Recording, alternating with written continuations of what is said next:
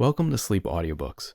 If you would like our Better Sleep Quick Guide filled with proven techniques to improve sleep, sign up to our mailing list at sleepaudiobooks.com and we'll send the PDF as a thank you.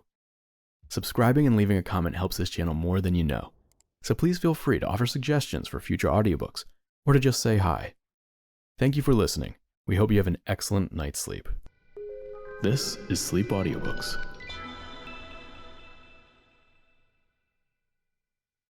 Pollyanna by Eleanor H. Porter. Recording by Phil Chenevert. Chapter 1. Miss Polly. Miss Polly Harrington entered her kitchen a little hurriedly this June morning. Miss Polly did not usually make hurried movements. She specially prided herself on her repose of manner. But today she was hurrying, actually hurrying. Nancy, washing dishes at the sink, looked up in surprise. Nancy had been working in Miss Polly's kitchen only 2 months, but already she knew that her mistress did not usually hurry. "Nancy?" "Yes, ma'am," Nancy answered cheerfully, but she still continued wiping the pitcher in her hand. "Nancy," Miss Polly's voice was very stern now, "when I'm talking to you, I wish you to stop your work and listen to what I have to say." Nancy flushed miserably. She set the pitcher down at once, with the cloth still about it, thereby nearly tipping it over, which did not add to her composure. "Yes, ma'am, I will, ma'am," she stammered, righting the pitcher and turning hastily. "I was only keeping on with my work 'cause you specially told me this morning to hurry with my dishes, you know." Her mistress frowned. "That will do, Nancy. I did not ask for explanations. I asked for your attention." "Yes, ma'am." Nancy stifled a sigh. She was wondering if ever in any way she could please this woman. Nancy had never worked out before, but a sick mother, suddenly widowed and left with 3 younger children besides Nancy herself, had forced the girl into doing something toward their support, and she had been so pleased when she found a place in the kitchen of the great house on the hill. Nancy had come from the Corners, 6 miles away, and she knew Miss Polly Harrington only as the mistress of the old Harrington homestead and one of the wealthiest residents of the town. That was 2 months before. She knew Miss Polly now as a stern, severe-faced woman who frowned if a knife clattered to the floor or if a door banged, but who never thought to smile even when knives and doors were still. "When you've finished your morning work, Nancy," Miss Polly was saying now, "you may clear the little room at the head of the stairs in the attic and make up the cot bed. Sweep the room and clean it, of course, after you clear out the trunks and boxes." "Yes, ma'am. And where shall I put the things, please, that I take out?" "In the front attic." Miss Polly hesitated, then went on. "I suppose I may as well tell you now, Nancy. My niece, Miss Pollyanna Whittier, is coming to live with me. She is 11 years old and will sleep in that room." "A little girl coming here, Miss Harrington? Oh, won't that be nice?" cried Nancy, thinking of the sunshine her own little sisters made in the home at the Corners. "Nice? Well, that isn't exactly the word I should use," rejoined Miss Polly stiffly. "However, I intend to make the best of it, of course. I am a good woman, I hope, and I know my duty." Nancy colored hotly. "Of course, ma'am. It was only that I thought a little girl here might brighten things up for you," she faltered. "Thank you," rejoined the lady dryly. "I can't say, however, that I see any immediate need of that." "But of course you'd want her, your sister's child," ventured Nancy, vaguely feeling that somehow she must prepare a welcome for this lonely little stranger. Miss Polly lifted her chin haughtily.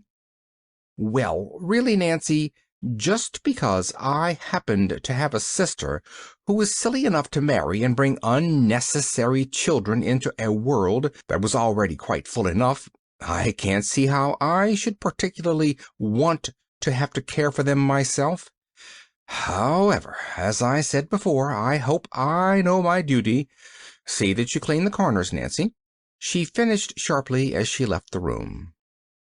Yes, ma'am, sighed Nancy, picking up the half-dried pitcher, now so cold it must be rinsed again. In her own room Miss Polly took out once more the letter which she had received 2 days before from the far-away western town, and which had been so unpleasant a surprise to her. The letter was addressed to Miss Polly Harrington, Beldingsville, Vermont, and it read as follows: Dear Madam, I regret to inform you that the Reverend John Whittier died 2 weeks ago, leaving one child, a girl 11 years old.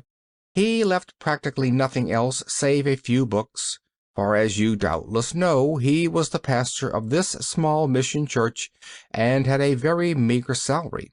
I believe he was your deceased sister's husband, but he gave me to understand the families were not on the best of terms. He thought, however, that for your sister's sake you might wish to take the child and bring her up among her own people in the East. Hence I am writing to you.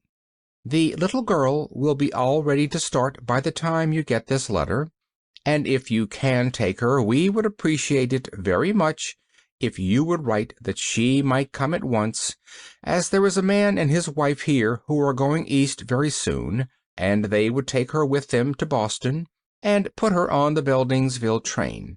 Of course, you would be notified what day and train to expect Pollyanna on.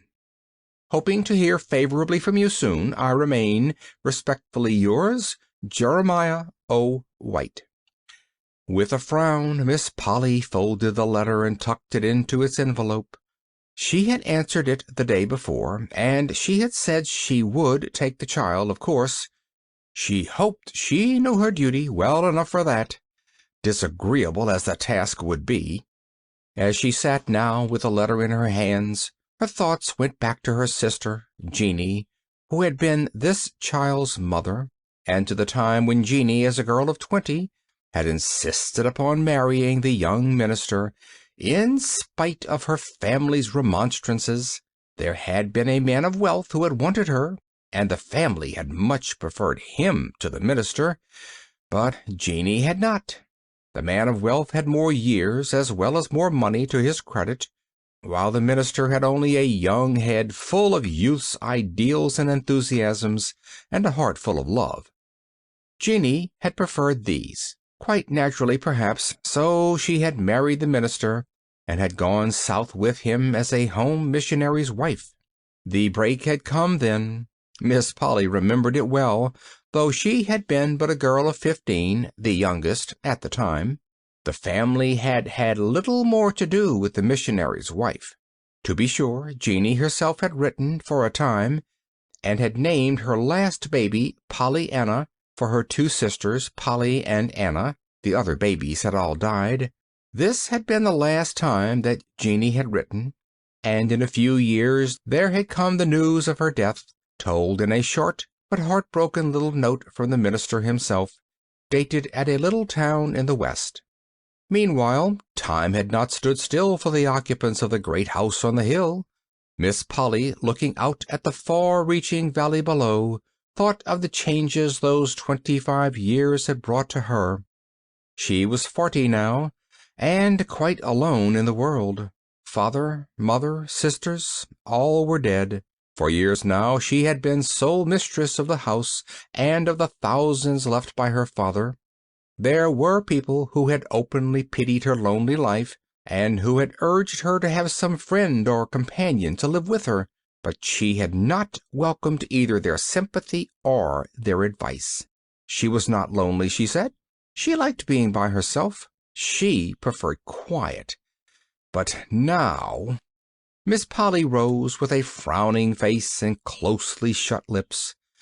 She was glad, of course, that she was a good woman, and that she not only knew her duty, but had sufficient strength of character to perform it. But Pollyanna, what a ridiculous name! End of Chapter 1. Chapter 2. Old Tom and Nancy.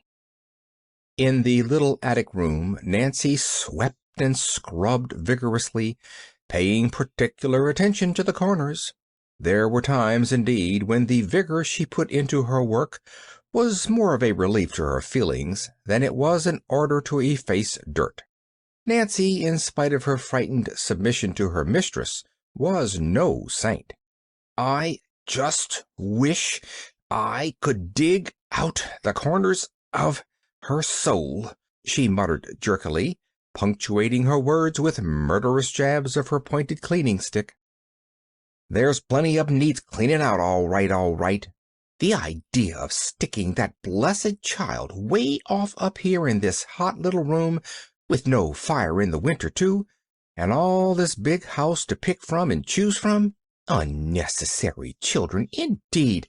Humph!" snapped Nancy, wringing her rags so hard her fingers ached from the strain. "I guess it ain't children what is most unnecessary just now, just now." For some time she worked in silence. Then, her task finished, she looked about the bare little room in plain disgust. "Well, it's done my part anyhow," she sighed.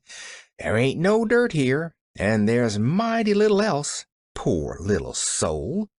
Purty place this is, to put a homesick, lonesome child into," she finished, going out and closing the door with a bang. "Oh!" she ejaculated, biting her lip. Then, doggedly, "Well, I don't care. I hope she did hear the bang. I do, I do." In the garden that afternoon Nancy found a few minutes in which to interview old Tom, who had pulled the weeds and shoveled the paths about the place for uncounted years. "Mr. Tom," began Nancy, throwing a quick glance over her shoulder to make sure she was unobserved, "did you know a little girl was coming here to live with Miss Polly?" "A what?" demanded the old man, straightening his bent back with difficulty. "A little girl to live with Miss Polly." "Go on with you joking," scoffed unbelieving Tom. "Why don't you tell me the sun is a-going to set in the east tomorrow?" "But it's true. She told me so herself," maintained Nancy. "It's her niece, and she's 11 years old." The man's jaw fell. "Sho, I wonder now," he muttered. Then a tender light came into his faded eyes. "It ain't, but it must be, Miss Jenny's little gal. There wasn't none of the rest of 'em married. Why, Nancy, it must be Miss Jenny's little gal. Glory be to praise, to think of my old eyes a seeing this." "Who is Miss Jenny?" "She was an angel straight out of heaven," breathed the man fervently. "But the old master and missus knew her as their oldest daughter. She was 20 when she married and went away from here long years ago. Her babies all died, I hear, except the last one, and that must be the one what's a-coming." "She's 11 years old." "Yes, she might be," nodded the old man. "And she's going to sleep in the attic. More shame to her," scolded Nancy, with another glance over her shoulder toward the house behind her. Old Tom frowned. The next moment a curious smile curved his lips. "I'm a-wondering what Miss Polly will do with the child in the house," he said. "Huh! Well, I'm a-wondering what a child will do with Miss Polly in the house," snapped Nancy. The old man laughed. "I'm afraid you ain't fond of Miss Polly," he grinned. "As if anybody could be fond of her," scorned Nancy. Old Tom smiled oddly. He stooped and began to work again. "I guess maybe you didn't know about Miss Polly's love affair," he said slowly. "Love affair? Her? No. And I guess nobody else didn't neither." "Oh, yes, they did," nodded the old man. "And the feller's living today, right in this town, too." "Who is he?" "I ain't a-telling that. It ain't fit that I should." The old man drew himself erect. In his dim blue eyes, as he faced the house, there was the loyal servant's honest pride in the family he had served and loved for long years. "But it don't seem possible. Her and a lover?" still maintained Nancy. Old Tom shook his head. "You didn't know Miss Polly as I did," he argued. "She used to be real handsome, and she would be now if she'd let herself be." "Handsome? Miss Polly?" Yes, if she just let that tight hair of hern all loose and careless like, as it used to be, and wear the sort of bonnets with posies in 'em, and the kind of dresses all lace and white things, you'd see she'd be handsome. Miss Polly ain't old, Nancy." "Ain't she, though? Well, then, she's got an awful good imitation of it, she has," sniffed Nancy. "Yes, I know. It begun then, at the time of the trouble with her lover," nodded old Tom. "And it seems as if she's been feeding on wormwood and thistles ever since. She's that bitter and prickly to deal with." "I should say she was," declared Nancy indignantly. "There's no pleasing her nohow, no matter how you try. I wouldn't stay if 'twasn't for the wages and the folks at home what's needing 'em. But some day I shall just bile over, and when I do, of course, it'll be good-bye Nancy for me, it will, it will." Old Tom shook his head. "I know, I felt it. It's natural, but 'tain't best, child, 'tain't best. Take my word for it, 'tain't best." And again he bent his old head to the work before him. "Nancy!" called a sharp voice. "Yes, ma'am," stammered Nancy, and hurried toward the house. End of Chapter 2. Chapter 3. The Coming of Pollyanna. In due time came the telegram announcing that Pollyanna would arrive in Beldingsville the next day, the 25th of June, at 4 o'clock. Miss Polly read the telegram, frowned, then climbed the stairs to the attic room. She still frowned as she looked about her. The room contained a small bed, neatly made, 2 straight-backed chairs, a washstand, a bureau without any mirror, and a small table. There were no drapery curtains at the dormer windows, no pictures on the wall. All day the sun had been pouring down upon the roof, and the little room was like an oven for heat. As there were no screens, the windows had not been raised. A big fly was buzzing angrily at one of them now, up and down, trying to get out. Miss Polly killed the fly, swept it through the window, raising the sash an inch for the purpose, straightened a chair, frowned again, and left the room. "Nancy," she said a few minutes later at the kitchen door, "I found a fly upstairs in Miss Pollyanna's room. The window must have been raised at some time. I have ordered screens, but until they come I shall expect you to see that the windows remain closed. My niece will arrive tomorrow at 4 o'clock. I desire you to meet her at the station. Timothy will take the open buggy and drive you over. The telegram says light hair, red checked gingham dress, and straw hat. That is all I know, but I think it is sufficient for your purpose." "Yes, ma'am, but you—" Miss Polly evidently read the pause aright, for she frowned and said crisply, "No, I shall not go. It is not necessary that I should, I think. That is all." And she turned away. Miss Polly's arrangements for the comfort of her niece Pollyanna were complete. In the kitchen, Nancy sent her flatiron with a vicious dig across the dish towel she was ironing. Light hair, red checked gingham dress, and straw hat. All she knows, indeed. Well, I'd be ashamed to own it up, that I would. And her my onliest niece, what was a-comin' from way across the continent. Promptly at 20 minutes to 4 the next afternoon, Timothy and Nancy drove off in the open buggy to meet the expected guest. Timothy was old Tom's son. It was sometimes said in the town that if old Tom was Miss Polly's right-hand man, Timothy was her left. Timothy was a good-natured youth, and a good-looking one as well. Short as had been Nancy's stay at the house, the two were already good friends. Today, however, Nancy was too full of her mission to be her usual talkative self, and almost in silence she took the drive to the station and alighted to wait for the train. Over and over in her mind she was saying it, light hair, red checked dress, straw hat. Over and over again she was wondering just what sort of child this Pollyanna was, anyway. "I hope for her sake she's quiet and sensible, and don't drop knives or bang doors," she sighed to Timothy, who had sauntered up to her. "Well, if she ain't, nobody knows what'll become of the rest of us," grinned Timothy. "Imagine Miss Polly and a noisy kid. Gorry, there goes the whistle now." "Oh, Timothy, I think it was mean to send me," chattered the suddenly frightened Nancy, as she turned and hurried to a point where she could best watch the passengers alight at the little station. It was not long before Nancy saw her, the slender little girl in the red checked gingham with two fat braids of flaxen hair hanging down her back. Beneath the straw hat, an eager, freckled little face turned to the right and to the left, plainly searching for someone.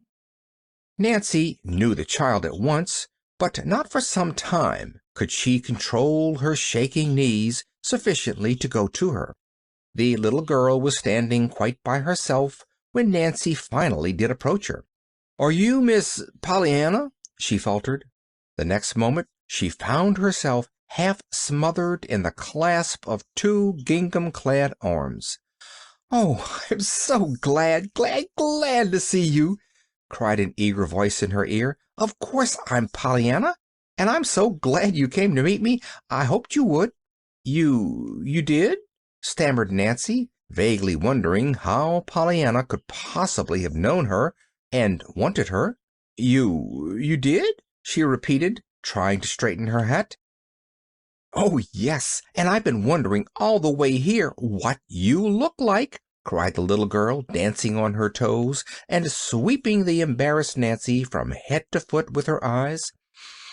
"And now I know, and I'm glad you look just like you do look." Nancy was relieved just then to have Timothy come up. Pollyanna's words had been most confusing. "This is Timothy. Maybe you have a trunk?" she stammered. "Yes, I have," nodded Pollyanna importantly. "I've got a brand new one. The Ladies' Aid bought it for me, and wasn't it lovely of them when they wanted the carpet so? Of course, I don't know how much red carpet a trunk could buy, but it ought to buy some, anyhow. Much as half an aisle, don't you think? I've got a little thing here in my bag that Mr. Gray said was a check, and that I must give it to you before I could get my trunk. Mr. Gray is Mrs. Gray's husband. They're cousins to Deacon Carr's wife. I came East with them, and they're lovely. And there, here 'tis," she finished, producing the check after much fumbling in the bag she carried. Nancy drew a long breath. Instinctively she felt that someone had to draw one after that speech. Then she stole a glance at Timothy. Timothy's eyes were studiously turned away. The three were off at last, with Pollyanna's trunk in behind, and Pollyanna herself snugly ensconced between Nancy and Timothy. During the whole process of getting started, the little girl had kept up an uninterrupted stream of comments and questions, until the somewhat dazed Nancy found herself quite out of breath trying to keep up with her. "There! Isn't this lovely? Is it far? I hope 'tis. I love to ride," sighed Pollyanna, as the wheels began to turn. "Of course, if 'tisn't far, I shan't mind, though, 'cause I'll be glad to get there all the sooner, you know. What a pretty street! I knew 'twas going to be pretty. Father told me." She stopped with a little choking breath. Nancy looked at her apprehensively, saw that the little chin was quivering, and that her eyes were full of tears. In a moment, however, she hurried on, with a brave lifting of her head. "Father told me all about it. He remembered, and I ought to have explained before. Mrs. Gray told me to at once about this red gingham dress, you know, and why I'm not in black. She said you'd think 'twas queer, but there weren't any black things in the last missionary barrel, only a lady's velvet basque, which Deacon Carr's wife said wasn't suitable for me at all. Besides, it had white spots, worn, you know, on both elbows and some other places. Part of the Ladies' Aid wanted to buy me a black dress and hat, but the other part thought the money ought to go toward the red carpet they're trying to get, for the church, you know. Mrs. White said maybe it was just as well, anyway, for she didn't like children in black. That is, I mean, she liked the children, of course, but not the black part." Pollyanna paused for breath, and Nancy managed to stammer, Well, I'm sure it'll be all right. I'm glad you feel that way. I do too, nodded Pollyanna again, with that choking little breath. Of course, 'twouldn't have been a good deal harder to be glad in black. Glad? Gasped Nancy, surprised into an interruption. Yes, that father's going to heaven to be with mother and the rest of us, you know. He said I must be glad. But it's been pretty hard to do it, even in red gingham, 'cause I wanted him so, and I couldn't help feeling I ought to have him, especially as mother and the rest have God and all the angels. Well, I didn't have anybody but the Ladies' Aid, but now I'm sure it'll be easier because I've got you, Aunt Polly, and I'm so glad I've got you. Nancy's aching sympathy for the poor little forlornness behind her turned suddenly into shocked terror. But you've made an awful mistake, dear," she faltered. "I'm only Nancy. I ain't your Aunt Polly at all." You aren't?" stammered the little girl in plain dismay. "No, I'm only Nancy. I never thought of you taking me for her. We ain't a bit alike, we ain't." Timothy chuckled softly, but Nancy was too disturbed to answer the merry flash from his eyes. "But who are you?" questioned Pollyanna. "You don't look a bit like a Ladies' Aider." Timothy laughed outright this time. "I'm Nancy, the hired girl. I do all the work except washing and hard ironing. Miss Durgin does that." "But there is an Aunt Polly," demanded the child anxiously. "You bet your life there is," cut in Timothy. Pollyanna relaxed visibly. "Oh, that's all right, then." There was a moment's silence, and then she went on brightly. "And do you know, I'm glad after all that she didn't come to meet me, because now I've got her still coming, and I've got you besides." Nancy flushed. Timothy turned to her with a quizzical smile. "I call that a pretty slick compliment," he said. "Why don't you thank the little lady?" I was thinking about Miss Polly," faltered Nancy. Pollyanna sighed contentedly. "I was too. I'm so interested in her. You know, she's all the aunt I've got, and I didn't know I had her for ever so long. Then Father told me. He said she lived in a lovely great big house way on top of a hill." "She does. You can see it now," said Nancy. "It's that big white one with the green blinds way ahead." "Oh, how pretty! And what a lot of trees and grass all around it. I never saw such a lot of green grass seem so all at once. Is my Aunt Polly rich, Nancy?" "Yes, miss." "I'm so glad. It must be perfectly lovely to have lots of money. I never knew anyone that did have, only the Whites. They're some rich. They have carpets in every room and ice cream sundaes. Does Aunt Polly have ice cream sundaes?" Nancy shook her head. Her lips twitched. She threw a merry look into Timothy's eyes. "No, miss, your aunt don't like ice cream, I guess. Leastwise, I never saw it on her table." Pollyanna's face fell. "Oh, doesn't she? I'm so sorry. I don't see how she can help liking ice cream. But anyhow, I can be kinder glad about that, 'cause the ice cream you don't eat can't make your stomach ache, like Mrs. White's did. That is, I ate hers, you know, lots of it. Maybe Aunt Polly has got the carpets, though." "Yes, she's got the carpets." "In every room?" "Well, in almost every room," answered Nancy, frowning suddenly at the thought of that bare little attic room where there was no carpet. "Oh, I'm so glad!" exulted Pollyanna. "I love carpets. We didn't have any, only two little rugs that came in a missionary barrel, and one of those had ink spots on it.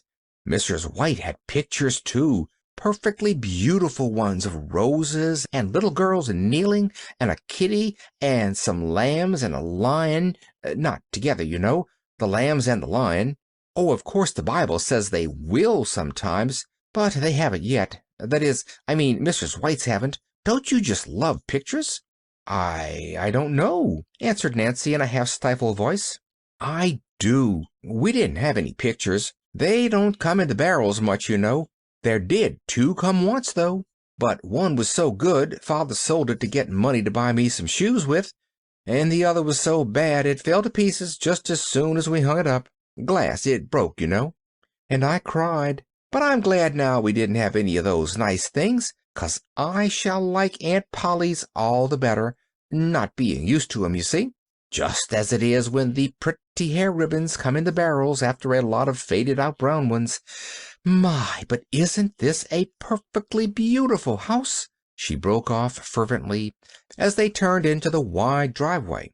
It was when Timothy was unloading the trunk that Nancy found an opportunity to mutter low in his ear, "Don't you never say nothing to me again about leaving, Timothy Durgin. You couldn't hire me to leave." "Leave? I should say not," grinned the youth. "You couldn't drag me away. It'll be more fun here now with that kid round than moving picture shows every day." "Fun, fun," repeated Nancy indignantly. "I guess it'll be something more than fun for that blessed child when them two tries to live together. And I guess she'll be needing some rock to fly to for refuge. Well, I'm a-going to be that rock, Timothy, I am," she vowed as she turned and led Pollyanna up the broad steps. End of Chapter 3. Chapter 4. The Little Attic Room. Miss Polly Harrington did not rise to meet her niece. She looked up from her book, it is true, as Nancy and the little girl appeared in the sitting-room doorway, and she held out a hand with duty written large on every coldly extended finger. "How do you do, Pollyanna? She had no chance to say more. Pollyanna had fairly flown across the room and flung herself into her aunt's scandalized, unyielding lap.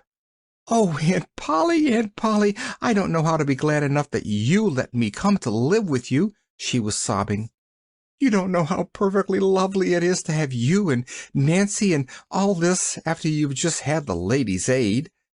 "Very likely, though I've not had the pleasure of the Ladies' Aid acquaintance," rejoined Miss Polly stiffly, trying to unclasp the small clinging fingers and turning frowning eyes on Nancy in the doorway. "Nancy, that will do. You may go. Pollyanna, be good enough, please, to stand erect in a proper manner. I don't know yet what you look like." Pollyanna drew back at once, laughing a little hysterically. "No, I suppose you don't. But you see I'm not very much to look at, anyway, on account of the freckles. Oh, and I ought to explain about the red gingham and the black velvet basque and the white spots on the elbows. I told Nancy how father said—" "Yes, well, never mind now what your father said," interrupted Miss Polly crisply. "You had a trunk, I presume?" "Oh, yes, indeed, Aunt Polly. I've got a beautiful trunk that the Ladies' Aid gave me. I haven't got so very much in it, of my own, I mean. The barrels haven't had many clothes for little girls in them lately, but there are all father's books, and Mrs. White said she thought I ought to have those. You see, father—" "Pollyanna," interrupted her aunt again sharply, "there is one thing that might just as well be understood right away at once, and that is I do not care to have you keep talking of your father to me." The little girl drew in her breath tremulously. "Why, Aunt Polly, you mean—" She hesitated, and her aunt filled the pause.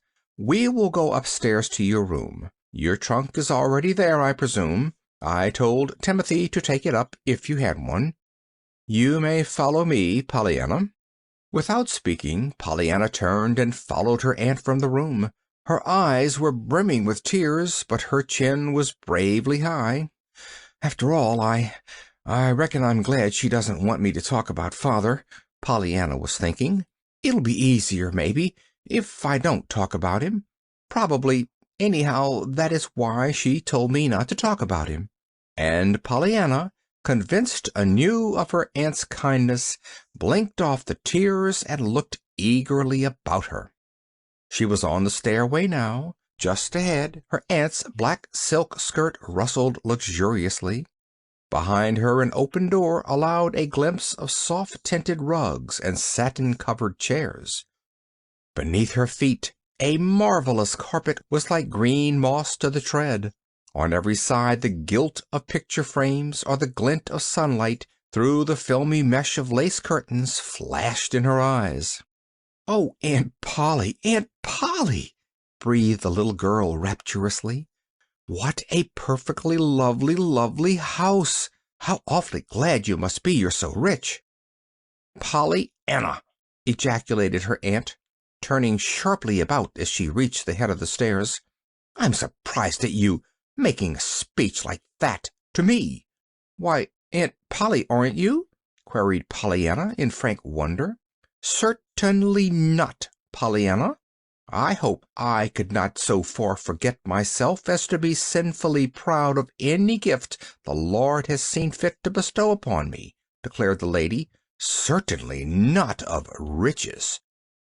Miss Polly turned and walked down the hall toward the attic stairway door. She was glad now that she had put the child in the attic room. Her idea at first had been to get her niece as far away as possible from herself, and at the same time place her where her childish heedlessness would not destroy valuable furnishings. Now, with this evident strain of vanity showing thus early, it was all the more fortunate that the room planned for her was plain and sensible, thought Miss Polly. Eagerly Pollyanna's little feet pattered behind her aunt. Still more eagerly her big blue eyes tried to look in all directions at once, that no thing of beauty or interest in this wonderful house might be passed unseen. Most eagerly of all, her mind turned to the wondrously exciting problem about to be solved, behind which of all these fascinating doors was waiting now her room. The dear, beautiful room full of curtains, rugs, and pictures that was to be her very own. Then, abruptly, her aunt opened a door and ascended another stairway. There was little to be seen here. A bare wall rose on either side.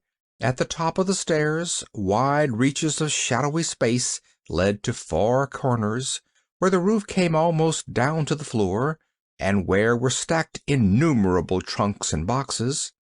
It was hot and stifling, too. Unconsciously, Pollyanna lifted her head higher. It seemed so hard to breathe. Then she saw that her aunt had thrown open a door at the right. "There, Pollyanna, here is your room, and your trunk is here, I see. Have you your key?" Pollyanna nodded dumbly. Her eyes were a little wide and frightened. Her aunt frowned. "When I ask a question, Pollyanna, I prefer that you should answer aloud, not merely with your head." "Yes, Aunt Polly." "Thank you. That is better. I believe you have everything you need here," she added, glancing at the well-filled towel rack and water pitcher. "I will send Nancy up to help you unpack. Supper is at 6 o'clock," she finished, as she left the room and swept downstairs. For a moment after she had gone, Pollyanna stood quite still, looking after her.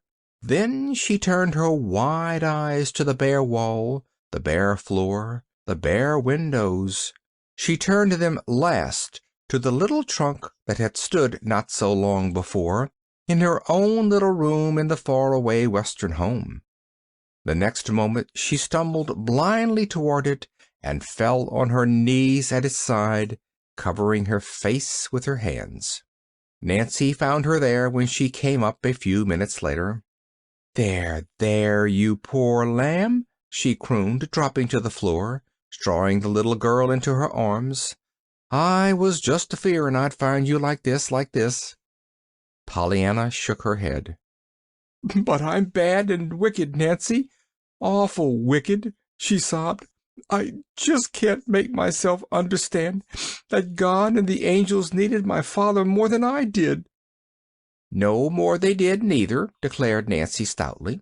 "Oh, Nancy!" The burning horror in Pollyanna's eyes dried the tears. Nancy gave a shamefaced smile and rubbed her own eyes vigorously.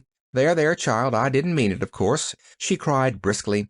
"Come, let's have your key, and we'll get inside this trunk and take out your dresses in no time, no time." Somewhat tearfully, Pollyanna produced the key. "There aren't very many there, anyway," she faltered. "Then they're all the sooner unpacked," declared Nancy. Pollyanna gave a sudden, radiant smile. "That's so! I can be glad of that, can't I?" she cried. Nancy stared. "Why, of course," she answered a little uncertainly. Nancy's capable hands made short work of unpacking the books, the patched undergarments, and the few pitifully unattractive dresses. Pollyanna, smiling bravely now, flew about, hanging the dresses in the closet, stacking the books on the table, and putting away the undergarments in the bureau drawers.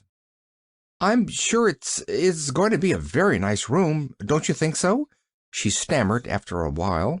There was no answer. Nancy was very busy, apparently, with her head in the trunk. Pollyanna, standing at the bureau, gazed a little wistfully at the bare wall above. "And I can be glad there isn't any looking glass here, too, 'cause where there isn't any glass I can't see my freckles." Nancy made a sudden queer little sound with her mouth, but when Pollyanna turned, her head was in the trunk again. At one of the windows a few minutes later, Pollyanna gave a glad cry and clapped her hands joyously.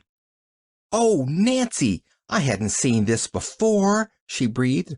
"Look, way off there, with those trees and the houses and that lovely church spire, and the river shining just like silver. Why, Nancy, there doesn't anybody need any pictures with that to look at. Oh, I'm so glad now she let me have this room." To Pollyanna's surprise and dismay, Nancy burst into tears. Pollyanna hurriedly crossed to her side. "Why, Nancy, Nancy, what is it?" she cried, then fearfully, "this wasn't your room, was it?" "My room!" stormed Nancy hotly, choking back the tears. "If you ain't a little angel straight from heaven, and if some folks don't eat dirt before, oh, land, there's her bell." After which amazing speech, Nancy sprang to her feet, dashed out of the room, and went clattering down the stairs. Left alone, Pollyanna went back to her picture, as she mentally designated the beautiful view from the window. After a time she touched the sash tentatively. It seemed as if no longer could she endure the stifling heat. To her joy, the sash moved under her fingers. The next moment the window was wide open, and Pollyanna was leaning far out, drinking in the fresh, sweet air. She ran then to the other window. That, too, soon flew up under her eager hands. A big fly swept past her nose and buzzed noisily about the room. Then another came, and another, but Pollyanna paid no heed. Pollyanna had made a wonderful discovery. Against this window a huge tree flung great branches. To Pollyanna they looked like arms outstretched, inviting her. Suddenly she laughed aloud. "I believe I can do it," she chuckled. The next moment she had climbed nimbly to the window ledge. From there it was an easy matter to step to the nearest tree branch. Then, clinging like a monkey, she swung herself from limb to limb until the lowest branch was reached. The drop to the ground was, even for Pollyanna, who was used to climbing trees, a little fearsome. She took it, however, with bated breath, swinging from her strong little arms and landing on all fours in the soft grass. Then she picked herself up and looked eagerly about her. She was at the back of the house. Before her lay a garden in which a bent old man was working. Beyond the garden a little path through an open field led up a steep hill, at the top of which a lone pine tree stood on guard beside the huge rock. To Pollyanna, at the moment, there seemed to be just one place in the world worth being in, the top of that big rock.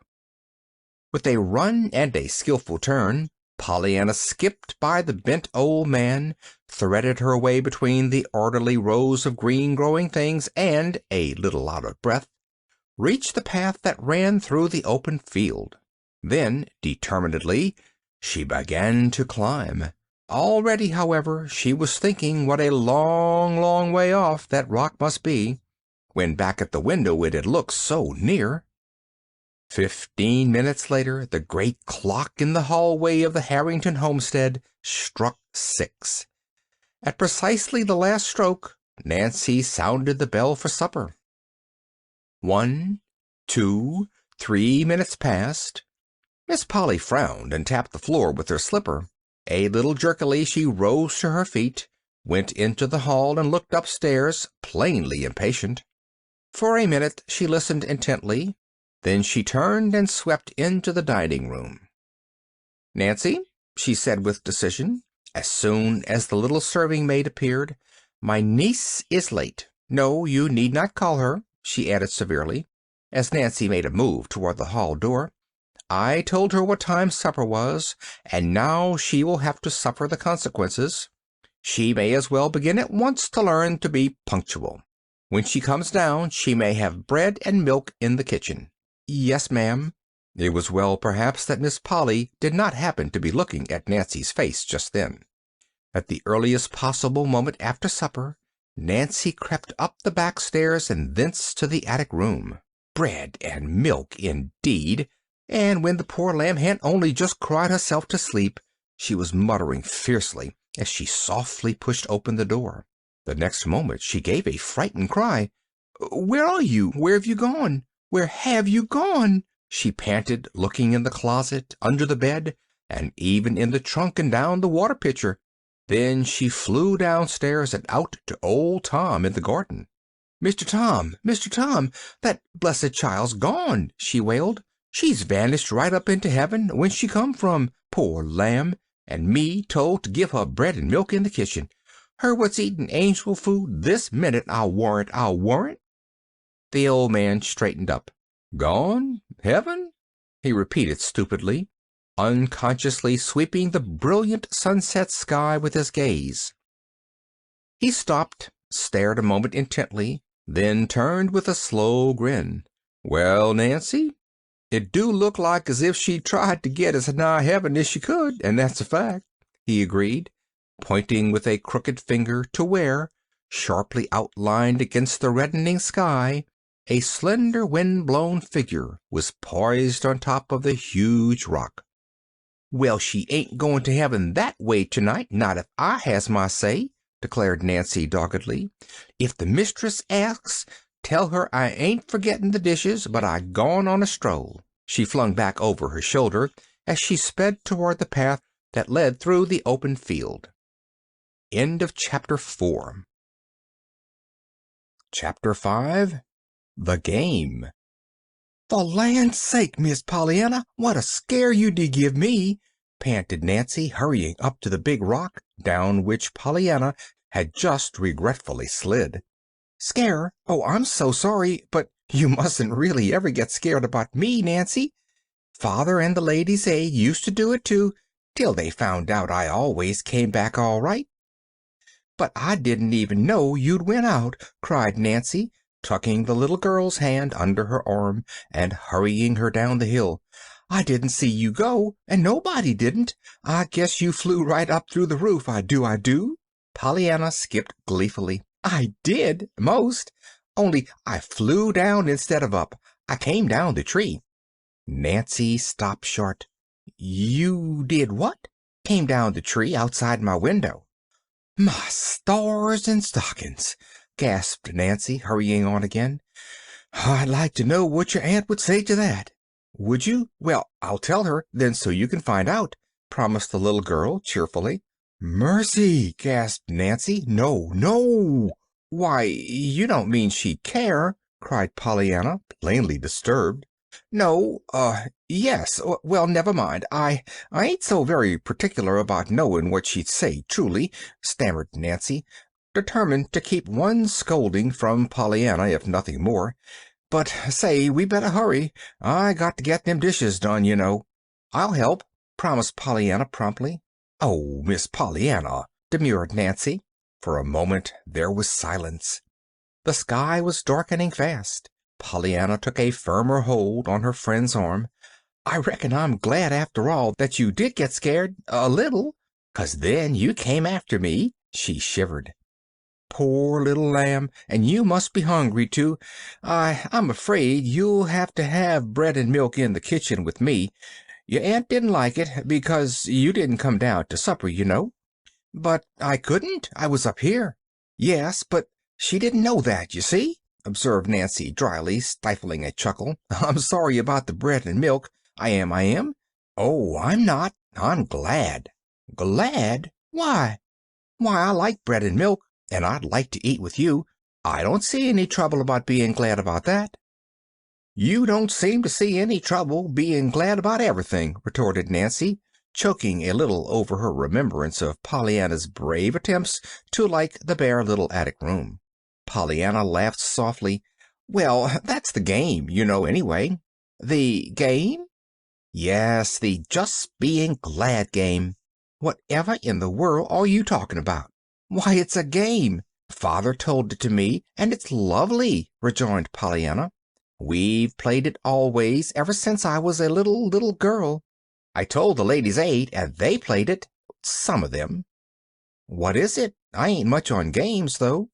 Pollyanna laughed again, but she sighed, too, and in the gathering twilight her face looked thin and wistful. "Why, we began it on some crutches that came in a missionary barrel." "Crutches?" "Yes. You see, I'd wanted a doll, and Father had written them so. But when the barrel came, the lady wrote that they hadn't any dolls come in, but the little crutches had. So she sent 'em along, as they might come in handy for some child sometime, and that's when we began it." "Well, I must say I can't see any game about that," declared Nancy almost irritably. "Oh, yes. The game was to just find something about everything to be glad about, no matter what 'twas," rejoined Pollyanna earnestly. "And we began right then, on the crutches." "Well, goodness me, I can't see anything to be glad about, getting a pair of crutches when you wanted a doll." Pollyanna clapped her hands. There is," she crowed. "But I couldn't see it either, Nancy, at first," she added with quick honesty. "Father had to tell it to me." "Well, then suppose you tell me," almost snapped Nancy. "Goodness! Why, just be glad because you don't need 'em," exulted Pollyanna triumphantly. "You see, it's just as easy when you know how." "Well, of all the queer doin's," breathed Nancy, regarding Pollyanna with almost fearful eyes. "Oh, but it isn't queer, it's lovely," maintained Pollyanna enthusiastically. "And we've played it ever since, and the harder 'tis, the more fun 'tis to get 'em out. Only sometimes it's almost too hard, like when your father goes to heaven and there isn't anybody but a ladies' aid left." "Yes, or when you're put in a snippy little room way at the top of the house with nothing in it," growled Nancy. Pollyanna sighed. "That was a hard one at first," she admitted, "'specially when I was so kind of lonesome. I just didn't feel like playing the game anyway, and I had been wanting pretty things so. Then I happened to think how I hated to see my freckles in the looking glass, and I saw that lovely picture out the window, too. So then I knew I'd found the things to be glad about. You see, when you're hunting for the glad things, you sort of forget the other kind, like the doll you wanted, you know." "Hm," choked Nancy, trying to swallow the lump in her throat. "Most generally it doesn't take so long," sighed Pollyanna. "And lots of times now I just think of them without thinking, you know. I've got so used to playing it. It's a lovely game. Father and I used to like it so much," she faltered. "I suppose, though, it'll be a little harder now, as long as I haven't anybody to play it with. Maybe Aunt Polly will play it, though," she added, as an afterthought. "My stars and stockings, her!" breathed Nancy behind her teeth. Then, aloud, she said doggedly, "See here, Miss Pollyanna, I ain't saying that I'll play it very well, and I ain't saying that I know how, anyway. But I'll play it with ye after a fashion. I just will, I will." "Oh, Nancy!" exulted Pollyanna, giving her a rapturous hug. "That'll be splendid. Won't we have fun?" Maybe," conceded Nancy in open doubt. "But you mustn't count too much on me, you know. I never was no case for games. But I'm a-going to make a most awful old try on this one. You're going to have someone to play it with anyhow," she finished as they entered the kitchen together. Pollyanna ate her bread and milk with good appetite. Then, at Nancy's suggestion, she went into the sitting room where her aunt sat reading. Miss Polly looked up coldly. "Have you had your supper, Pollyanna?" "Yes, Aunt Polly." "I'm very sorry, Pollyanna, to have been obliged so soon to send you into the kitchen to eat bread and milk." "But I was real glad you did it, Aunt Polly. I like bread and milk, and Nancy, too. You mustn't feel bad about that one bit." Aunt Polly sat suddenly a little more erect in her chair. "Pollyanna, it's quite time you were in bed. You have had a hard day, and tomorrow we must plan your hours and go over your clothing to see what is necessary to get for you. Nancy will give you a candle. Be careful how you handle it. Breakfast will be at 7:30. See to it that you are down to that. Good night." Quite as a matter of course, Pollyanna came straight to her aunt's side and gave her an affectionate hug. "I've had such a beautiful time so far," she sighed happily. "I know I'm going to just love living with you, but then I knew I should before I came. Good night," she called cheerfully as she ran from the room. "Well, upon my soul!" ejaculated Miss Polly half aloud. "What a most extraordinary child!" Then she frowned. "She's glad I punished her, and I mustn't feel bad one bit, and she's going to love to live with me? Well, upon my soul!" ejaculated Miss Polly again as she took up her book. 15 minutes later, in the attic room, a lonely little girl sobbed into the tightly clutched sheet. "I know, Father among the angels, I'm not playing the game one bit now. Not one bit. But I don't believe even you could find anything to be glad about, sleeping all alone, way off up here in the dark like this. If only I was near Nancy or Aunt Polly or even a lady's aider, it would be easier." Downstairs in the kitchen, Nancy, hurrying with her belated work, jabbed her dish mop into the milk pitcher and muttered jerkily, "If playing a silly fool game about being glad you've got crutches when you want dolls is got to be my way of being that rock of refuge, why, I'm a-going to play it. I am. End of Chapter 5.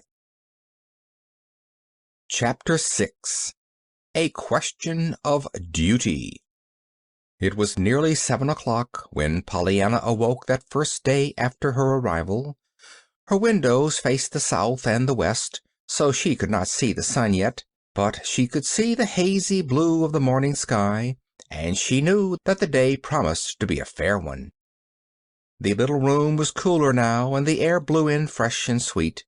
Outside the birds were twittering joyously, and Pollyanna flew to the window to talk to them. She saw then that down in the garden her aunt was already out among the rose bushes. With rapid fingers, therefore, she made herself ready to join her. Down the attic stairs sped Pollyanna, leaving both doors wide open. Through the hall, down the next flight, then bang through the front screen door and around to the garden she ran. Aunt Polly, with the bent old man, was leaning over a rose bush when Pollyanna, gurgling with delight, flung herself upon her. "Oh, Aunt Polly, I reckon I'm glad this morning just to be alive." "Pollyanna," remonstrated the lady, sternly, pulling herself as erect as she could, with a dragging weight of 90 pounds hanging about her neck. "Is this the usual way you say good morning?" The little girl dropped to her toes and danced lightly up and down. "No, only when I love folks so I just can't help it. I saw you from my window, Aunt Polly, and I got to thinking how you weren't a lady's aider, and you were just my really truly aunt, and you looked so good I just had to come down and hug you." The bent old man turned his back suddenly. Miss Polly attempted a frown, but not with her usual success. "Pollyanna, Thomas, that will do for this morning. I think you understand about those rose bushes," she said stiffly. Then she turned and walked rapidly away. "Do you always work in the garden, Mr. Man?" asked Pollyanna interestedly. The man turned. His lips were twitching, but his eyes looked blurred as if with tears. "Yes, miss, I'm old Tom the gardener," he answered, timidly, but as if impelled by an irresistible force. He reached out a shaking hand and let it rest for a moment on her bright hair. "You are so like your mother, little miss. I used to know her when she was even littler than you be. You see, I used to work in the garden then." Pollyanna caught her breath audibly. "You did? You knew my mother? Really? When she was just a little earth angel and not a heaven one? Oh, please tell me about her." And down plumped Pollyanna in the middle of the dirt path by the old man's side. A bell sounded from the house. The next moment Nancy was seen flying out the back door. "Miss Pollyanna, that bell means breakfast, mornings," she panted, pulling the little girl to her feet and hurrying her back to the house. "And other times it means other meals, but it always means that you're to run like time when you hear it, no matter where you be. If you don't, well, it'll take something smarter'n we be to find anything to be glad about in that." She finished, shooing Pollyanna into the house as she would shoo an unruly chicken into a coop. Breakfast, for the first 5 minutes, was a silent meal. Then Miss Polly, her disapproving eyes following the airy wings of 2 flies darting here and there over the table, said sternly, "Nancy, where did those flies come from?" "I don't know, ma'am. There wasn't one in the kitchen." Nancy had been too excited to notice Pollyanna's up-flung windows the afternoon before. "I reckon maybe they're my flies, Aunt Polly," observed Pollyanna amicably. "There were lots of them this morning, having a beautiful time upstairs." Nancy left the room precipitately, though to do so she had to carry out the hot muffins she had just brought in. "Yours?" gasped Miss Polly. "What do you mean? Where did they come from?" "Why, Aunt Polly, they come from out of doors, of course, through the windows. I saw some of them come in." "You saw them? You mean you raised those windows without any screens?" "Why, yes, there weren't any screens there, Aunt Polly." Nancy at this moment came in again with the muffins. Her face was grave, but very red. "Nancy," directed her mistress sharply, "you may set the muffins down and go at once to Miss Pollyanna's room and shut the windows. Shut the doors also. Later, when your morning work is done, go through every room with the spatter. See that you make a thorough search." To her niece she said, "Pollyanna, I have ordered screens for those windows. I knew, of course, that it was my duty to do that, but it seems to me that you have quite forgotten your duty." "My duty?" Pollyanna's eyes were wide with wonder. "Certainly. I know it is warm, but I consider it your duty to keep your windows closed till those screens come. Flies, Pollyanna, are not only unclean and annoying, but very dangerous to health. After breakfast I will give you a little pamphlet on this matter to read." "To read? Oh, thank you, Aunt Polly. I love to read." Miss Polly drew in her breath audibly. Then she shut her lips together hard. Pollyanna, seeing her stern face, frowned a little thoughtfully.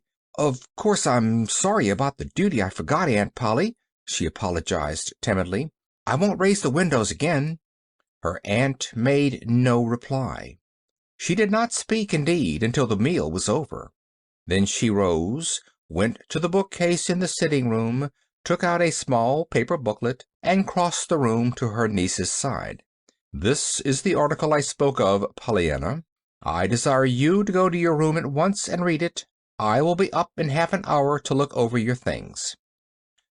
Pollyanna, her eyes on the illustration of a fly's head, many times magnified, cried joyously, "Oh, thank you, Aunt Polly!" The next moment she skipped merrily from the room, banging the door behind her. Miss Polly frowned, hesitated, then crossed the room majestically and opened the door. But Pollyanna was already out of sight, clattering up the attic stairs. Half an hour later, when Miss Polly, her face expressing stern duty in every line, climbed those stairs and entered Pollyanna's room, she was greeted with a burst of eager enthusiasm. "Oh, Aunt Polly, I never saw anything so perfectly lovely and interesting in my life. I'm so glad you gave me that book to read. Why, I didn't suppose flies could carry such a lot of things on their feet, and—" "That will do," observed Aunt Polly with dignity. "Pollyanna, you may bring out your clothes now, and I will look them over. What are not suitable for you I shall give to the Sullivans, of course." With visible reluctance, Pollyanna laid down the pamphlet and turned toward the closet. "I'm afraid you'll think they're worse than the Ladies' Aid did, and they said they were shameful," she sighed. "But there were mostly things for boys and older folk in the last 2 or 3 barrels. And did you ever have a missionary barrel, Aunt Polly?" At her aunt's look of shocked anger, Pollyanna corrected herself at once. "Why, no, of course you didn't, Aunt Polly," she hurried on with a hot blush. "I forgot. Rich folks never have to have them. But, you see, sometimes I kind of forget that you are rich, up here in this room, you know." Miss Polly's lips parted indignantly, but no words came. Pollyanna, plainly unaware that she had said anything in the least unpleasant, was hurrying on. "Well, as I was going to say, you can't tell a thing about missionary barrels except that you won't find in 'em what you think you're going to, even when you think you won't. It was the barrels every time, too, that were the hardest to play the game on for Father, and—" Just in time Pollyanna remembered that she was not to talk of her father to her aunt. She dived into her closet then, hurriedly, and brought out all the poor little dresses in both her arms. "They aren't nice at all," she choked, "and they'd have been black if it hadn't been for the red carpet for the church, but they're all I've got." With the tips of her fingers, Miss Polly turned over the conglomerate garments, so obviously made for anybody but Pollyanna. Next, she bestowed frowning attention on the patched undergarments in the bureau drawers. "I've got the best ones on," confessed Pollyanna anxiously. "The Ladies' Aid bought me one set straight through, all whole. Mrs. Jones, she's the president, told 'em I should have that if they had to clatter down bare aisles themselves the rest of their days. But they won't. Mr. White don't like the noise. He's got nerves, his wife says. But he's got money, too, and they expect he'll give a lot toward the carpet, on account of the nerves, you know. I should think he'd be glad that if he did have the nerves, he'd got money, too, shouldn't you?" Miss Polly did not seem to hear. Her scrutiny of the undergarments finished, she turned to Pollyanna somewhat abruptly. "You have been to school, of course, Pollyanna?" "Oh, yes, Aunt Polly. Besides, I was taught at home some, too." Miss Polly frowned. "Very good. In the fall you will enter school here, of course. Mr. Hall, the principal, will doubtless settle in which grade you belong. Meanwhile, I suppose I ought to hear you read aloud half an hour each day." "I love to read, but if you don't want to hear me, I'd be just glad to read to myself, truly, Aunt Polly. And I wouldn't have to half try to be glad, either, for I like the best to read to myself, on account of the big words, you know." "I don't doubt it," rejoined Miss Polly grimly. "Have you studied music?" "Not much. I don't like my music. I like other people's, though. I learned to play on the piano a little. Miss Gray, she plays for church. She taught me. But I'd just as soon let that go as not, Aunt Polly. I'd rather, truly." Very likely," observed Aunt Polly with slightly uplifted eyebrows. "Nevertheless, I think it is my duty to see that you are properly instructed in at least the rudiments of music. You sew, of course?" "Yes, ma'am," Pollyanna sighed. "The Ladies' Aid taught me that. But I had an awful time. Mrs. Jones didn't believe in holding your needle like the rest of 'em did on buttonholing, and Mrs. White thought backstitching ought to be taught you before hemming, or else the other way, and Mrs. Harriman didn't believe in putting you on patchwork ever at all." "Well, there will be no difficulty of that kind any longer, Pollyanna. I shall teach you sewing myself, of course. You do not know how to cook, I presume?" Pollyanna laughed suddenly. "They were just beginning to teach me that this summer, but I hadn't got far.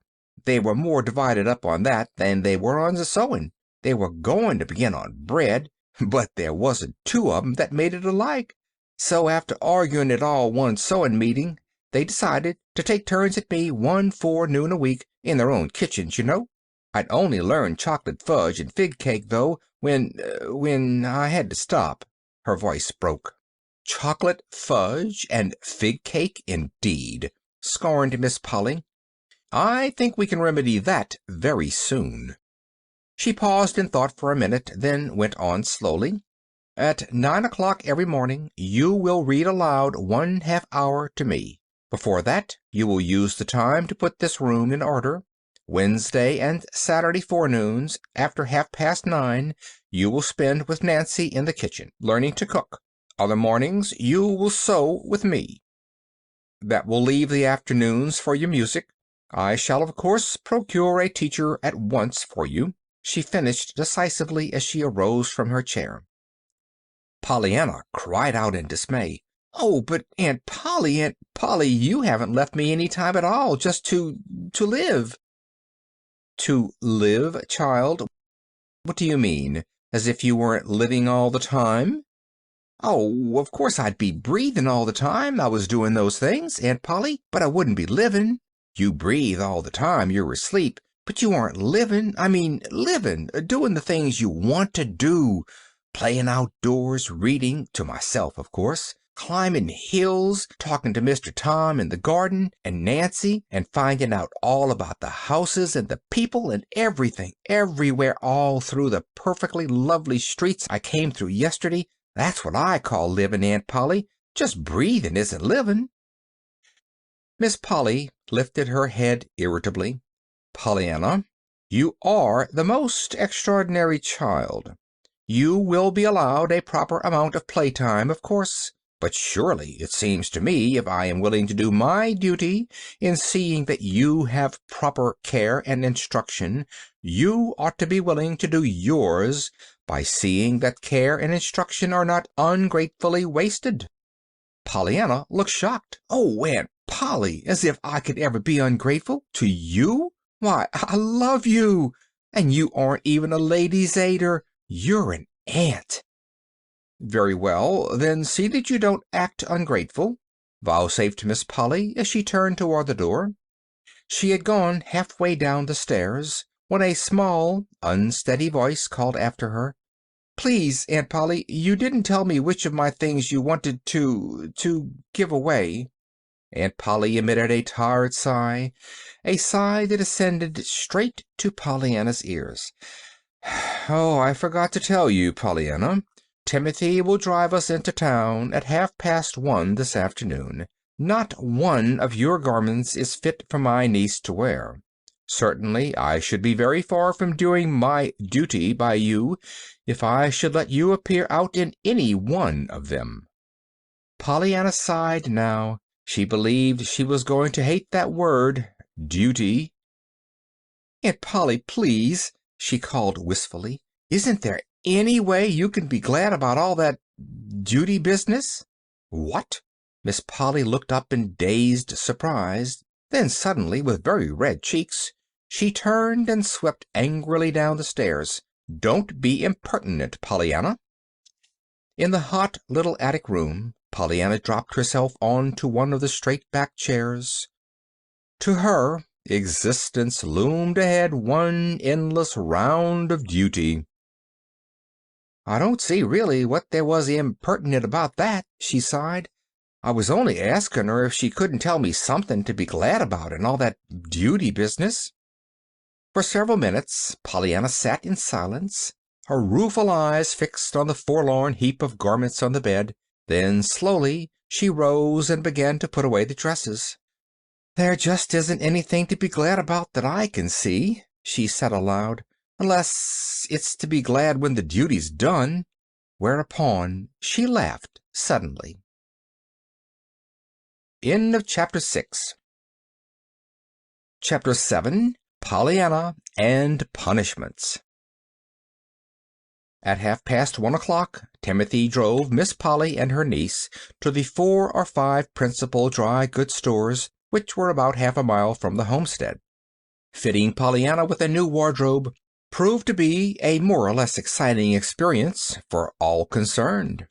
Miss Polly came out of it with the feeling of limp relaxation that one might have at finding oneself at last on solid earth after a perilous walk across the very thin crust of a volcano. The various clerks who had waited upon the pair came out of it with very red faces and enough amusing stories of Pollyanna to keep their friends in gales of laughter the rest of the week. Pollyanna herself came out of it with radiant smiles and a heart content, for, as she expressed it to one of the clerks, when you haven't had anybody but missionary barrels and ladies' aiders to dress you, it is perfectly lovely to just walk right in and buy clothes that are brand new and that don't have to be tucked up or let down because they don't fit. The shopping expedition consumed the entire afternoon. Then came supper and a delightful talk with old Tom in the garden, and another with Nancy on the back porch after the dishes were done, and while Aunt Polly paid a visit to a neighbor. Old Tom told Pollyanna wonderful things of her mother that made her very happy indeed, and Nancy told her all about the little farm 6 miles away at the Corners, where lived her own dear mother and her equally dear brothers and sisters. She promised, too, that sometime, if Miss Polly were willing, Pollyanna should be taken to see them. "And they've got lovely names, too. You'll like their names," sighed Nancy. "They're Algernon and Floribel and Estelle. I just hate Nancy." "Oh, Nancy, what a dreadful thing to say. Why?"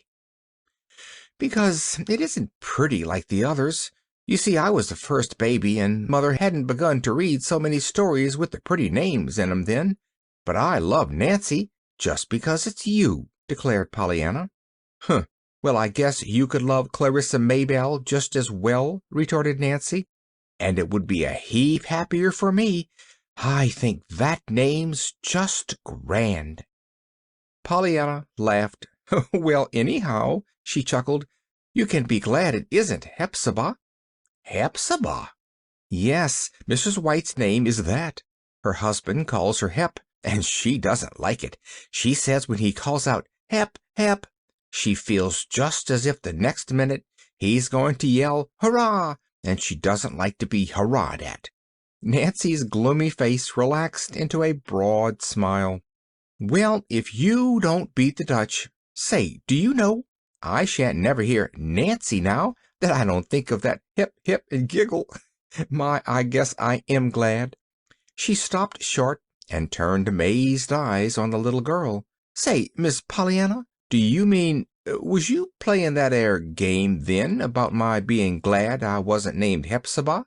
Pollyanna frowned. Then she laughed. "Why, Nancy, that's so. I was playing the game.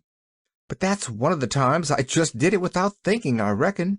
You see, you do, lots of times. You get so used to it, looking for something to be glad about, you know, and most generally there is something about everything that you can be glad about, if you keep hunting long enough to find it." "Well, maybe," granted Nancy with open doubt. At 8:30, Pollyanna went up to bed. The screens had not yet come, and the close little room was like an oven. With longing eyes Pollyanna looked at the 2 fast-closed windows, but she did not raise them. She undressed, folded her clothes neatly, said her prayers, blew out her candle, and climbed into bed. Just how long she lay in sleepless misery, tossing from side to side of the hot little cot, she did not know, but it seemed to her that it must have been hours before she finally slipped out of bed, felt her way across the room, and opened her door. Out in the main attic all was velvet blackness, save where the moon flung a path of silver halfway across the floor from the east dormer window. With a resolute ignoring of that fearsome darkness to the right and to the left, Pollyanna drew a quick breath and pattered straight into that silvery path and on to the window. She had hoped vaguely that this window might have a screen, but it did not. Outside, however, there was a wide world of fairy-like beauty, And there was, too, she knew, fresh, sweet air that would feel so good to hot cheeks and hands. As she stepped nearer and peered longingly out, she saw something else.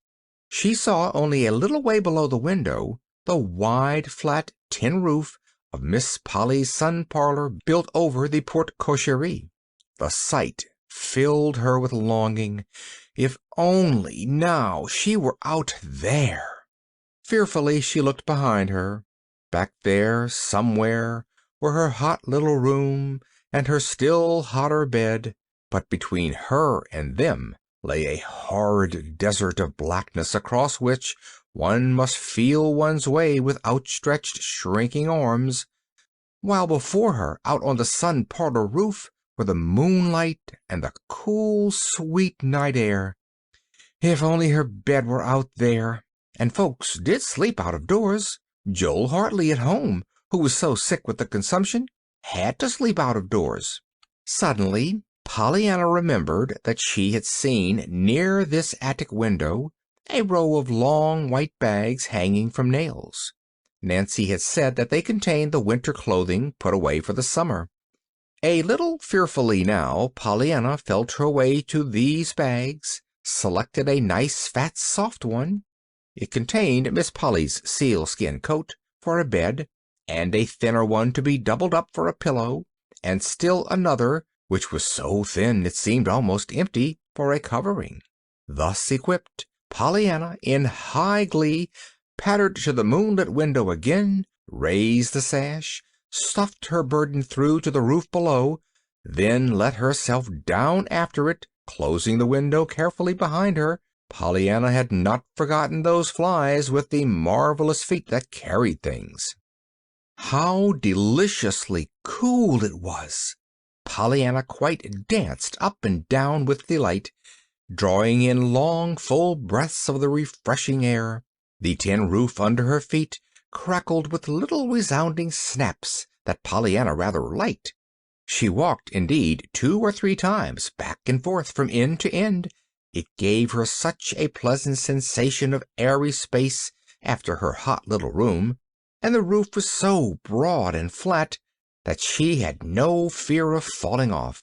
Finally, with a sigh of content, she curled herself up on the sealskin coat mattress, arranged one bag for a pillow and the other for a covering, and settled herself to sleep. "I'm so glad now that the screens didn't come," she murmured, blinking up at the stars. "Else I couldn't have had this." Downstairs, in Miss Polly's room next to the sun parlor, Miss Polly herself was hurrying into dressing gown and slippers, her face white and frightened. A minute before she had been telephoning in a shaky voice to Timothy. "Come up, quick! You and your father bring lanterns. Somebody is on the roof of the sun parlor.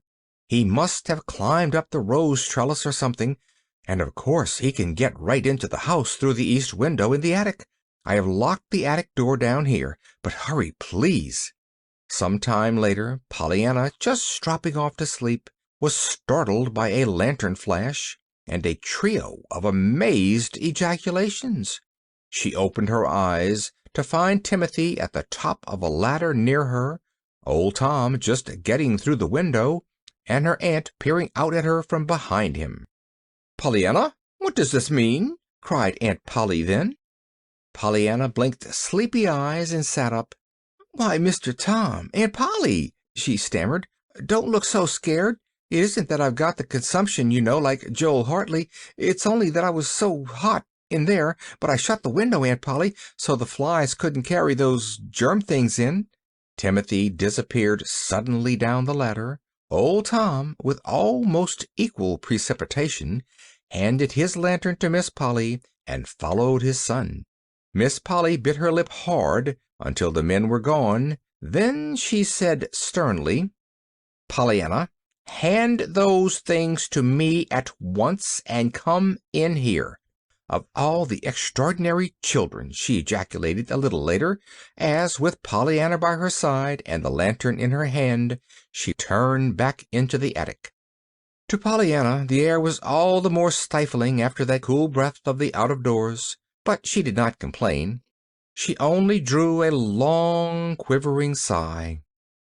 At the top of the stairs, Miss Polly jerked out crisply, "For the rest of the night, Pollyanna, you are to sleep in my bed with me. The screens will be here tomorrow, but until then I consider it my duty to keep you where I know where you are." Pollyanna drew in her breath. "With you? In your bed?" she cried rapturously. "Oh, Aunt Polly, how perfectly lovely of you! And when I've so wanted to sleep with someone someone that belonged to me, you know, not a lady's aider. I've had them. My, I reckon I am glad now that those screens didn't come. Wouldn't you be?" There was no reply. Miss Polly was stalking on ahead. Miss Polly, to tell the truth, was feeling curiously helpless. For the third time since Pollyanna's arrival, Miss Polly was punishing Pollyanna. And for the third time she was being confronted with the amazing fact that her punishment was being taken as a special reward of merit. No wonder Miss Polly was feeling curiously helpless. End of Chapter 7. Chapter 8. Pollyanna Pays a Visit. It was not long before life at the Harrington homestead settled into something like order, although not exactly the order that Miss Polly had at first prescribed. Pollyanna sewed, practiced, read aloud, and studied cooking in the kitchen, it is true, but she did not give to any of these things quite so much time as had first been planned. She had more time, also, to just live, as she expressed it, for almost all of every afternoon from 2 until 6 o'clock was hers to do with as she liked, provided she did not like to do certain things already prohibited by Aunt Polly. It is a question, perhaps, whether all this leisure time was given to the child as a relief to Pollyanna from work, or as a relief to Aunt Polly from Pollyanna. Certainly, as those first July days passed, Miss Polly found occasion many times to ejaculate, "What an extraordinary child!" And certainly the reading and sewing lessons found her at their conclusion each day somewhat dazed and wholly exhausted. Nancy, in the kitchen, fared better. She was not dazed nor exhausted. Wednesdays and Saturdays came to be, indeed, red-letter days to her. There were no children in the immediate neighborhood of the Harrington homestead for Pollyanna to play with. The house itself was on the outskirts of the village, and though there were other houses not far away, they did not chance to contain any boys or girls near Pollyanna's age.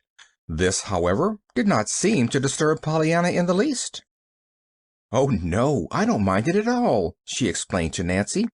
"I'm happy just to walk around and see the streets and the houses and watch the people. I just love people. Don't you, Nancy?" "Well, I can't say I do, all of 'em," retorted Nancy tersely. Almost every pleasant afternoon found Pollyanna begging for an errand to run, so that she might be off for a walk in one direction or another, and it was on these walks that frequently she met the man. To herself Pollyanna always called him the man, no matter if she met a dozen other men the same day. The man often wore a long black coat and a high silk hat, two things that the just men never wore. His face was clean-shaven and rather pale, and his hair, growing below his hat, was somewhat gray. He walked erect and rather rapidly, and he was always alone, which made Pollyanna vaguely sorry for him. Perhaps it was because of this that she one day spoke to him. "How do you do, sir? Isn't this a nice day?" she called cheerily as she approached him. The man threw a hurried glance about him, then stopped uncertainly. "Did you speak to me?" he asked in a sharp voice. "Yes, sir," beamed Pollyanna. "I say, it's a nice day, isn't it?" "Eh? Oh," he grunted, and strode on again. Pollyanna laughed. He was such a funny man, she thought. The next day she saw him again. "'Tisn't quite so nice as yesterday, but it's pretty nice," she called out cheerfully. "Eh?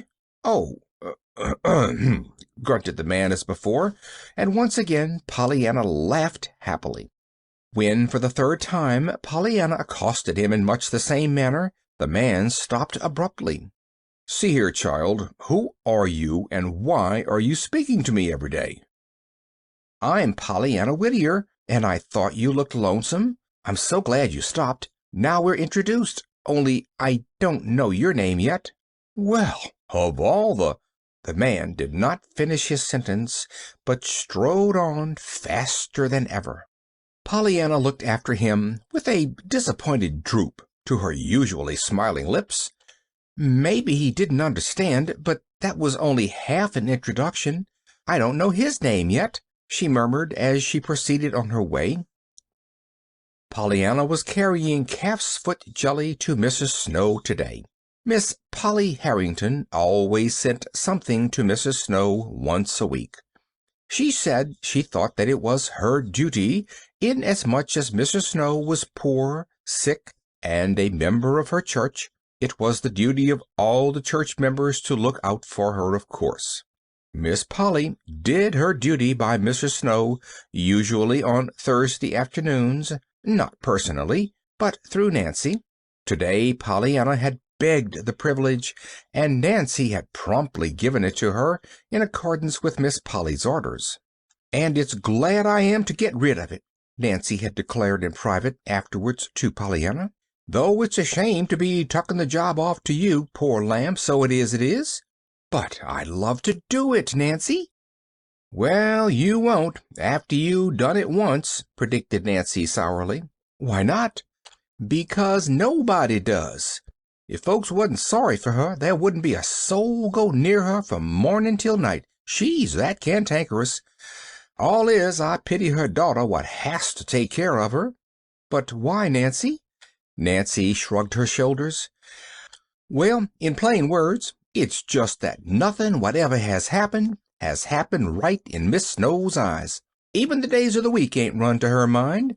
If it's Monday, she's bound to say she wished 'twas Sunday. And if you take her jelly, you're pretty sure to hear she wanted chicken. But if you did bring her chicken, she'd be just hankering for lamb broth." "Why, what a funny woman," laughed Pollyanna. "I think I shall like to go see her. She must be so surprising and different. I love different folks." "Huh. Well, Miss Snow's different, all right. I hope for the sake of the rest of us," Nancy had finished grimly. Pollyanna was thinking of these remarks today as she turned in at the gate of the shabby little cottage. Her eyes were quite sparkling indeed at the prospect of meeting this different Mrs. Snow. A pale-faced, tired-looking young girl answered her knock at the door. "How do you do?" began Pollyanna politely. "I'm from Miss Polly Harrington, and I'd like to see Mrs. Snow, please." "Well, if you would, you're the first one that ever liked to see her," muttered the girl under her breath. But Pollyanna did not hear this. The girl had turned and was leading the way through the hall to a door at the end of it. In the sick room, after the girl had ushered her in and closed the door, Pollyanna blinked a little before she could accustom her eyes to the gloom. Then she saw, dimly outlined, a woman half sitting up in the bed across the room. Pollyanna advanced at once. "How do you do, Mrs. Snow? Aunt Polly says she hopes you are comfortable today, and she sent you some calf's foot jelly." "Dear me, jelly!" murmured a fretful voice. "Of course I'm very much obliged, but I was hoping 'twould be lamb broth today." Pollyanna frowned a little. "Why, I thought it was chicken you wanted when folks brought you jelly," she said. "What?" The sick woman turned sharply. "Why, nothing much," apologized Pollyanna hurriedly. "And of course it doesn't really make any difference. It's only that Nancy said it was chicken you wanted when we brought jelly, and lamb broth when we brought chicken. But maybe 'twas the other way, and Nancy forgot." The sick woman pulled herself up till she sat erect in the bed, a most unusual thing for her to do, though Pollyanna did not know this. "Well, Miss Impertinence, who are you?" she demanded. Pollyanna laughed gleefully. "Oh, that isn't my name, Mrs. Snow, and I'm so glad 'tisn't, too. That would be worse than Hepzibah, wouldn't it? I'm Pollyanna Whittier, Miss Polly Harrington's niece, and I've come to live with her. That's why I'm here with the jelly this morning." All through the first part of this sentence the sick woman had sat interestedly erect, but at the reference to the jelly she fell back on her pillow listlessly. "Well, thank you. Your aunt is very kind, of course, but my appetite isn't very good this morning, and I was wanting lamb—" She stopped suddenly, then went on with an abrupt change of subject. "I never slept a wink last night, not a wink." "Oh, dear, I wish I didn't," sighed Pollyanna, placing the jelly on the little stand and seating herself comfortably in the nearest chair. "You lose such a lot of time just sleeping, don't you think so?" "Lose time? Sleeping?" exclaimed the sick woman. "Yes, when you might be just living, you know. It seems such a pity we can't live nights, too." Once again the woman pulled herself erect in her bed. "Well, if you ain't the amazing young one!" she cried. "Here, do you go to that window and pull the curtain," she directed. "I should like to know what you look like." Pollyanna rose to her feet, but she laughed a little ruefully. "Oh, dear, then you'll see my freckles, won't you?" she sighed as she went to the window. "And just when I was being so glad it was dark and you couldn't see 'em. There, now you can. Oh!" she broke off excitedly as she turned back to the bed. "I'm so glad you wanted to see me, because now I can see you. They didn't tell me you were so pretty." "Me? Pretty?" scoffed the woman bitterly. "Why, yes. Didn't you know it?" cried Pollyanna. "Well, no, I didn't," retorted Mrs. Snow dryly. Mrs. Snow had lived 40 years, and for 15 of those years she had been too busy wishing things were different to find much time to enjoy things as they were. "Oh, but your eyes are so big and dark, and your hair's all dark, too, and curly," cooed Pollyanna. "I love black curls. That's one of the things I'm going to have when I get to heaven. And you've got 2 little red spots in your cheeks. Why, Mrs. Snow, you are pretty. I should think you'd know it when you looked at yourself in the glass." "The glass!" snapped the sick woman, falling back on her pillow. "Well, yes, I ain't done much printing before the mirror these days, and you wouldn't if you was flat on your back as I am." "Why, no, of course not," agreed Pollyanna sympathetically. "But wait, just let me show you," she exclaimed, skipping over to the bureau and picking up a small hand glass. On the way back to the bed she stopped, eyeing the sick woman with a critical gaze. "I reckon maybe, if you don't mind, I'd like to fix your hair just a little before I let you see it," she proposed. "May I fix your hair, please?" "Why, suppose so, if you want to," permitted Mrs. Snow grudgingly. "But 'twon't stay, you know." "Oh, thank you. I love to fix people's hair," exulted Pollyanna, carefully laying down the hand glass and reaching for a comb. "I shan't do much today, of course. I'm in such a hurry for you to see how pretty you are, but some day I'm going to take it all down and have a perfectly lovely time with it," she cried, touching with soft fingers the waving hair above the sick woman's forehead. For 5 minutes Pollyanna worked swiftly, deftly, combing a refractory curl into fluffiness, perking up a drooping ruffle at the neck, or shaking a pillow into plumpness so that the head might have a better pose. Meanwhile the sick woman, frowning prodigiously and openly scoffing at the whole procedure, was, in spite of herself, beginning to tingle with a feeling perilously near to excitement.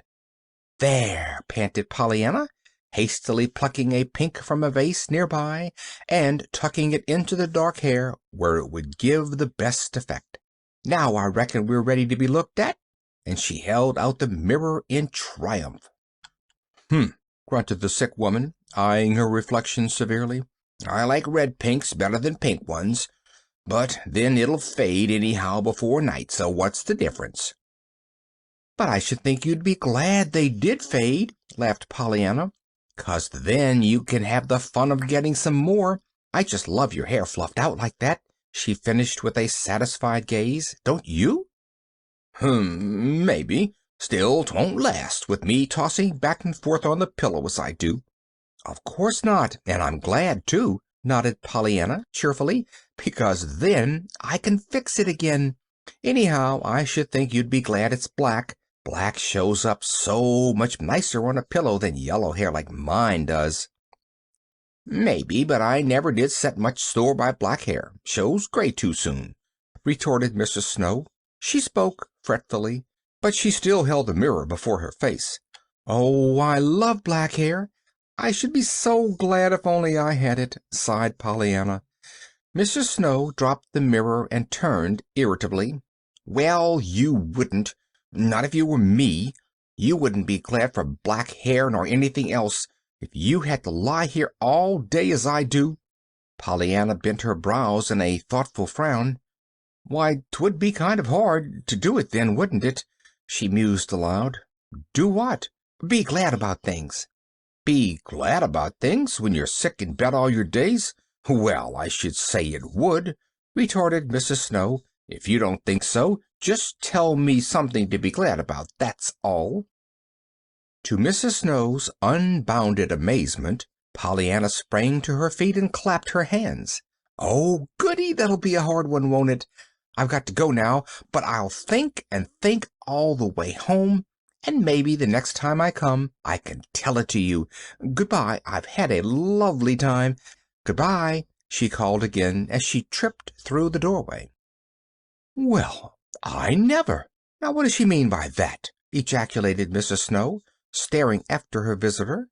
By and by she turned her head and picked up the mirror, eyeing her reflection critically. "That little thing has got a knack with hair, and no mistake," she muttered under her breath. "I declare, I didn't know it could look so pretty. But then, what's the use?" she sighed, dropping the little glass into the bedclothes and rolling her head on the pillow fretfully. A little later, when Millie, Mrs. Snow's daughter, came in, the mirror still lay among the bedclothes, but it had been carefully hidden from sight. "Why, Mother, the curtain is up!" cried Millie, dividing her amazed stare between the window and the pink in her mother's hair. "Well, what if it is?" snapped the sick woman. "I needn't stay in the dark all my life if I am sick, need I?" "Why, no, of course not," rejoined Millie in hasty conciliation as she reached for the medicine bottle. "It's only, well, you know very well that I've tried to get you to have a lighter room for ages, and you wouldn't." There was no reply to this. Mrs. Snow was picking at the lace on her nightgown. At last she spoke fretfully. "I should think somebody might give me a new nightdress instead of lamb broth for a change." "Why, Mother!" No wonder Millie quite gasped aloud with bewilderment. In the drawer behind her at that moment lay 2 new nightdresses that Millie for months had been vainly urging her mother to wear.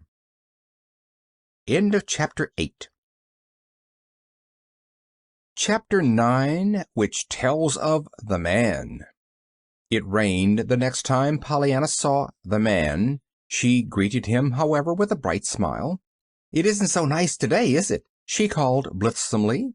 "I'm glad it doesn't rain always, anyhow." The Man did not even grunt this time, nor turn his head.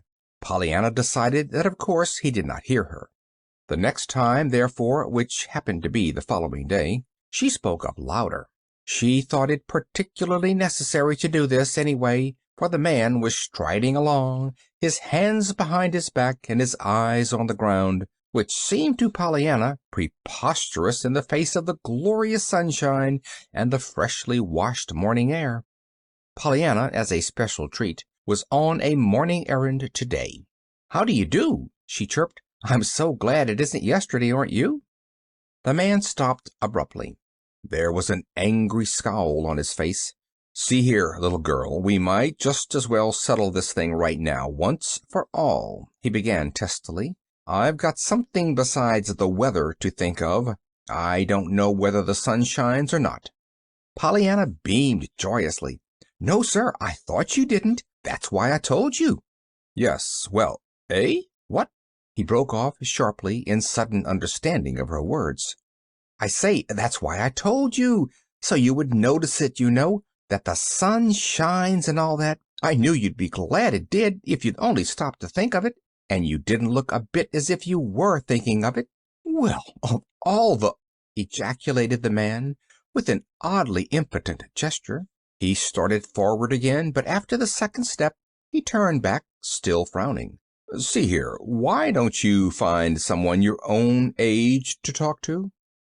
I'd like to, sir, but there aren't any round here, Nancy says. Still, I don't mind so very much. I like old folks just as well, maybe better sometimes, being used to the Ladies' Aid so. The Ladies' Aid, indeed. Is that what you took me for? The man's lips were threatening to smile, but the scowl above them was still trying to hold them grimly stern. Pollyanna laughed gleefully. Oh, no, sir. You don't look a mite like a Ladies' Aider. Not but that you're just as good, of course. Maybe better, she added in hurried politeness. You see, I'm sure you're much nicer than you look. The man made a queer noise in his throat. Well, of all the... he ejaculated again as he turned and strode on as before. The next time Pollyanna met the man, his eyes were gazing straight into hers with a quizzical directness that made his face look really pleasant, Pollyanna thought. Good afternoon, he greeted her a little stiffly. Perhaps I'd better say right away that I know the sun is shining today. But you don't have to tell me, nodded Pollyanna brightly. I knew you knew it just as soon as I saw you. Oh, you did you? Yes, sir. I saw it in your eyes, you know, and in your smile.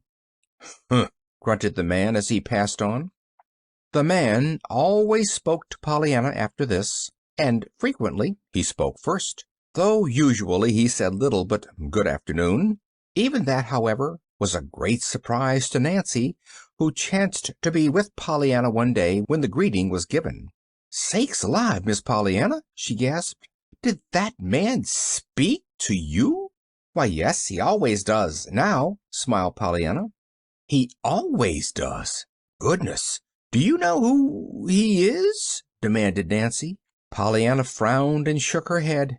I reckon he forgot to tell me one day. You see, I did my part of the introducing, but he didn't. Nancy's eyes widened. But he never speaks to anybody, child. He hain't for years, I guess, except when he just has to for business and all that. He's John Pendleton. He lives all by himself in the big house on Pendleton Hill. He won't even have anyone round to cook for him. Comes down to the hotel for his meals 3 times a day. I know Sally Minter, who waits on him, and she says he hardly opens his head enough to tell her what he wants to eat. She has to guess it more than half the time, only it'll be something cheap. She knows that without no telling. Pollyanna nodded sympathetically. I know. You have to look for cheap things when you're poor. Father and I took meals out a lot. We had beans and fish balls most generally. He used to say how glad we were we liked beans. That is, we said it specially when we were looking at the roast turkey place, you know, that was 60 cents. Does Mr. Pendleton like beans? Like 'em? What if he does or don't? Why, Miss Pollyanna, he ain't poor. He's got loads of money, John Pendleton has, from his father. There ain't nobody in town as rich as he is. He could eat dollar bills if he wanted to and not know it. Pollyanna giggled. As if anybody could eat dollar bills and not know it, Nancy, when they come to try to chew 'em. Oh, I mean, he's rich enough to do it, shrugged Nancy. He ain't spending his money, that's all. He's a saving it. Oh, for the heathen, surmised Pollyanna. How perfectly splendid. That's denying yourself and taking up your cross. I know, Father told me. Nancy's lips parted abruptly, as if there were angry words all ready to come, but her eyes, resting on Pollyanna's jubilantly trustful face, saw something that prevented the words being spoken. Huh, she vouchsafed. Then, showing her old-time interest, she went on. But say, it is queer his speaking to you honestly, Miss Pollyanna. He don't speak to no one, and he lives all alone in a great big lovely house, all full of just grand things, they say. Some says he's crazy, and some just cross, and some says he's got a skeleton in his closet." "Oh, Nancy!" shuddered Pollyanna. "How can he keep such a dreadful thing? I should think he'd throw it away." Nancy chuckled. That Pollyanna had taken the skeleton literally instead of figuratively she knew very well, but perversely she refrained from correcting the mistake. "And everybody says he's mysterious," she went on. "Some years he just travels week in and week out, and it's always in heathen countries, Egypt and Asia and the desert of Sahara, you know." "Oh, a missionary," nodded Pollyanna. Nancy laughed oddly. "Well, I didn't say that, Miss Pollyanna. When he comes back he writes books, queer, odd books, they say, about some gimcrack he's found in them heathen countries. But he don't never seem to want to spend no money here, leastways not for just living." "Of course not, if he's saving it for the heathen," declared Pollyanna. "But he is a funny man, and he's different, too, just like Mr. Snow, only he's different." "Well, I guess he is, rather," chuckled Nancy. "I'm gladder'n ever now, anyhow, that he speaks to me," sighed Pollyanna contentedly. End of chapter 9. Chapter 10. A Surprise for Mrs. Snow. The next time Pollyanna went to see Mrs. Snow, she found that lady, as at first, in a darkened room. "It's the little girl from Miss Polly's, Mother," announced Millie in a tired manner. Then Pollyanna found herself alone with the invalid. "Oh, it's you, is it?" asked a fretful voice from the bed. "I remember you. Anybody'd remember you, I guess, if they saw you once. I wish you had come yesterday. I wanted you yesterday." "Did you? Well, I'm glad 'tisn't any farther away from yesterday than today is, then," laughed Pollyanna, advancing cheerily into the room and setting her basket carefully down on a chair. "My, but aren't you dark here, though? I can't see you a bit," she cried, unhesitatingly crossing to the window and pulling up the shade.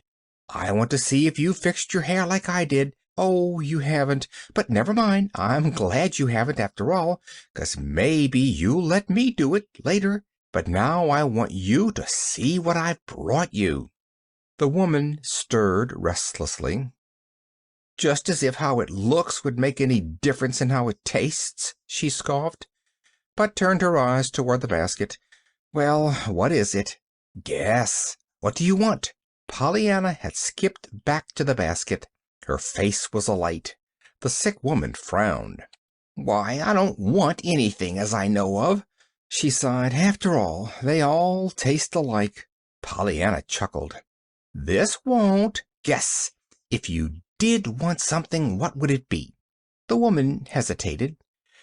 She did not realize it herself, but she had so long been accustomed to wanting what she did not have that to state offhand what she did want seemed impossible until she knew what she had. Obviously, however, she must say something. This extraordinary child was waiting. "Well, of course there's lamb broth." "I've got it," crowed Pollyanna. "But that's what I didn't want," sighed the sick woman, sure now of what her stomach craved. "It was chicken I wanted." "Oh, I've got that, too," chuckled Pollyanna. The woman turned in amazement. "Both of them?" she demanded. "Yes, and calf's foot jelly," triumphed Pollyanna.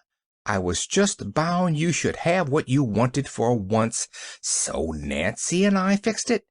Of course there's only a little of each, but there's some of all of 'em. I'm so glad you did want chicken," she went on contentedly, as she lifted the 3 little bowls from her basket.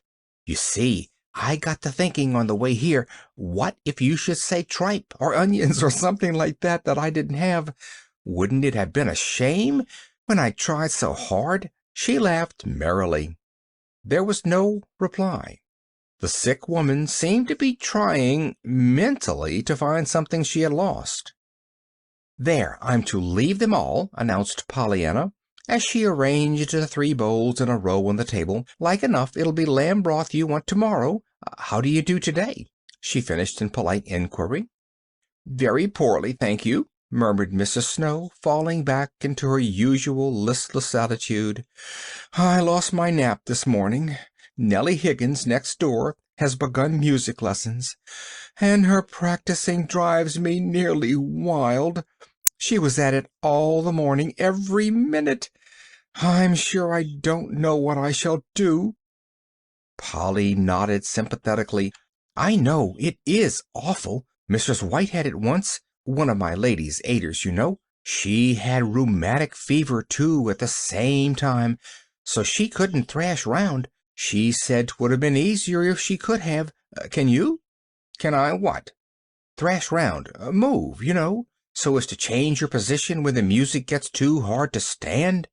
Mrs. Snow stared a little. "Why, of course I can move, anywhere, in bed," she rejoined a little irritably. "Well, you can be glad of that, then, anyhow, can't you?" nodded Pollyanna. "Mrs. White couldn't. You can't thrash when you have rheumatic fever, though you want to something awful, Mrs. White says. She told me afterwards she reckoned she'd have gone raving crazy if it hadn't been for Mr. White's sister's ears being deaf so." "Sister's ears? What do you mean?" Pollyanna laughed. "Well, I reckon I didn't tell it all, and I forgot you didn't know Mrs. White. You see, Miss White was deaf, awfully deaf, and she came to visit 'em and to help take care of Mrs. White in the house. Well, they had such an awful time making her understand anything that after that, every time the piano commenced to play across the street, Mrs. White felt so good that she could hear it that she didn't mind so much that she did hear it, 'cause you can't help thinking how awful 'twould be if she was deaf and couldn't hear anything, like her husband's sister. You see, she was playing the game, too. I told her about it." "The game?" Pollyanna clapped her hands. "There, I most forgot, but I've thought it up, Mrs. Snow. What you can be glad about." "Glad? About? What do you mean?" "Why, I told you I would, don't you remember? You asked me to tell you something to be glad about. Glad, you know, even though you did have to lie here abed all day." "Oh," scoffed the woman, "that? Yes, I remember that. But I didn't suppose you were in earnest any more than I was." "Oh, yes, I was," nodded Pollyanna triumphantly, "and I found it, too, but 'twas hard. It's all the more fun, though, always, when 'tis hard, and I will own up, honest to true, that I couldn't think of anything for a while. Then I got it." "Did you really? Well, what is it?" Mr. Snow's voice was sarcastically polite. Pollyanna drew a long breath. "I thought how glad you could be that other folks weren't like you, all sick in bed like this, you know," she announced impressively. Mrs. Snow stared. Her eyes were angry. "Well, really!" she ejaculated then, in not quite an agreeable tone of voice. "And now I'll tell you the game," proposed Pollyanna, blithely confident. "It'll be just lovely for you to play. It'll be so hard, and there's so much more fun when it's hard. You see, it's like this." And she began to tell of the missionary barrel, the crutches, and the doll that did not come. The story was just finished when Millie appeared at the door. "Your aunt is wanting you, Miss Pollyanna," she said with dreary listlessness. "She telephoned down to the Harlows across the way. She says you're to hurry, that you've got some practicing to make up before dark." Pollyanna rose reluctantly. "All right," she sighed, "I'll hurry." Suddenly she laughed. "I suppose I ought to be glad I've got legs to hurry with, hadn't I, Mrs. Snow?" There was no answer. Mr. Snow's eyes were closed.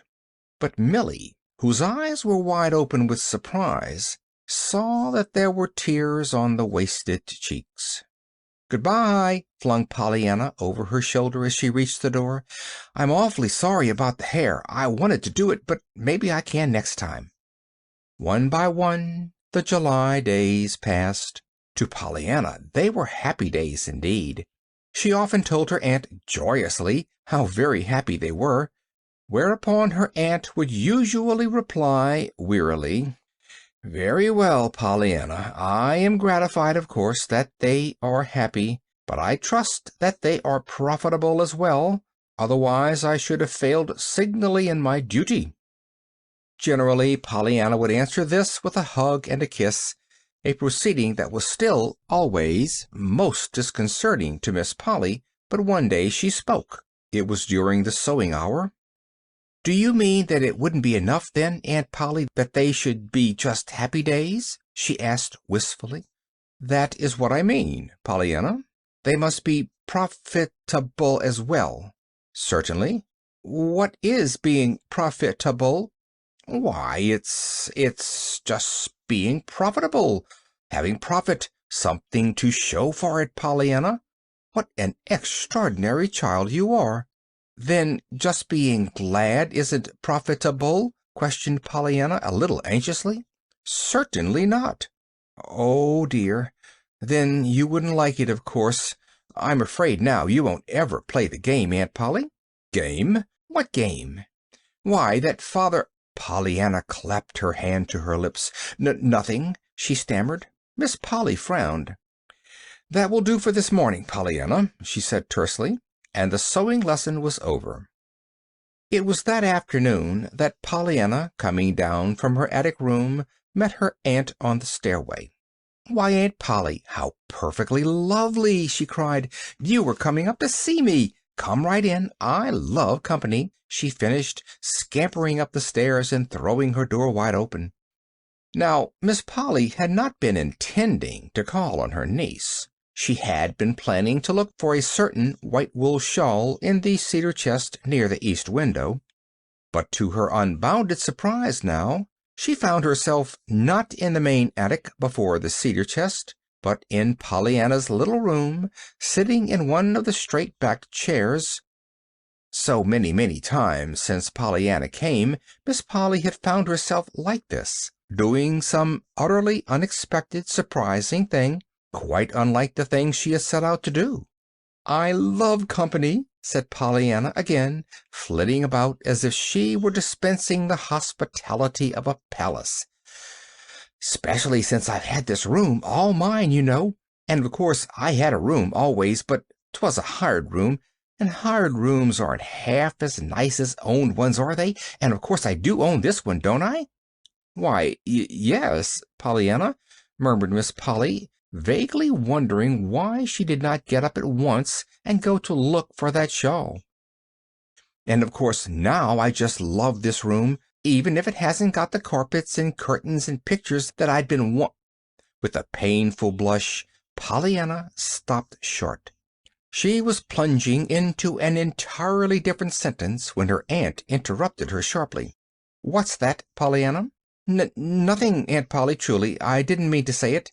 "Probably not," returned Miss Polly coldly, "but you did say it, so suppose we have the rest of it." "But it wasn't anything, only that I'd been kind of planning on pretty carpets and lace curtains and things, you know, but of course—" "Planning on them?" interrupted Miss Polly sharply. Pollyanna blushed still more painfully. "I ought not to have, of course, Aunt Polly," she apologized. "It was only because I'd always wanted them and hadn't had them, I suppose. Oh, we had 2 rugs in the barrels, but they were little, you know, and one had ink spots and the other holes, and there never were only those 2 pictures, the one I mean the good one we sold and the bad one that broke. Of course if it hadn't been for all that I shouldn't have wanted them so pretty things, I mean, and I shouldn't have got to planning all through the hall the first day how pretty mine would be here, and but truly, Aunt Polly, it wasn't but just a minute, I mean a few minutes, before I was being glad that the bureau didn't have a looking glass, because it didn't show my freckles, and there couldn't be a nicer picture than the one out my window there, and you've been so good to me that—" Miss Polly rose to her feet. Her face was very red. "That will do, Pollyanna," she said stiffly. "You have said quite enough, I'm sure." The next minute she had swept down the stairs, and not until she reached the first floor did it suddenly occur to her that she had gone up into the attic to find a white wool shawl in the cedar chest near the east window. Less than 24 hours later, Miss Polly said to Nancy crisply, "Nancy, you may move Miss Pollyanna's things downstairs this morning to the room directly beneath. I have decided to have my niece sleep there for the present." "Yes, ma'am," said Nancy aloud. "Oh, glory!" said Nancy to herself. To Pollyanna, a minute later, she cried joyously, "And won't you just be listening to this, Miss Pollyanna? You're to sleep downstairs in the room straight under this. You are, you are." Pollyanna actually grew white. "You mean, what, Nancy, not really, really and truly?" "I guess you'd think it's really and truly," prophesied Nancy, exulting, nodding her head to Pollyanna over the armful of dresses she had taken from the closet. "I'm told to take down your things, and I'm going to take 'em too, 'fore she gets a chance to change her mind." Pollyanna did not stop to hear the end of this sentence. At the imminent risk of being dashed headlong, she was flying downstairs 2 steps at a time. Bang went 2 doors and a chair before Pollyanna at last reached her goal, Aunt Polly.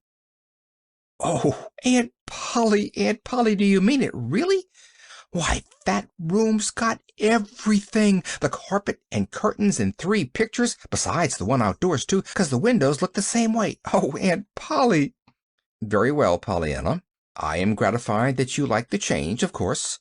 But if you think so much of all those things, I trust you will take proper care of them. That's all. Pollyanna, please pick up that chair, and you have banged 2 doors in the last half-minute."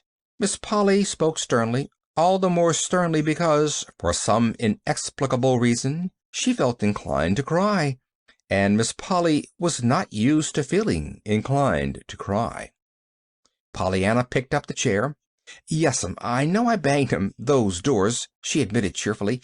"You see, I just found out about the room, and I reckon you'd have banged doors if—" Pollyanna stopped short and eyed her aunt with new interest. "Aunt Polly, did you ever bang doors?" "I hope not, Pollyanna." Miss Polly's voice was properly shocked. "Why, Aunt Polly, what a shame!" Pollyanna's voice expressed only concerned sympathy. "A shame?" repeated Aunt Polly, too dazed to say more. "Why, yes. You see, if you'd felt like banging doors, you'd have banged 'em, of course. And if you didn't, that must have meant that you weren't ever glad over anything, or you would have banged 'em. You couldn't have helped it. And I'm so sorry you weren't ever glad over anything." "Pollyanna," gasped the lady. But Pollyanna was gone, and only the distant bang of the attic stairway door answered for her. Pollyanna had gone to help Nancy bring down her things. Miss Polly, in the sitting room, felt vaguely disturbed, but then, of course, she had been glad over some things. End of Chapter 10. Chapter 11. Introducing Jimmy. August came. August brought several surprises and some changes, none of which, however, were really a surprise to Nancy. Nancy, since Pollyanna's arrival, had come to look for surprises and changes. First, there was the kitten. Pollyanna found the kitten mewing pitifully some distance down the road. When systematic questioning of the neighbors failed to find anyone who claimed it, Pollyanna brought it home at once as a matter of course. "And I was glad I didn't find anyone who owned it, too," she told her aunt in happy confidence, "'cause I wanted to bring it home all the time. I love kitties. I knew you'd be glad to let it live here." Miss Polly looked at the forlorn little gray bunch of neglected misery in Pollyanna's arms and shivered. Miss Polly did not care for cats, not even pretty, healthy, clean ones. "Ugh, Pollyanna, what a dirty little beast! And it's sick, I'm sure, and all mangy and fleaky." "I know it, poor little thing," crooned Pollyanna tenderly, looking into the little creature's frightened eyes. "And it's all trembly, too, it's so scared. You see, it doesn't know yet that we're going to keep it, of course." "No, nor anybody else," retorted Miss Polly with meaning emphasis. "Oh, yes, they do," nodded Pollyanna, entirely misunderstanding her aunt's words. "I told everybody we should keep it if I didn't find where it belonged. I knew you'd be glad to have it. Poor little lonesome thing." Miss Polly opened her lips and tried to speak, but in vain. The curious, helpless feeling that had been hers so often since Pollyanna's arrival had her now fast in its grip. "Of course I knew," hurried on Pollyanna gratefully, "that you wouldn't let a dear little lonesome kitty go hunting for a home when you'd just taken me in. And I said so to Mrs. Ford when she asked me if you'd let me keep it. Why, I had the Ladies' Aid, you know, and Kitty didn't have anybody. I knew you'd feel that way." She nodded happily as she ran from the room.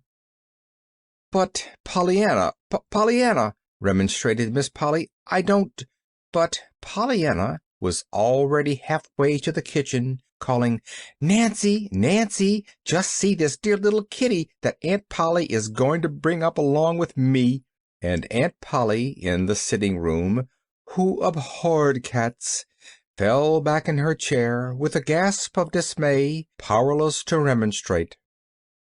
The next day it was a dog, even dirtier and more forlorn, perhaps, than was the kitten, and again Miss Polly, to her dumbfounded amazement, found herself figuring as a kind protector and an angel of mercy, a role that Pollyanna so unhesitatingly thrust upon her as a matter of course, that the woman, who abhorred dogs even more than she did cats if possible, found herself, as before, powerless to remonstrate. When, in less than a week, however, Pollyanna brought home a small, ragged boy, and confidently claimed the same protection for him, Miss Polly did have something to say. It happened after this wise. On a pleasant Thursday morning, Pollyanna had been taking calf's foot jelly again to Mrs. Snow. Mrs. Snow and Pollyanna were the best of friends now. Their friendship had started from the third visit Pollyanna had made, the one after she had told Mrs. Snow of the game. Mrs. Snow herself was playing the game now with Pollyanna. To be sure, she was not playing it very well. She had been sorry for everything for so long that it was not easy to be glad for anything now. But under Pollyanna's cheery instructions and merry laughter at her mistakes, she was learning fast. Today even, to Pollyanna's huge delight, she had said that she was glad Pollyanna brought calf's foot jelly, because that was just what she had been wanting. She did not know that Millie, at the front door, had told Pollyanna that the minister's wife had already that day sent over a great bowl full of that same kind of jelly. Pollyanna was thinking of this now, when suddenly she saw the boy. The boy was sitting in a disconsolate little heap by the roadside, whittling half-heartedly at a small stick. "Hello," smiled Pollyanna engagingly. The boy glanced up, but he looked away again at once. "Hello yourself," he mumbled. Pollyanna laughed. "Now you don't look as if you'd be glad even for calf's foot jelly," she chuckled, stopping before him. The boy stirred restlessly, gave her a surprised look, and began to whittle again at his stick, with the dull, broken-bladed knife in his hand. Pollyanna hesitated, then dropped herself comfortably down on the grass near him. In spite of Pollyanna's brave assertion that she was used to ladies' aiders and didn't mind, she had sighed at times for some companion of her own age, hence her determination to make the most of this one. "My name's Pollyanna Whittier," she began pleasantly. "What's yours?" Again the boy stirred restlessly. He even almost got to his feet, but he settled back. "Jimmy Bean," he grunted with ungracious indifference. "Good. Now we're introduced. I'm glad you did your part. Some folks don't, you know. I live at Miss Polly Harrington's house. Where do you live?" "Nowhere." "Nowhere? Why, you can't do that. Everybody lives somewhere," asserted Pollyanna. "Well, I don't, just now. I'm hunting up a new place." "Oh, where is it?" The boy regarded her with scornful eyes. "Silly. As if I'd be hunting for it if I knew." Pollyanna tossed her head a little. This was not a nice boy, and she did not like being called silly. Still, he was somebody besides old folks. "Where did you live before?" she queried. Well, if you ain't the beat 'em for asking questions, sighed the boy impatiently. I have to be, retorted Pollyanna calmly, else I couldn't find out a thing about you. If you talk more, I wouldn't talk so much. The boy gave a short laugh. It was a sheepish laugh, and not quite a willing one, but his face looked a little pleasanter when he spoke this time. All right, then, here goes. I'm Jimmy Bean, and I'm 10 years old, going on 11. I come last year to live at the orphan's home, but they've got so many kids, there ain't much room for me, and I warn't never wanted anyhow, I don't believe, so I've quit. I'm going to live somewheres else, but I ain't found a place yet. I'd like a home, just a common one, you know, with a mother in it instead of a matron. If you has a home, you has folks, and I hain't had folks since Dad died, so I'm hunting now. I've tried 4 houses, but they didn't want me, though I said I expected to work, of course. There, is that all you want to know? The boy's voice had broken a little over the last 2 sentences. Why, what a shame, sympathized Pollyanna. And didn't there anybody want you? Oh, dear, I know just how you feel, because after my father died, too, there wasn't anybody but the Ladies' Aid for me, until Aunt Polly said she'd take... Pollyanna stopped abruptly. The dawning of a wonderful idea began to show in her face. Oh, I know just the place for you, she cried. Aunt Polly'll take you. I know she will. Didn't she take me? And didn't she take Fluffy and Buffy when they didn't have anyone to love 'em, or any place to go, and they're only cats and dogs? Oh, come, I know Aunt Polly'll take you. You don't know how good and kind she is. Jimmy Bean's thin little face brightened. Honest Injun? Would she now? I'd work, you know, and I'm real strong. He bared a small, bony arm. Of course she would. Why, my Aunt Polly is the nicest lady in the world, now that my mamma has gone to be a heaven angel, and there's rooms, heaps of 'em, she continued, springing to her feet and tugging at his arm. It's an awful big house. Maybe, though, she added a little anxiously as they hurried on, maybe you'll have to sleep in the attic room. I did at first, but there's screens there now, so 'twon't be so hot, and the flies can't get in either to bring in the germ things on their feet. Did you know about that? It's perfectly lovely. Maybe she'll let you read the book if you're good. I mean, if you're bad. And you've got freckles, too, with a critical glance. So you'd be glad there isn't any looking-glass, and the outdoor picture is nicer than any wall one could be, so you won't mind sleeping in that room at all, I'm sure, panted Pollyanna, finding suddenly that she needed the rest of her breath for purposes other than talking. Gory! Exclaimed Jimmy Bean, tersely and uncomprehendingly, but admiringly. Then he added, I shouldn't think anybody who could talk like that running would need to ask no questions to fill up time with. Pollyanna laughed. Well, anyhow, you can be glad of that, she retorted, for when I'm talking, you don't have to. When the house was reached, Pollyanna unhesitatingly piloted her companion straight into the presence of her amazed aunt. Oh, Aunt Polly, she triumphed, just look a-here. I've got something ever so much nicer even than Fluffy and Buffy for you to bring up. It's a real live boy. He won't mind a bit sleeping in the attic at first, you know, and he says he'll work, but I shall need him most of the time to play with, I reckon. Miss Polly grew white, then very red. She did not quite understand, but she thought she understood enough. Pollyanna, what does this mean? Who is this dirty little boy? Where did you find him? She demanded sharply. The dirty little boy fell back a step and looked toward the door. Pollyanna laughed merrily. There, if I didn't forget to tell you his name, I'm as bad as the man, and he is dirty too, isn't he? I mean, the boy is, just like Fluffy and Buffy were when you took them in, but I reckon he'll improve all right by washing, just as they did, and, oh, I most forgot again, she broke off with a laugh. This is Jimmy Bean, Aunt Polly. Well, what is he doing here? Why, Aunt Polly, I just told you. Pollyanna's eyes were wide with surprise. He's for you. I brought him home so he could live here, you know. He wants a home and folks. I told him how good you were to me and to Fluffy and Buffy, and that I knew you would be to him, because of course he's even nicer than cats and dogs." Miss Polly dropped back in her chair and raised a shaking hand to her throat.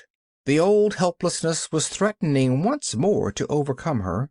With a visible struggle, however, Miss Polly pulled herself suddenly erect. "That will do, Pollyanna. This is a little the most absurd thing you've done yet. As if tramp cats and mangy dogs weren't bad enough, but you must needs bring home ragged little beggars from the street who—" There was a sudden stir from the boy. His eyes flashed and his chin came up. With 2 strides of his sturdy little legs he confronted Miss Polly fearlessly. "I ain't a beggar, marm, and I don't want nothin' of you. I was calculatin' to work, of course, for my board and keep. I wouldn't have come to your old house anyhow if this 'ere girl hadn't 'a' made me, a telling me how you was so good and kind that you'd be just dying to take me in. So there!" And he wheeled about and stalked from the room with a dignity that would have been absurd had it not been so pitiful. "Oh, Aunt Polly," choked Pollyanna. "Why, I thought you'd be glad to have him here. I'm sure I should think you'd be glad—" Miss Polly raised her hand with a peremptory gesture of silence. Miss Polly's nerves had snapped at last. The good and kind of the boy's words were still ringing in her ears, and the old helplessness was almost upon her, she knew, yet she rallied her forces with the last atom of her willpower. "Pollyanna," she cried sharply, "will you stop using that everlasting word glad? It's glad, glad, glad from morning till night, until I think I shall grow wild." From sheer amazement, Pollyanna's jaw dropped. "Why, Aunt Polly," she breathed, "I should think you'd be glad to have me Oh!" she broke off, clapping her hands to her lips and hurrying blindly from the room. Before the boy had reached the end of the driveway, Pollyanna overtook him. "Boy, Jimmy Bean, I want you to know how sorry I am," she panted, catching him with a detaining hand. "Sorry nothing. I ain't blaming you," retorted the boy sullenly. "But I ain't no beggar," he added with sudden spirit. "Of course you aren't, but you mustn't blame Auntie," appealed Pollyanna. "Probably I didn't do the introducing right anyhow, and I reckon I didn't tell her much who you were. She is good and kind, really, she's always been, but I probably didn't explain it right. I do wish I could find some place for you, though." The boy shrugged his shoulders and half turned away. "Never mind, I guess I can find one myself. I ain't no beggar, you know." Pollyanna was frowning thoughtfully. Of a sudden she turned, her face illumined. "Say, I'll tell you what I will do. The Ladies' Aid meets this afternoon. I heard Aunt Polly say so. I'll lay your case before them. That's what Father always did when he wanted anything. Educating the heathen and new carpets, you know." The boy turned fiercely. "Well, I ain't a heathen or a new carpet. Besides, what is a Ladies' Aid?" Pollyanna stared in shocked disapproval. "Why, Jimmy Bean, wherever have you been brought up not to know what a Ladies' Aid is?" "Oh, all right, if you ain't tellin'," grunted the boy, turning and beginning to walk away indifferently. Pollyanna sprang to his side at once. Why, it's just a lot of ladies that meet and sew and give suppers and raise money and talk. That's what a Ladies' Aid is. They're awfully kind. That is, most of mine was back home. I haven't seen this one here, but they're always good, I reckon. I'm going to tell them about you this afternoon." Again the boy turned fiercely. "Not much you will. Maybe you think I'm going to stand round and hear a whole lot of women call me a beggar instead of just one? Not much." "Oh, but you wouldn't be there," argued Pollyanna quickly. "I go alone, of course, and tell them." "You would?" "Yes, and I tell it better this time," hurried on Pollyanna, quick to see the signs of relenting in the boy's face. "And there'd be some of 'em I know that would be glad to give you a home." "I'd work, don't forget to say that," cautioned the boy. "Of course not," promised Pollyanna, happily, sure now that her point was gained. "Then I'll let you know tomorrow." "Where?" "By the road where I found you today, near Mrs. Snow's house." "All right, I'll be there." The boy paused before he went on slowly. "Maybe I'd better go back then fer tonight, ter the home. You see, I hain't no other place to stay, and I didn't leave till this morning. I slipped out. I didn't tell 'em I wasn't comin' back, else they'd pretend I couldn't come, though I'm thinking they won't do no worryin' when I don't show up sometime. They ain't like folks, you know. They don't care." "I know," nodded Pollyanna with understanding eyes. "But I'm sure when I see you tomorrow I'll have just a common home and folks that do care all ready for you. Goodbye," she called brightly as she turned back toward the house. In the sitting room window at that moment, Miss Polly, who had been watching the two children, followed with somber eyes the boy until a bend of the road hid him from sight. Then she sighed, turned, and walked listlessly upstairs. And Miss Polly did not usually move listlessly. In her ears still was the boy's scornful, "You was so good and kind." In her heart was a curious sense of desolation, as of something lost. End of chapter 11. Chapter 12. Before the Ladies' Aid. Dinner, which came at noon in the Harrington homestead, was a silent meal on the day of the Ladies' Aid meeting. Pollyanna, it is true, tried to talk, but she did not make a success of it, chiefly because 4 times she was obliged to break off a "glad" in the middle of it, much to her blushing discomfort. The 5th time it happened, Miss Polly moved her head wearily. "There, there, child, say it if you want to," she sighed. "I'm sure I'd rather you did than not if it's going to make all this fuss." Pollyanna's puckered little face cleared. "Oh, thank you. I'm afraid it would be pretty hard not to say it. You see, I've played it so long." "You've what?" demanded Aunt Polly. "Played it, the game, you know, that Father—" Pollyanna stopped with a painful blush at finding herself so soon again on forbidden ground. Aunt Polly frowned and said nothing. The rest of the meal was a silent one.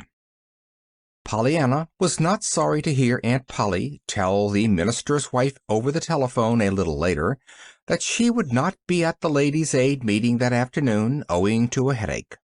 When Aunt Polly went upstairs to her room and closed the door, Pollyanna tried to be sorry for the headache, but she could not help feeling glad that her aunt was not to be present that afternoon when she laid the case of Jimmy Bean before the Ladies' Aid. She could not forget that Aunt Polly had called Jimmy Bean a little beggar, and she did not want Aunt Polly to call him that before the Ladies' Aid. Pollyanna knew that the Ladies' Aid met at 2 o'clock in the chapel next the church, not quite half a mile from home. She planned her going, therefore, so that she could get there a little before 3. "I want them all to be there," she said to herself, "else the very one that wasn't there might be the one who would be wanting to give Jimmy Bean a home, and, of course, 2 o'clock always means 3, really, to Ladies' Aiders." Quietly, but with confident courage, Pollyanna ascended the chapel steps, pushed open the door, and entered the vestibule. A soft babble of feminine chatter and laughter came from the main room. Hesitating only a brief moment, Pollyanna pushed open one of the inner doors. The chatter dropped to a surprised hush. Pollyanna advanced a little timidly. Now that the time had come, she felt unwontedly shy. After all, these half-strange, half-familiar faces about her were not her own dear Ladies' Aid. "How do you do, Ladies' Aiders?" she faltered politely. "I'm Pollyanna Whittier. I reckon some of you know me, maybe. Anyway, I do you, only I don't know you all together this way." The silence could almost be felt now. Some of the ladies did know this rather extraordinary niece of their fellow member, and nearly all had heard of her, but not one of them could think of anything to say just then. I've come to lay the case before you," stammered Pollyanna, after a moment. unconsciously falling into her father's familiar phraseology. There was a slight rustle. Did your aunt send you, my dear?" asked Mrs. Ford, the minister's wife. Pollyanna colored a little. "Oh, no, I came all by myself.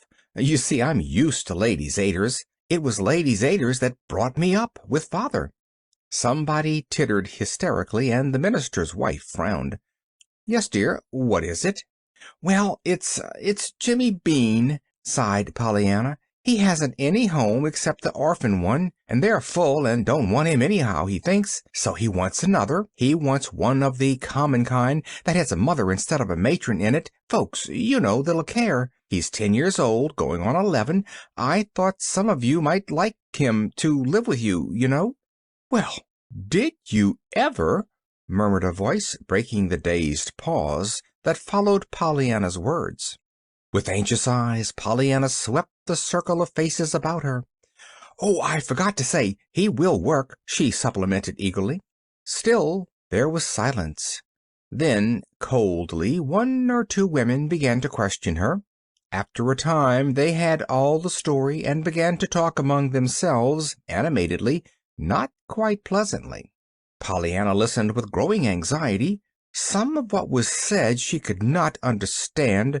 She did gather, after a time, however, that there was no woman there who had a home to give him, though every woman seemed to think that some of the other might take him, as there were several who had no little boys of their own already in their homes.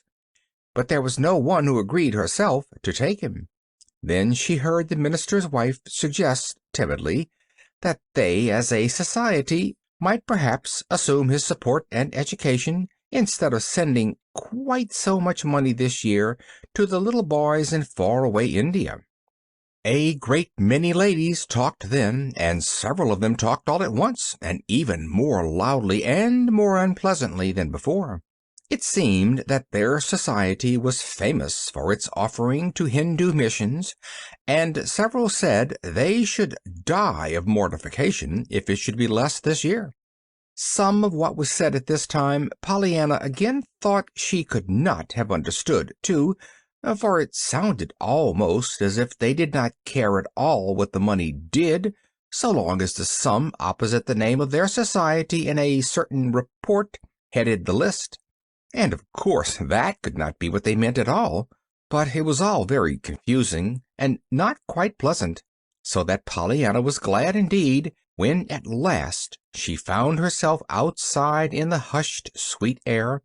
Only she was very sorry, too, for she knew it was not going to be easy or anything but sad to tell Jimmy Bean tomorrow that the Ladies' Aid had decided that they would rather send all their money to bring up the little Indian boys than to save out enough to bring up one little boy in their own town, for which they could not get a bit of credit in the report, according to the tall lady who wore spectacles.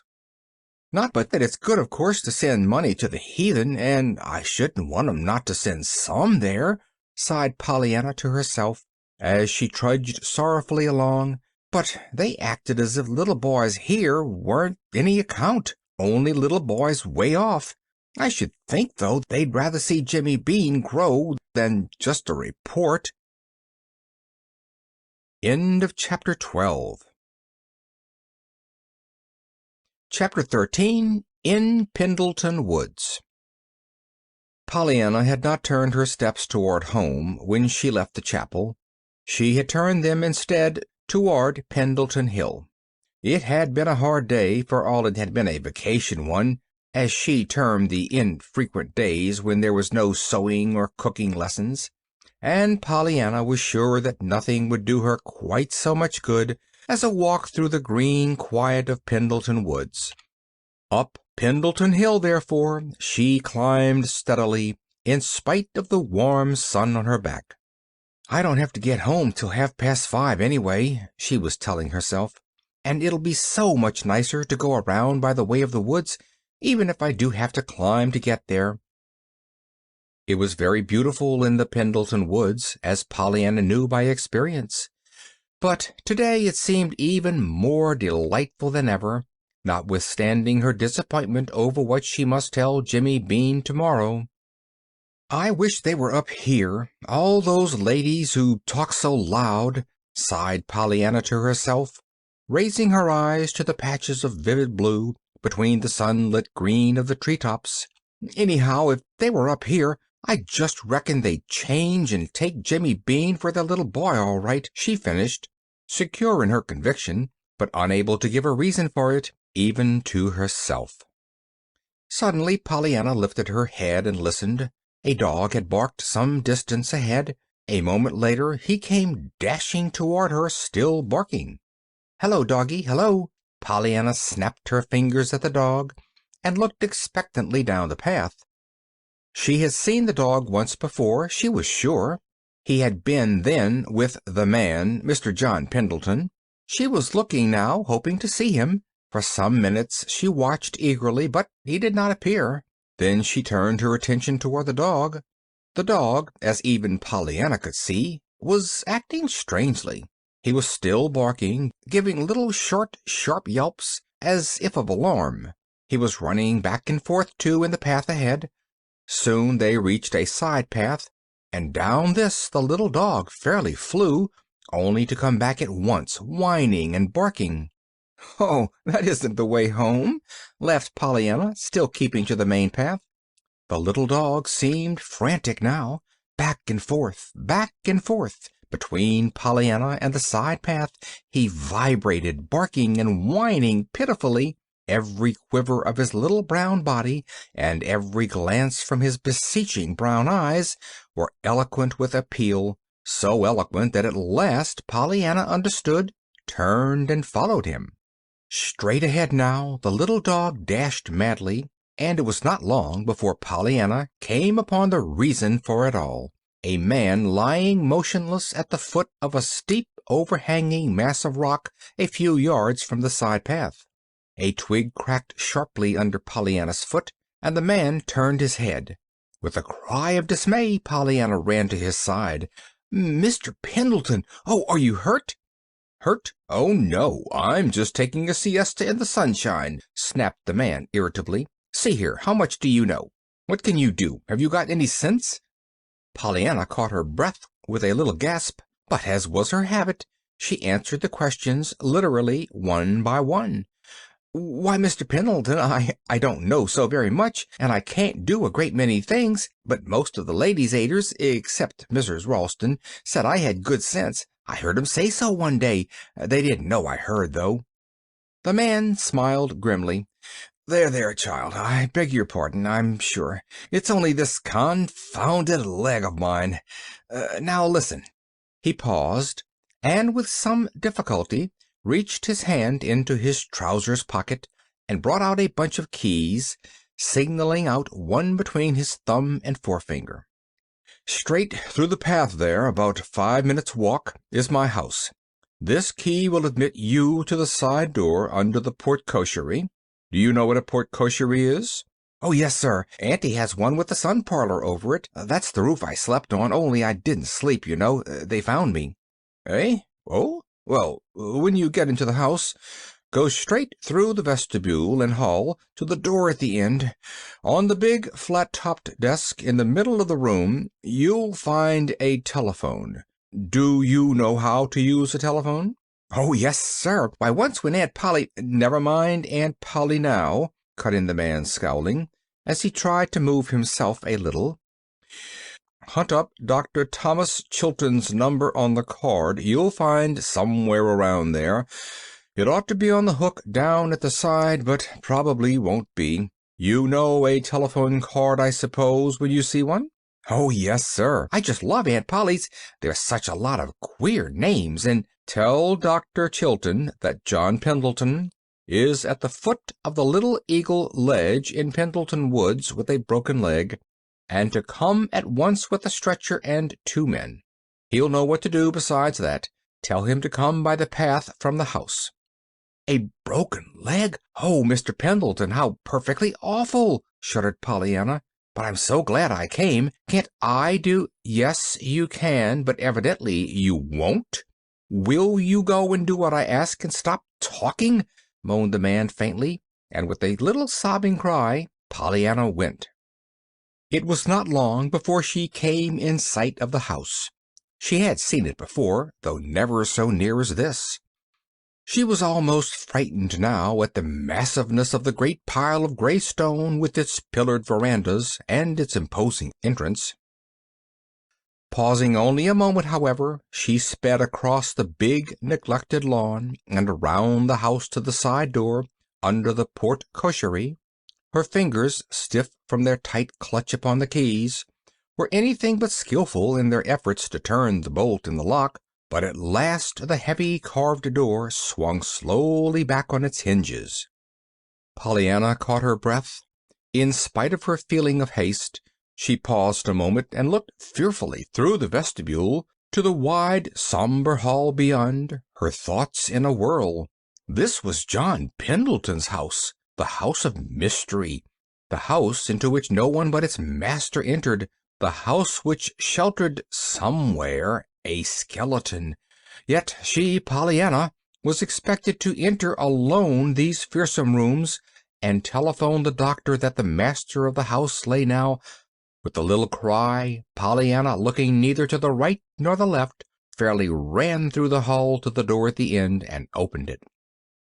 The room was large and somber with dark woods and hangings like the hall, but through the west window the sun threw a long shaft of gold across the floor, gleamed dully on the tarnished brass andirons in the fireplace, and touched the nickel of the telephone on the great desk in the middle of the room.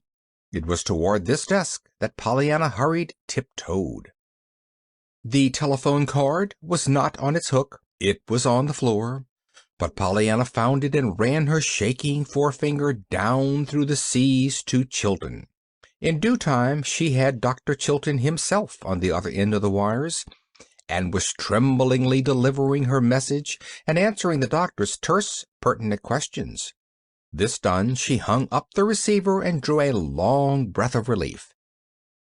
Only a brief glance did Pollyanna give about her. Then, with a confused vision in her eyes of crimson draperies, book-lined walls, a littered floor, an untidy desk, innumerable closed doors, any one of which might conceal a skeleton, and everywhere dust, dust, dust, she flew back through the hall to the great carved door, still half open as she had left it.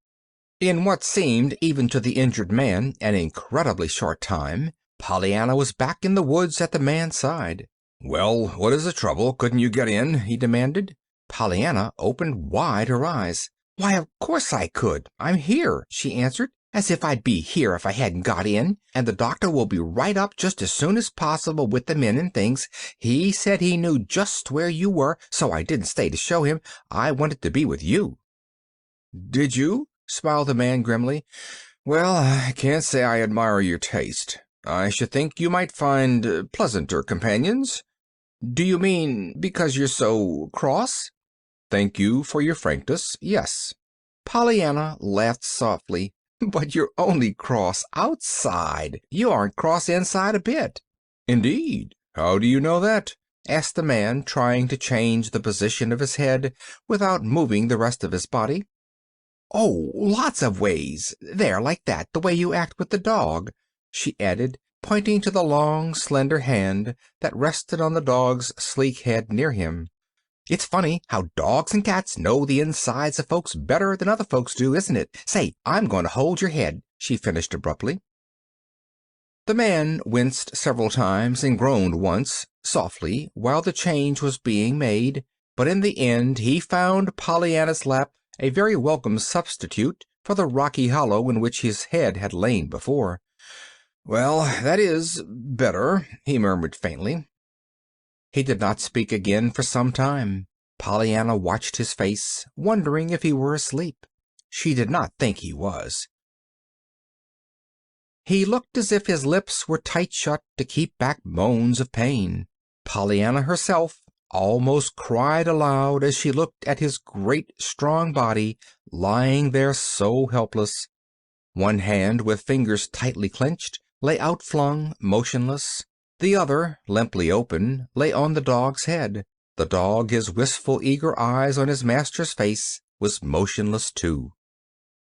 Minute by minute the time passed. The sun dropped lower in the west, and the shadows grew deeper under the trees. Pollyanna sat so still she hardly seemed to breathe. A bird alighted fearlessly within reach of her hand, and a squirrel whisked his bushy tail on a tree branch almost under her nose, yet with his bright little eyes all the while on the motionless dog. At last the dog pricked up his ears and whined softly. Then he gave a short, sharp bark. The next moment Pollyanna heard voices, and very soon their owners appeared, 3 men carrying a stretcher and various other articles. The tallest of the party, a smooth-shaven, kind-eyed man whom Pollyanna knew on sight as Dr. Chilton, advanced cheerily. "Well, my little lady, playing nurse?" "Oh, no, sir," smiled Pollyanna. "I've only held his head. I haven't given him a mite of medicine, but I'm glad I was here." "So am I," nodded the doctor, as he turned his absorbed attention to the injured man. End of chapter 13. Chapter 14. Just a Matter of Jelly. Pollyanna was a little late for supper on the night of the accident to John Pendleton, but as it happened she escaped without reproof. Nancy met her at the door. "Well, if I ain't glad to be setting my 2 eyes on you," she sighed in obvious relief. "It's 6:30. "I know it," admitted Pollyanna anxiously, "but I'm not to blame, truly I'm not, and I don't think even Aunt Polly will say I am either." "She won't have the chance," retorted Nancy with huge satisfaction. "She's gone." "Gone?" gasped Pollyanna. "You don't mean that I've driven her away?" Through Pollyanna's mind at the moment trooped remorseful memories of the morning with its unwanted boy, cat, and dog, and its unwelcome, glad, and forbidden father that would spring to her forgetful little tongue. "Oh, I didn't drive her away." "Not much you did," scoffed Nancy. "Her cousin died suddenly down in Boston, and she had to go. She had one of them yeller telegram letters after you went away this afternoon, and she won't be back for 3 days. Now I guess we're glad, all right. We'll be keeping house together, just you and me all the time, we will." Pollyanna looked shocked. "Glad? Oh, Nancy, when it's a funeral?" "Oh, but 'twarn't the funeral I was glad for, Miss Pollyanna. It was—" Nancy stopped abruptly. A shrewd twinkle came into her eyes. "Why, Miss Pollyanna, as if it weren't yourself that was teaching me to play the game," she reproached her gravely. Pollyanna puckered her forehead in a troubled frown. "I can't help it, Nancy," she argued with a shake of her head. "It must be that there are some things that 'tisn't right to play the game on, and I'm sure funerals is one of them. There's nothing in a funeral to be glad about." Nancy chuckled. "We can be glad 'tain't ourn," she observed demurely. But Pollyanna did not hear. She had begun to tell of the accident, and in a moment Nancy, open-mouthed, was listening. At the appointed place the next afternoon Pollyanna met Jimmy Bean according to agreement. As was to be expected, of course, Jimmy showed keen disappointment that the lady's aide preferred a little Indian boy to himself. "Well, maybe 'tis natural," he sighed. "Of course, things you don't know about are always nicer'n things you do. Same as the pertater on t'other side of the plate is always the biggest. But I wish I looked that way to somebody way off. Wouldn't it be just great now if only somebody over in India wanted me?" Pollyanna clapped her hands. "Why, of course, that's the very thing, Jimmy. I'll write to my ladies' aiders about you. They aren't over in India, they're only out west, but that's awful far away just the same. I reckon you'd think so if you'd come all the way here as I did." Jimmy's face brightened. "Do you think they would truly take me?" he asked. "Of course they would. Don't they take little boys in India to bring up? Well, they can just play you are the little India boy this time. I reckon you're far enough away to make a report all right. You wait. I'll write 'em. I'll write Mrs. White. No, I'll write Mrs. Jones. Mrs. White has got the most money, but Mrs. Jones gives the most, which is kind of funny, isn't it, when you think of it? but I reckon some of the Aiders will take you." "All right, but don't forget to say I'll work for my board and keep," put in Jimmy. "I ain't no beggar, and business is business, even with ladies' Aiders, I'm thinking." He hesitated, then added, "And I suppose I better stay where I be for a spell yet, till you hear." "Of course," nodded Pollyanna emphatically. "Then I'll know just where to find you. I'm sure you're far enough away for that. Didn't Aunt Polly take— Say," she broke off suddenly, "do you suppose I was Aunt Polly's little girl from India?" "Well, if you ain't the queerest kid," grinned Jimmy, as he turned away. It was about a week after the accident in Pendleton Woods that Pollyanna said to her aunt one morning, "Aunt Polly, please would you mind very much if I took Mrs. Snow's calf-foot jelly this week to someone else? I'm sure Mrs. Snow wouldn't this once." "Dear me, Pollyanna, what are you up to now?" sighed her aunt. "You are the most extraordinary child." Pollyanna frowned a little anxiously. "Aunt Polly, please, what is extraordinary? If you're extraordinary, you can't be ordinary, can you?" "You certainly cannot." "Oh, that's all right then. I'm glad I'm extraordinary," sighed Pollyanna, her face clearing. "You see, Mrs. White used to say Mrs. Rawson was a very ordinary woman, and she disliked Mrs. Rawson something awful. They were always Father had— that is, I meant we had more trouble keeping peace between them than we did between any of the rest of the Aiders," corrected Pollyanna, a little breathlessly from her efforts to steer between the Scylla of her father's past commands in regard to speaking of church quarrels, and the Charybdis of her aunt's present commands in regard to speaking of her father. "Yes, yes, well, never mind," interposed Aunt Polly a trifle impatiently. "You do run on so, Pollyanna, and no matter what we're talking about, you always bring up those lady Aiders." "Yes'm," smiled Pollyanna cheerfully. "I reckon I do, maybe, but you see they used to bring me up, and—" "That will do, Pollyanna," interrupted a cold voice. "Now, what is it about this jelly?" "Nothing, Aunt Polly, truly, that you would mind, I'm sure. You let me take jelly to her, so I thought you would to him, this once. You see, broken legs aren't like lifelong invalids, so his won't last forever as Mrs. Snow's does, and she can have all the rest of the things after just once or twice." "Him? He? Broken leg? What are you talking about, Pollyanna?" Pollyanna stared, then her face relaxed. "Oh, I forgot. I reckon you didn't know.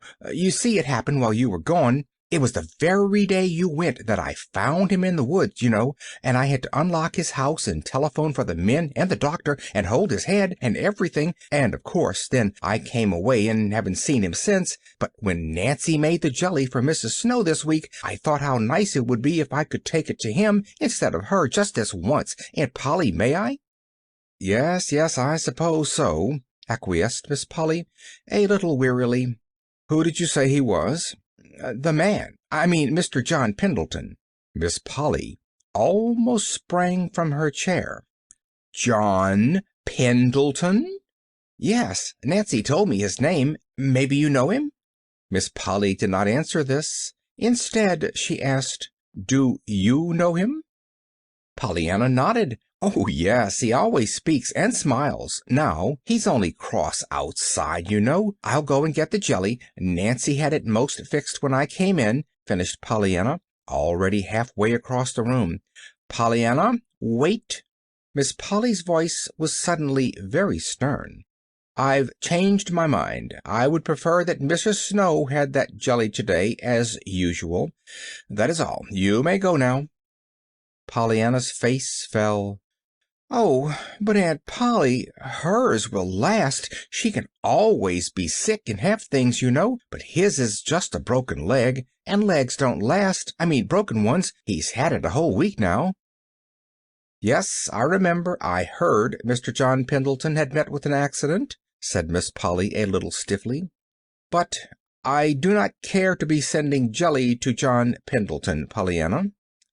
"I know he is cross outside," admitted Pollyanna sadly, "so I suppose you don't like him. But I wouldn't say 'twas you sent it. I'd say 'twas me. I like him, and I'd be glad to send him jelly." Miss Polly began to shake her head again. Then suddenly she stopped and asked in a curiously quiet voice, "Does he know who you are, Pollyanna?" The little girl sighed. "I reckon not. I told him my name once, but he never calls me it, never." "Does he know where you live?" "Oh, no, I never told him that." "Then he doesn't know you're my niece?" "I don't think so." For a moment there was silence. Miss Polly was looking at Pollyanna with eyes that did not seem to see her at all. The little girl, shifting impatiently from one small foot to the other, sighed audibly. Then Miss Polly roused herself with a start. "Very well, Pollyanna," she said at last, still in that queer voice, so unlike her own. "You may take the jelly to Mr. Pendleton as your own gift, but understand I do not send it. Be very sure that he does not think I do." "Yes'm, no'm, thank you, Aunt Polly," exulted Pollyanna as she flew through the door. End of chapter 14. Chapter 15. Dr. Chilton. The great gray pile of masonry looked very different to Pollyanna when she made her second visit to the house of Mr. John Pendleton. Windows were open, an elderly woman was hanging out clothes in the backyard, and the doctor's gig stood under the porte-cochere. As before, Pollyanna went to the side door. This time she rang the bell. Her fingers were not stiff today from a tight clutch on a bunch of keys. A familiar-looking small dog bounded up the steps to greet her, but there was a slight delay before the woman who had been hanging out the clothes opened the door. "If you please, I've brought some calf's foot jelly for Mr. Pendleton," smiled Pollyanna. "Thank you," said the woman, reaching for the bowl in the little girl's hand. "Who shall I say sent it? And it's calf's foot jelly?" The doctor, coming into the hall at that moment, heard the woman's words and saw the disappointed look on Pollyanna's face. He stepped quickly forward.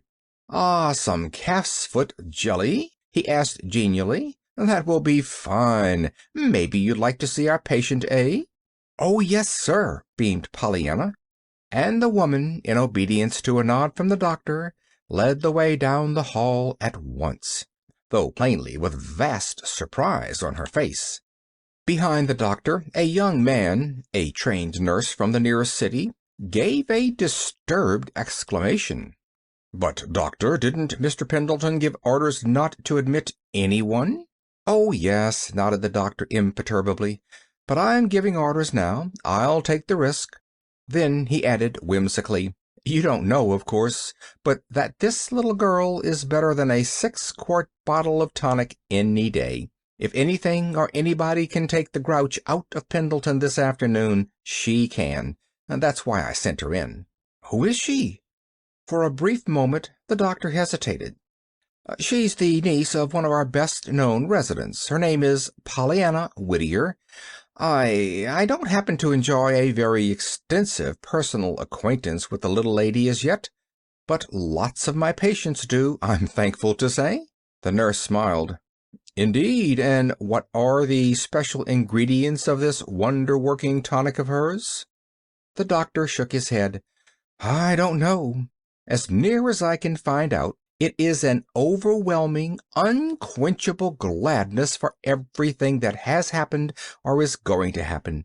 At any rate, her quaint speeches are constantly being repeated to me, and as near as I can make out, just being glad is the tenor of most of them.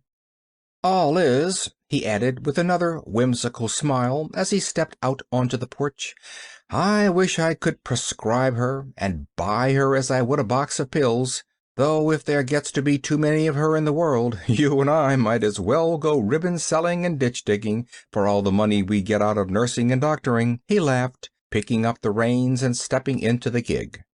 Pollyanna, meanwhile, in accordance with the doctor's orders, was being escorted to John Pendleton's rooms. Her way led through the great library at the end of the hall, and, rapid as was her progress through it, Pollyanna saw at once that great changes had taken place. The book-lined walls and the crimson curtains were the same, but there was no litter on the floor, no untidiness on the desk, and not so much as a grain of dust in sight. The telephone cord hung in its proper place, and the brass andirons had been polished. One of the mysterious doors was open, and it was toward this that the maid led the way. A moment later, Pollyanna found herself in a sumptuously furnished bedroom, while the maid was saying in a frightened voice, "If you please, sir, here's a little girl with some jelly. The doctor said I was to bring her in." The next moment, Pollyanna found herself alone with a very cross-looking man lying flat on his back in bed. "See here, didn't I say—" began an angry voice. "Oh, it's you," it broke off, not very graciously, as Pollyanna advanced toward the bed. "Yes, sir," smiled Pollyanna. "Oh, I'm so glad they let me in.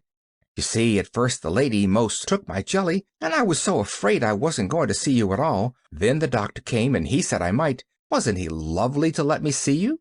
In spite of himself, the man's lips twitched into a smile, but all he said was, "Humph." "And I've brought you some jelly," resumed Pollyanna. "Calf's foot. I hope you like it." There was a rising inflection in her voice. "Never ate it." The fleeting smile had gone, and the scowl had come back to the man's face. For a brief instant, Pollyanna's countenance showed disappointment, but it cleared as she set the bowl of jelly down. "Didn't you? Well, if you didn't, then you can't know you don't like it anyhow, can you? So I'm glad you haven't after all.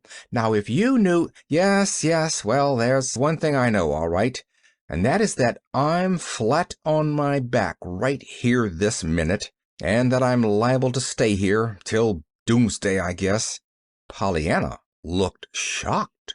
"Oh, no! It couldn't be till doomsday, you know, when the angel Gabriel blows his trumpet, unless it should come quicker than we think it will. Oh, of course I know the Bible says it may come quicker than we think, but I don't think it will. That is, of course I believe the Bible, but I mean I don't think it will come as much quicker as it would if it should come now, and—" John Pendleton laughed suddenly and aloud. The nurse, coming in at that moment, heard the laugh, and beat a hurried but a very silent retreat. He had the air of a frightened cook who, seeing the danger of a breath of cold air striking a half-done cake, hastily shuts the oven door. "Aren't you getting a little mixed?" asked John Pendleton of Pollyanna. The little girl laughed. "Maybe, but what I mean is that legs don't last. Broken ones, you know, like lifelong invalids, same as Mrs. Snow has got. So yours won't last till doomsday at all. I should think you could be glad of that." "Oh, I am," retorted the man grimly. "And you didn't break but one. You can be glad 'twasn't two." Pollyanna was warming to her task.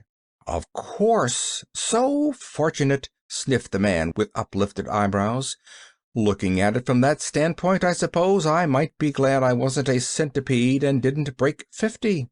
Pollyanna chuckled. "Oh, that's the best yet," she crowed. "I know what a centipede is. They've got lots of legs, and you can be glad—" "Oh, of course," interrupted the man, sharply, all the old bitterness coming back to his voice. "I can be glad, too, for all the rest, I suppose. The nurse and the doctor and that confounded woman in the kitchen." "Why, yes, sir. Only think how bad 'twould be if you didn't have them." "Well, Eh?" he demanded sharply. "Why, I say only think how bad it would be if you didn't have 'em, and you lying here like this." "As if that wasn't the very thing that was at the bottom of the whole matter," retorted the man testily.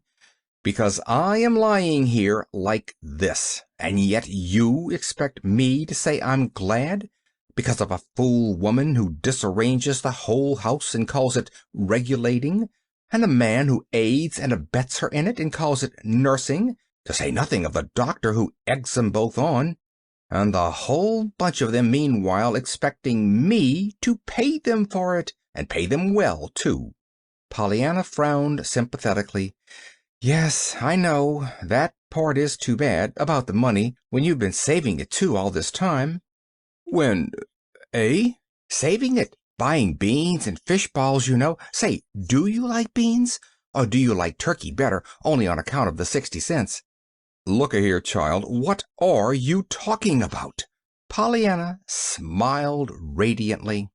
About your money, you know, denying yourself and saving it for the heathen. You see, I found out about it. Why, Mr. Pendleton, that's one of the ways I knew you weren't cross inside. Nancy told me.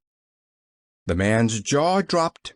Nancy told you I was saving money for the... Well, may I inquire who Nancy is? Our Nancy, she works for Aunt Polly. Aunt Polly. Well, who is Aunt Polly? She's Miss Polly Harrington. I live with her. The man made a sudden movement. Miss Polly Harrington? He breathed. You live with her? Yes, I'm her niece. She's taken me to bring up, on account of my mother, you know, faltered Pollyanna in a low voice. She was her sister, and after Father went to be with her and the rest of us in heaven, there wasn't anyone left for me down here but the Ladies' Aid, so she took me. The man did not answer. His face, as he lay back on the pillow now, was very white. So white that Pollyanna was frightened. She rose uncertainly to her feet. I reckon maybe I'd better go now, she proposed. I hope you'll like the jelly. The man turned his head suddenly and opened his eyes. There was a curious longing in their dark depths, which even Pollyanna saw, and at which she marveled. And so you are Miss Polly Harrington's niece, he said gently. Yes, sir. Still the man's dark eyes lingered on her face, until Pollyanna, feeling vaguely restless, murmured, I suppose you know her. John Pendleton's lips curved in an odd smile. Oh, yes, I know her. He hesitated, then went on, still with that curious smile. But you can't mean that it was Miss Polly Harrington who sent that jelly to me? He said slowly. Pollyanna looked distressed. No, sir, she didn't. She said I must be very sure not to let you think she did send it.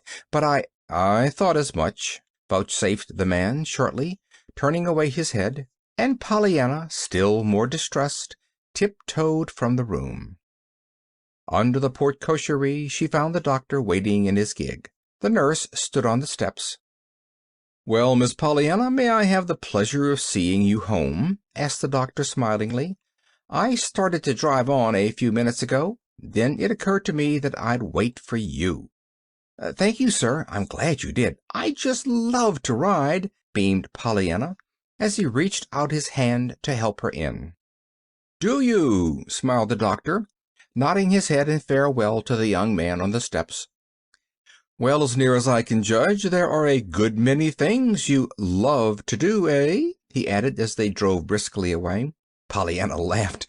Why, I don't know. I reckon perhaps there are, she admitted. I like to do most everything that's living. Of course, I don't like the other things very well, sewing and reading out loud and all that, but they aren't living. No? What are they, then? Aunt Polly says they're learning to live, sighed Pollyanna with a rueful smile. The doctor smiled now, a little queerly. Does she? Well, I should think she might say just that. Yes, responded Pollyanna, but I don't see it that way at all. I don't think you have to learn how to live. I didn't, anyhow. The doctor drew a long sigh. After all, I'm afraid some of us do have to, little girl, he said. Then for a time he was silent. Pollyanna, stealing a glance at his face, felt vaguely sorry for him. He looked so sad. She wished uneasily that she could do something. It was this, perhaps, that caused her to say in a timid voice, Dr. Chilton, I should think being a doctor would be the very gladdest kind of business there was. The doctor turned in surprise. Gladdest? When I see so much suffering always everywhere I go? He cried. She nodded. I know, but you're helping it, don't you see? And of course you're glad to help it, and so that makes you the gladdest of any of us, all the time. The doctor's eyes filled with sudden, hot tears. The doctor's life was a singularly lonely one. He had no wife and no home save his 2-room office in a boarding house. His profession was very dear to him. Looking now into Pollyanna's shining eyes, he felt as if a loving hand had been suddenly laid on his head in blessing. He knew, too, that never again would a long day's work or a long night's weariness be quite without the new-found exaltation that had come to him through Pollyanna's eyes. "God bless you, little girl," he said unsteadily. Then, with the bright smile his patients knew and loved so well, he added, "And I'm thinking, after all, that it was the doctor, quite as much as his patients, that needed a draught of that tonic." All of which puzzled Pollyanna very much, until a chipmunk running across the road drove the whole matter from her mind. The doctor left Pollyanna at her own door, smiled at Nancy, who was sweeping off the front porch, then drove rapidly away. "I've had a perfectly beautiful ride with the doctor," announced Pollyanna, bounding up the steps. "He's lovely, Nancy." "Is he?" "Yes, and I told him I should think his business would be the very gladdest one there was." "What? Going to see sick folks, and folks what ain't sick but thinks they is, which is worse?" Nancy's face showed open skepticism. Pollyanna laughed gleefully. "Yes, that's most what he said, too. But there is a way to be glad even then. Guess." Nancy frowned in meditation. Nancy was getting so she could play this game of being glad quite successfully, she thought.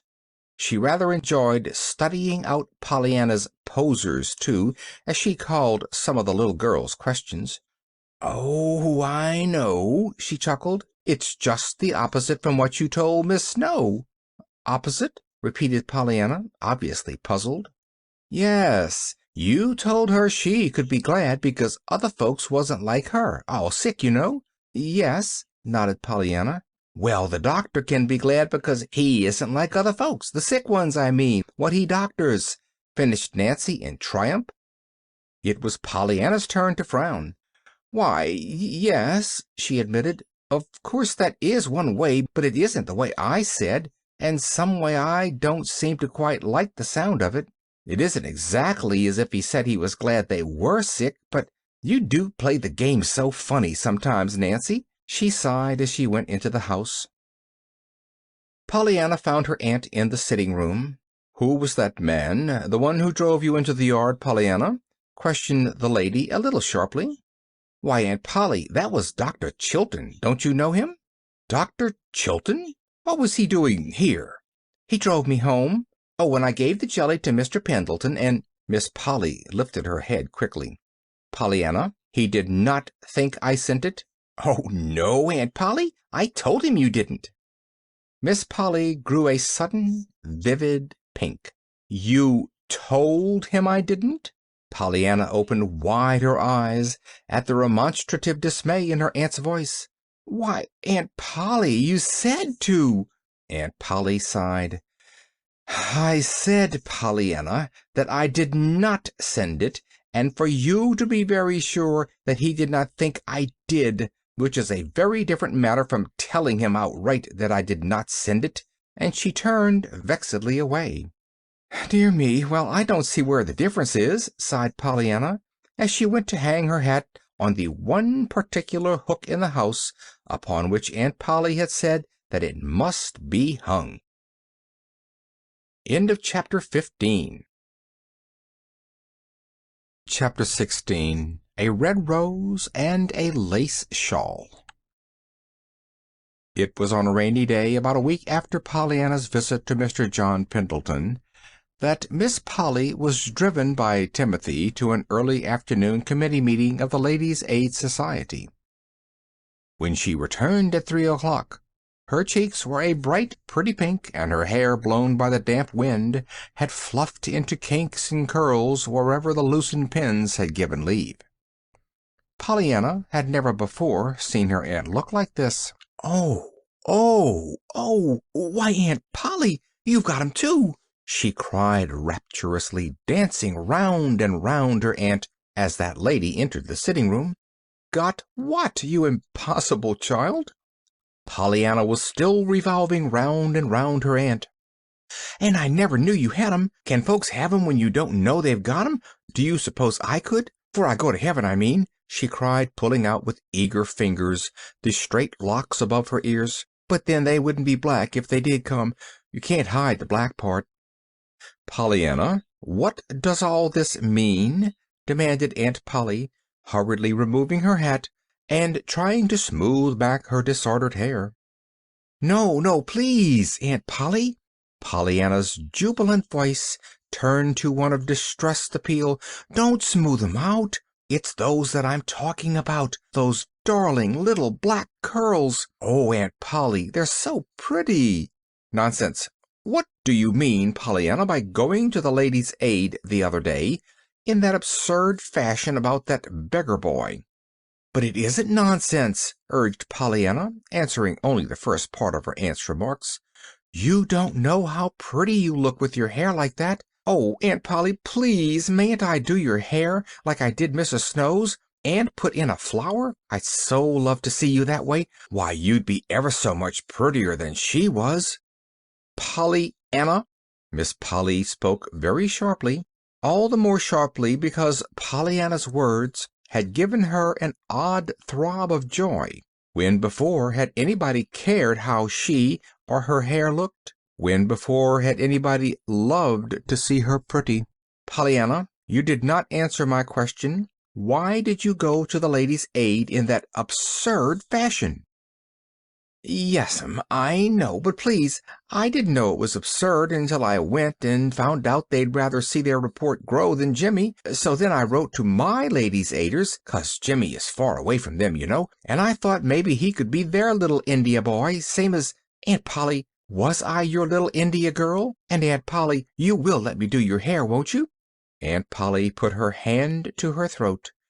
The old helpless feeling was upon her, she knew. "But, Pollyanna, when the ladies told me this afternoon how you came to them, I was so ashamed. Pollyanna began to dance up and down lightly on her toes. You didn't say I couldn't do your hair," she crowed triumphantly. "And so I'm sure it means just the other way round, sort of, like it did the other day about Mr. Pendleton's jelly that you didn't send, but didn't want me to say you didn't send. You know. Now wait just where you are. I'll get a comb." "But Pollyanna," remonstrated Aunt Polly, following the little girl from the room and panting upstairs after her. "Oh, did you come up here?" Pollyanna greeted her at the door of Miss Polly's own room. "That'll be nicer yet. I've got the comb. Now sit down, please, right here. Oh, I'm so glad you let me do it."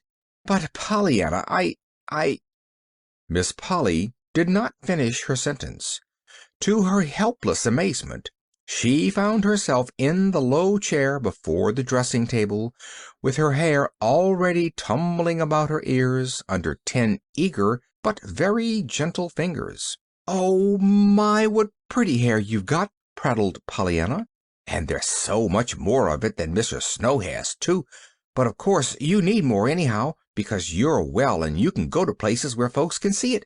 My, I reckon folks'll be glad when they see it, and surprised, too, 'cause you hid it so long.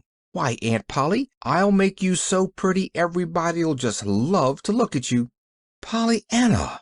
gasped a stifled but shocked voice from a veil of hair. I'm sure I don't know why I'm letting you do this silly thing." "Why, Aunt Polly, I should think you'd be glad to have folks like to look at you. Don't you like to look at pretty things? I'm ever so much happier when I look at pretty folks, 'cause when I look at the other kind I'm so sorry for them." But, and I just love to do folks' hair," purred Pollyanna contentedly. "I did quite a lot of the Ladies' Aiders, but there wasn't any of them so nice as yours. Mrs. White's was pretty nice, though, and she looked just lovely one day when I dressed her up in— Oh, Aunt Polly, I've just happened to think of something, but it's a secret and I shan't tell. Now your hair is almost done, and pretty quick I'm going to leave you just a minute, and you must promise not to stir or peek even till I come back. Now remember," she finished as she ran from the room. Aloud, Miss Polly said nothing. To herself, she said that of course she should at once undo the absurd work of her niece's fingers, and put her hair up properly again. As for peeking, just as if she cared how— At that moment, unaccountably, Miss Polly caught a glimpse of herself in the mirror of the dressing-table, and what she saw sent such a flush of rosy color to her cheeks that she only flushed the more at the sight. She saw a face, not young, it is true, but just now alight with excitement and surprise. The cheeks were a pretty pink, the eyes sparkled, the hair, dark and still damp from the outdoor air, lay in loose waves about the forehead and curved back over the ears in wonderfully becoming lines, with softening little curls here and there. So amazed and absorbed was Miss Polly with what she saw in the glass that she quite forgot her determination to do over her hair until she heard Pollyanna enter the room again. Before she could move then, she felt a folded something slipped across her eyes and tied in the back. "Pollyanna, Pollyanna, what are you doing?" she cried. Pollyanna chuckled.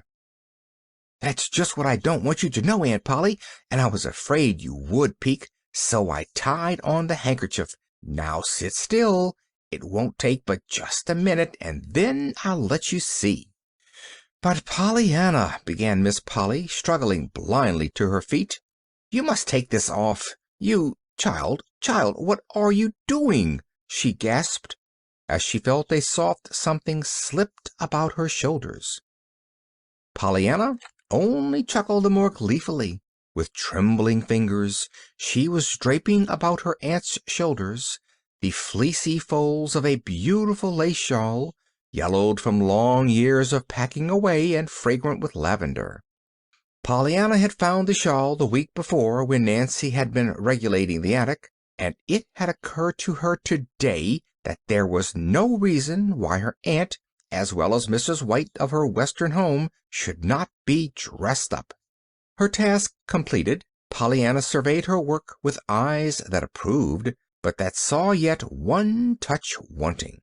Promptly, therefore, she pulled her aunt toward the sun parlor, where she could see a belated red rose blooming on the trellis within reach of her hand. "Pollyanna, what are you doing? Where are you taking me to?" recoiled Aunt Polly, vainly trying to hold herself back. "Pollyanna, I shall not— It's just the sun parlor, only a minute. I'll have you ready now quicker'n no time," panted Pollyanna, reaching for the rose and thrusting it into the soft hair above Miss Polly's left ear. "There!" she exulted, untying the knot of the handkerchief and flinging the bit of linen far from her. "Oh, Aunt Polly, now I reckon you'll be glad I dressed you up." For one dazed moment Miss Polly looked at her bedecked self, and at her surroundings. Then she gave a low cry and fled to her room. Pollyanna, following the direction of her aunt's last dismayed gaze, saw through the open windows of the sun parlor the horse and gig turning into the driveway. She recognized at once the man who held the reins. Delightedly she leaned forward. "Dr. Chilton, Dr. Chilton, do you want to see me? I'm up here." "Yes," smiled the doctor, a little gravely. "Will you come down, please?" In the bedroom Pollyanna found a flush-faced, angry-eyed woman plucking at the pins that held a lace shawl in place. "Pollyanna, how could you?" moaned the woman. "To think of you rigging me up like this, and then letting me be seen!" Pollyanna stopped in dismay. "But you look lovely, perfectly lovely, Aunt Polly, and—" "Lovely!" scorned the woman, flinging the shawl to one side and attacking her hair with shaking fingers. "Oh, Aunt Polly, please, please let the hair stay." "Stay? Like this? As if I would!"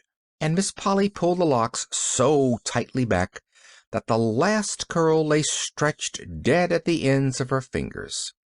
"Oh, dear, and you did look so pretty," almost sobbed Pollyanna as she stumbled through the door. Downstairs Pollyanna found the doctor waiting in his gig. "I've prescribed you for a patient, and he sent me to get the prescription filled," announced the doctor. "Will you go?" "You mean an errand to the drugstore?" asked Pollyanna, a little uncertainly. "I used to go some for the Ladies' Aiders." The doctor shook his head with a smile. Not exactly. It's Mr. John Pendleton. He would like to see you today, if you'll be so good as to come. It stopped raining, so I drove down after you. Will you come? I'll call for you and bring you back before 6 o'clock. I'd love to, exclaimed Pollyanna. Let me ask Aunt Polly. In a few minutes she returned, hat in hand, but with rather a sober face. Didn't your aunt want you to go? Asked the doctor, a little diffidently, as they drove away.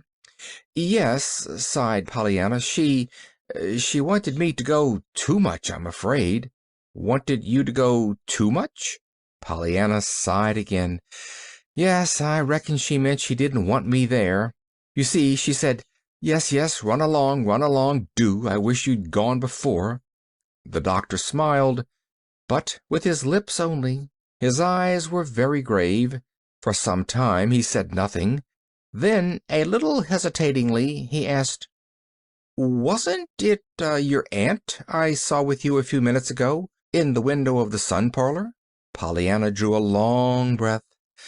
Yes, that's what's the whole trouble, I suppose. You see, I dressed her up in a perfectly lovely lace shawl I found upstairs, and I fixed her hair and put on a rose, and she looked so pretty. Didn't you think she looked just lovely? For a moment the doctor did not answer. When he did speak, his voice was so low Pollyanna could but just hear the words. Yes, Pollyanna, I thought she did look just lovely. Did you? I'm so glad. I'll tell her, nodded the little girl contentedly. To her surprise, the doctor gave a sudden exclamation. Never, Pollyanna. I'm afraid I shall have to ask you not to tell her that. Why, Dr. Chilton, why not? I should think you'd be glad. But she might not be, cut in the doctor. Pollyanna considered this for a moment. That's so. Maybe she wouldn't, she sighed. I remember now. 'Twas 'cause she saw you that she ran. And she spoke afterward about her being seen in that rig. I thought as much, declared the doctor under his breath. Still, I don't see why, maintained Pollyanna, when she looks so pretty. The doctor said nothing. He did not speak again, indeed, until they were almost to the great stone house in which John Pendleton lay with a broken leg. End of chapter 16. Chapter 17. Just like a book. John Pendleton greeted Pollyanna today with a smile. Well, Miss Pollyanna, I'm thinking you must be a very forgiving little person, else you wouldn't have come to see me again today. Why, Mr. Pendleton, I was real glad to come, and I'm sure I don't see why I shouldn't be either. Oh, well, you know, I was pretty cross with you, I'm afraid, both the other day when you so kindly brought me the jelly, and that time when you found me with a broken leg at first. By the way, too, I don't think I've ever thanked you for that. Now I'm sure that even you would admit that you were very forgiving to come and see me after such ungrateful treatment as that. Pollyanna stirred uneasily. But I was glad to find you. That is, I don't mean I was glad your leg was broken, of course, she corrected hurriedly. John Pendleton smiled. I understand. Your tongue does get away with you once in a while, doesn't it, Miss Pollyanna? I do thank you, however, and I consider you a very brave little girl to do what you did that day. I thank you for the jelly, too, he added in a lighter voice. Did you like it? Asked Pollyanna with interest. Very much. I suppose there isn't any more today that Aunt Polly didn't send, is there? He added with an odd smile. His visitor looked distressed. No, sir, she hesitated, then went on with heightened color. Please, Mr. Pendleton, I didn't mean to be rude the other day when I said Aunt Polly did not send the jelly. There was no answer. John Pendleton was not smiling now. He looked straight ahead of him with eyes that seemed to be gazing through and beyond the object before them. After a time he drew a long sigh and turned to Pollyanna. When he spoke, his voice carried the old nervous fretfulness. Well, this will never do at all. I didn't send for you to see me moping this time. Listen. Out in the library, the big room where the telephone is, you know, you will find a carved box on the lower shelf of the big case with glass doors in the corner not far from the fireplace. That is, it'll be there if that confounded woman hasn't regulated it to somewhere else. You may bring it to me. It is heavy, but not too heavy for you to carry, I think." "Oh, I'm awfully strong," declared Pollyanna cheerfully, as she sprang to her feet. In a minute she had returned with the box. It was a wonderful half-hour that Pollyanna spent then. The box was full of treasures, curios that John Pendleton had picked up in years of travel, and concerning each there was some entertaining story, whether it were a set of exquisitely carved chessmen from China or a little jade idol from India. It was after she had heard the story about the idol that Pollyanna murmured wistfully, "Well, I suppose it would be better to take a little boy in India to bring up, one that didn't know any more than to think that God was in that doll thing, than it would be to take Jimmy Bean, a little boy who knows God is up in the sky. Still, I can't help wishing they had wanted Jimmy Bean too, besides the India boys." John Pendleton did not seem to hear. Again his eyes were staring straight before him, looking at nothing. But soon he had roused himself and had picked up another curio to talk about. The visit certainly was a delightful one, but before it was over, Pollyanna was realizing that they were talking about something besides the wonderful things in the beautiful carved box. They were talking of herself, of Nancy, of Aunt Polly, and of her daily life. They were talking, too, even of the life and home long ago in the far western town. Not until it was nearly time for her to go did the man say, in a voice Pollyanna had never before heard from stern John Pendleton, "Little girl, I want you to come see me often. Will you? I'm lonesome, and I need you. There's another reason, and I'm going to tell you that, too. I thought at first, after I found out who you were the other day, that I didn't want you to come any more. You reminded me of something I have tried for long years to forget. So I said to myself that I never wanted to see you again, and every day when the doctor asked if I wouldn't let him bring you to me, I said no. But after a time I found I was wanting to see you so much that the fact that I wasn't seeing you was making me remember all the more vividly the thing I was so wanting to forget. So now I want you to come. Will you, little girl?" "Why, yes, Mr. Pendleton," breathed Pollyanna, her eyes luminous with sympathy for the sad-faced man lying back on the pillow before her. "I'd love to come." "Thank you," said John Pendleton gently. After supper that evening, Pollyanna, sitting on the back porch, told Nancy all about Mr. John Pendleton's wonderful carved box, and the still more wonderful things it contained. "And to think," sighed Nancy, "that he showed you all them things and told you about 'em like that. Him that's so cross he never talks to no one, no one." "Oh, but he isn't cross, Nancy, only outside," demurred Pollyanna with quick loyalty. "I don't see why everybody thinks he's so bad, either. They wouldn't if they knew him. And even Aunt Polly doesn't like him very well. She wouldn't send the jelly to him, you know, and she was so afraid he'd think she did send it." "Probably she didn't call him no duty," shrugged Nancy. "But what beats me is how he happened to take to you so, Miss Pollyanna. Meaning no offense to you, of course, but he ain't the sort of man what generally takes to kids, he ain't."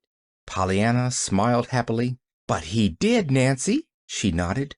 "Only I reckon even he didn't want to all the time. Why, only today he owned up that one time he just felt he never wanted to see me again, 'cause I reminded him of something he wanted to forget. But afterwards—" "What's that?" interrupted Nancy excitedly. "He said you reminded him of something he wanted to forget?"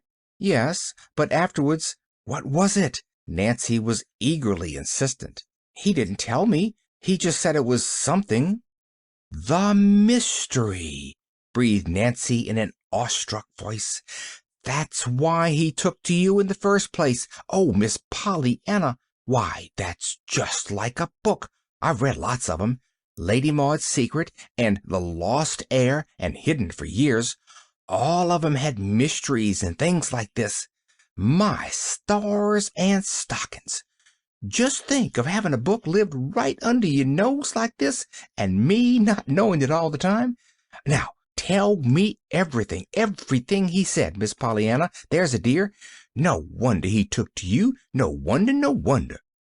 But he didn't, cried Pollyanna. Not till I talked to him first, and he didn't even know who I was till I took the calf's foot jelly and had to make him understand that Aunt Polly didn't send it, and Nancy sprang to her feet and clasped her hands together suddenly. Oh, Miss Pollyanna, I know, she exulted rapturously. The next minute she was down at Pollyanna's side again. Tell me, now think, and answer straight and true, she urged excitedly. It was after he found out you was Miss Polly's niece that he said he didn't ever want to see you again, wasn't it? Oh, yes, I told him that the last time I saw him, and he told me this today. I thought as much, triumphed Nancy. And Miss Polly wouldn't send the jelly herself, would she? No. And you told him she didn't send it? Why, yes, And he began to act queer and cry out sudden after he found out you was her niece? He did that, didn't he? Why, yes, he did act a little queer over that jelly, admitted Pollyanna with a thoughtful frown. Nancy drew a long sigh. There, I've got it sure. Now listen. Mr. John Pendleton was Miss Polly Harrington's lover, she announced impressively, with a furtive glance over her shoulder. Why, Nancy, he couldn't be. She doesn't like him, objected Pollyanna. Nancy gave her a scornful glance. Of course she don't. That's the quarrel. Pollyanna looked incredulous, and with another long breath, Nancy happily settled herself to tell the story. It's like this. Just before you come, Mr. Tom told me Miss Polly had had a lover once. I didn't believe it, I couldn't. Her and a lover. But Mr. Tom said she had, and that he was living now right in this town. And now I know, of course, it's John Pendleton. Hadn't he got a mystery in his life? Don't he shut himself up in that grand house alone and never speak to no one? Didn't he act queer when he found out you was Miss Polly's niece? And now hain't he owned up and said that you remind him of something he wants to forget? Just as if anybody couldn't see 'twas Miss Polly. And her saying she wouldn't send him no jelly, too. Why, Miss Pollyanna, it's as plain as the nose on your face, it is. Oh, breathed Pollyanna in wide-eyed amazement. But, Nancy, I should think if they loved each other, they'd make up sometime. Both of 'em all alone so all these years. I should think they'd be glad to make up. Nancy sniffed disdainfully. I guess maybe you don't know much about lovers, Miss Pollyanna. You ain't big enough yet, anyhow. But if there is a set of folks in the world what wouldn't have no use for that 'ere glad game of yourn, it'd be a pair of quarreling lovers. And that's what they be. Ain't he cross as sticks most generally? And ain't she— Nancy stopped abruptly, remembering just in time to whom and about whom she was speaking. Suddenly, however, she chuckled. I ain't saying, though, Miss Pollyanna, but what it would be a pretty slick piece of business if you could get 'em to play in it, so they would be glad to make up. But my land, wouldn't folks stare some? Miss Polly and him? I guess, though, there ain't much chance. Pollyanna said nothing, but when she went into the house a little later, her face was very thoughtful. End of chapter 17. Chapter 18. Prisms. As the warm August days passed, Pollyanna went very frequently to the great house on Pendleton Hill. She did not feel, however, that her visits were really a success. Not but that the man seemed to want her there. He sent for her indeed frequently, but that when she was there, he seemed scarcely any happier for her presence, at least so Pollyanna thought. He talked to her, it was true, and he showed her many strange and beautiful things, books, pictures, and curios, but he still fretted audibly over his own helplessness, and he chafed visibly under the rules and regulations of the unwelcome members of his household. He did indeed seem to like to hear Pollyanna talk, however, and Pollyanna talked. Pollyanna liked to talk. But she was never sure that she would not look up and find him laying back on his pillow with that white, hurt look that always pained her. And she was never sure which, if any, of her words had brought it there. As for telling him the glad game and trying to get him to play it, Pollyanna had never seen the time yet when she thought he would care to hear about it. She had twice tried to tell him, but neither time had she got beyond the beginning of what her father had said. John Pendleton had on each occasion turned the conversation abruptly to another subject. Pollyanna never doubted now that John Pendleton was her Aunt Polly's one-time lover, and with all the strength of her loving, loyal heart, she wished she could in some way bring happiness into their, to her mind, miserably lonely lives. Just how she was to do this, however, she could not see. She talked to Mr. Pendleton about her aunt, and he listened, sometimes politely, sometimes irritably, frequently with a quizzical smile on his usually stern lips. She talked to her aunt about Mr. Pendleton, or rather she tried to talk to her about him. As a general thing, however, Miss Polly would not listen long. She always found something else to talk about. She frequently did that, however, when Pollyanna was talking of others, of Dr. Chilton, for instance. Pollyanna laid this, though, to the fact that it had been Dr. Chilton who had seen her in the sun parlor with the rose in her hair and the lace shawl draped about her shoulders. Aunt Polly, indeed, seemed particularly bitter against Dr. Chilton, as Pollyanna found out one day, when a hard cold shut her up in the house. "If you are not better by night, I shall send for the doctor," Aunt Polly said. "Shall you? Then I'm going to be worse," gurgled Pollyanna. "I'd love to have Dr. Chilton come to see me." She wondered then at the look that came to her aunt's face. "It will not be Dr. Chilton, Pollyanna," Miss Polly said sternly. "Dr. Chilton is not our family physician. I shall send for Dr. Warren if you are worse." Pollyanna did not grow worse, however, and Dr. Warren was not summoned. "Oh, I'm so glad, too," Pollyanna said to her aunt that evening. "Of course, I like Dr. Warren and all that, but I like Dr. Chilton better, and I'm afraid he'd feel hurt if I didn't have him. You see, he wasn't really to blame, after all, that he happened to see you when I dressed you up so pretty that day, Aunt Polly," she finished wistfully. "That will do, Pollyanna. I really do not wish to discuss Dr. Chilton or his feelings," reproved Miss Polly decisively. Pollyanna looked at her for a moment with mournfully interested eyes. Then she sighed. "I just love to see you when your cheeks are pink like that, Aunt Polly. But I would so like to fix your hair. Why, Aunt Polly!" But her aunt was already out of sight down the hall.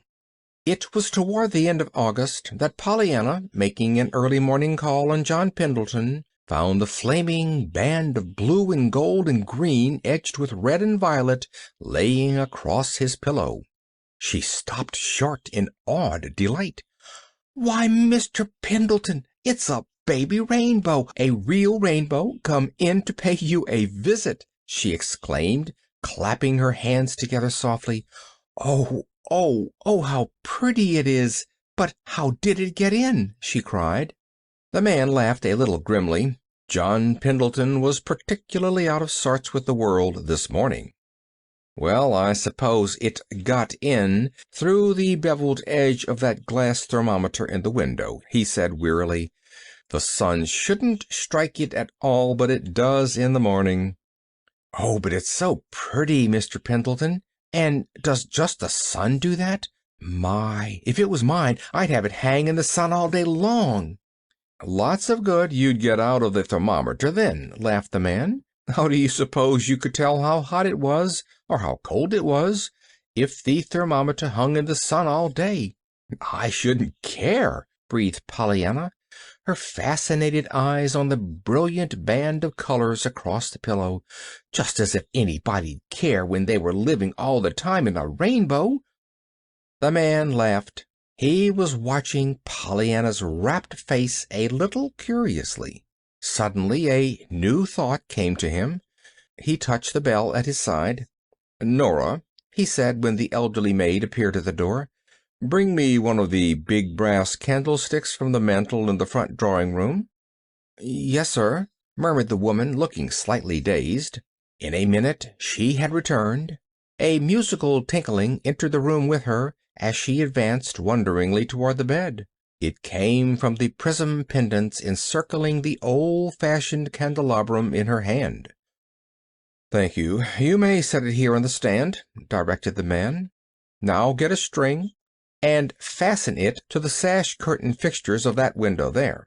Take down the sash curtain and let the string reach straight across the window from side to side. That will be all." "Thank you," he said when she had carried out his directions. As she left the room, he turned smiling eyes toward the wondering Pollyanna. "Bring me the candlestick now, please, Pollyanna." With both hands she brought it, and in a moment he was slipping off the pendants one by one until they lay, a round dozen of them, side by side on the bed. "Now, my dear, suppose you take them and hook them to that little string Nora fixed across the window. If you really want to live in a rainbow, I don't see but we'll have to have a rainbow for you to live in." Pollyanna had not hung up 3 of the pendants in the sunlit window before she saw a little of what was going to happen. She was so excited that she could scarcely control her shaking fingers enough to hang up the rest, but at last her task was finished, and she stepped back with a low cry of delight. It had become a fairyland, that sumptuous but dreary bedroom.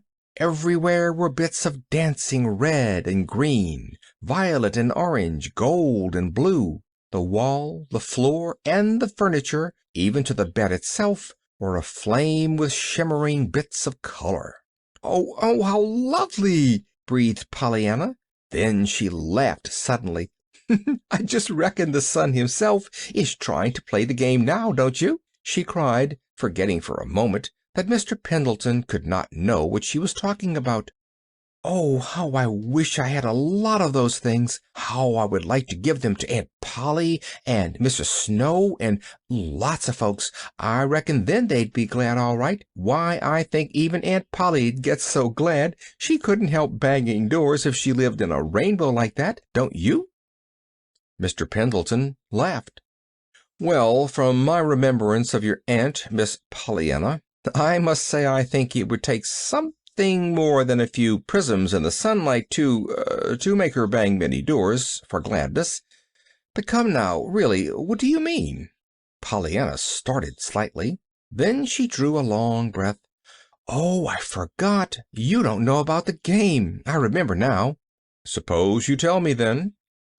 And this time Pollyanna told him. She told him the whole thing from the very first, from the crutches that should have been a doll. As she talked, she did not look at his face. Her rapt eyes were still on the dancing flecks of color from the prism pendants swaying in the sunlit window. "And that's all," she sighed when she had finished. "And now you know why I said the sun was trying to play that game." For a moment there was silence. Then a low voice from the bed said unsteadily, "Perhaps. But I'm thinking that the very finest prism of them all is yourself, Pollyanna." "Oh, but I don't show beautiful red and green and purple when the sun shines through me, Mr. Pendleton." "Don't you?" smiled the man. And Pollyanna, looking into his face, wondered why there were tears in his eyes. "No," she said. Then, after a minute, she added mournfully, "I'm afraid, Mr. Pendleton, the sun doesn't make anything but freckles out of me. Aunt Polly says it does make them." The man laughed a little, and again Pollyanna looked at him. The laugh had sounded almost like a sob. End of chapter 18. Chapter 19, which is somewhat surprising. Pollyanna entered school in September. Preliminary examinations showed that she was well advanced for a girl of her years, and she was soon a happy member of a class of girls and boys of her own age. School, in some ways, was a surprise to Pollyanna, and Pollyanna certainly in many ways was very much of a surprise to school. They were soon on the best of terms, however, and to her aunt Pollyanna confessed that going to school was living after all, though she had had her doubts before. In spite of her delight in her new work, Pollyanna did not forget her old friends. True, she could not give them quite so much time now, of course, but she gave them what time she could. Perhaps John Pendleton, of them all, however, was the most dissatisfied. One Saturday afternoon he spoke to her about it. "See here, Pollyanna, how would you like to come and live with me?" he asked a little impatiently. "I don't see anything of you nowadays." Pollyanna laughed. Mr. Pendleton was such a funny man. "I thought you didn't like to have folks round," she said. He made a wry face. "Oh, but that was before you taught me to play that wonderful game of yours. Now I'm glad to be waited on hand and foot. Never mind, I'll be on my own 2 feet yet one of these days. Then I'll see who steps around," he finished, picking up one of the crutches at his side and shaking it playfully at the little girl. They were sitting in the great library today. "Oh, but you aren't really glad at all for things. You just say you are," pouted Pollyanna, her eyes on the dog dozing before the fire. "You know you don't play the game right ever, Mr. Pendleton. You know you don't." The man's face grew suddenly very grave. "That's why I want you, little girl, to help me play it. Will you come?" Pollyanna turned in surprise. "Mr. Pendleton, you don't really mean that." "But I do. I want you. Will you come?" Pollyanna looked distressed. "Why, Mr. Pendleton, I can't. You know I can't. Why, I'm Aunt Polly's." A quick something crossed the man's face that Pollyanna could not quite understand. His head came up almost fiercely. "You're no more hers than—" "Perhaps she would let you come to me," he finished more gently. "Would you come if she did?" Pollyanna frowned in deep thought. "But Aunt Polly has been so good to me," she began slowly. "And she took me when I didn't have anybody left but the Ladies' Aid, and—" Again that spasm of something crossed the man's face, but this time, when he spoke, his voice was low and very sad. "Pollyanna, long years ago I loved somebody very much. I hoped to bring her some day to this house. I pictured how happy we'd be together in our home all the long years to come." "Yes," pitied Pollyanna, her eyes shining with sympathy. "But, well, I didn't bring her here. Never mind why, I just didn't, that's all. And ever since then this great gray pile of stone has been a house, never a home. It takes a woman's hand and heart, or a child's presence to make a home, Pollyanna, and I have not had either. Now, will you come, my dear?" Pollyanna sprang to her feet. Her face was fairly illumined. "Mr. Pendleton! You mean that you wish you had that woman's hand and heart all this time?" "Why, yes, Pollyanna." "Oh, I'm so glad. Then it's all right," sighed the little girl. "Now you can take us both, and everything will be lovely." "Take you both?" repeated the man dazedly. A faint doubt crossed Pollyanna's countenance. "Well, of course Aunt Polly isn't won over yet, but I'm sure she will be if you tell it to her just as you did to me, and then we'd both come, of course." A look of actual terror leaped to the man's eyes. "Aunt Polly come here?" Pollyanna's eyes widened a little. "Would you rather go there?" she asked. "Of course the house isn't quite so pretty, but it's nearer—" "Pollyanna, what are you talking about?" asked the man very gently now. "Why, about where we're going to live, of course," rejoined Pollyanna in obvious surprise. "I thought you meant here at first. You said it was here that you had wanted Aunt Polly's hand and heart all these years to make a home, and—" An inarticulate cry came from the man's throat. He raised his hand and began to speak, but the next moment he dropped his hand nervelessly at his side. "The doctor, sir," said the maid in the doorway. Pollyanna rose at once. John Pendleton turned to her feverishly. "Pollyanna, for heaven's sake, say nothing of what I have asked you, yet," he begged in a low voice. Pollyanna dimpled into a sunny smile. "Of course not. Just as if I didn't know you'd rather tell her yourself," she called back merrily over her shoulder. John Pendleton fell limply back in his chair. "Why, what's up?" demanded the doctor a minute later, his fingers on his patient's galloping pulse. A whimsical smile trembled on John Pendleton's lips. "Overdose of your tonic, I guess," he laughed, as he noted the doctor's eyes following Pollyanna's little figure down the driveway. End of chapter 19. Chapter 20, which is more surprising. Sunday mornings Pollyanna usually attended church and Sunday school. Sunday afternoons she frequently went for a walk with Nancy. She had planned one for the day after her Saturday afternoon visit to Mr. John Pendleton, but on the way home from Sunday school Dr. Chilton overtook her in his gig and brought his horse to a stop.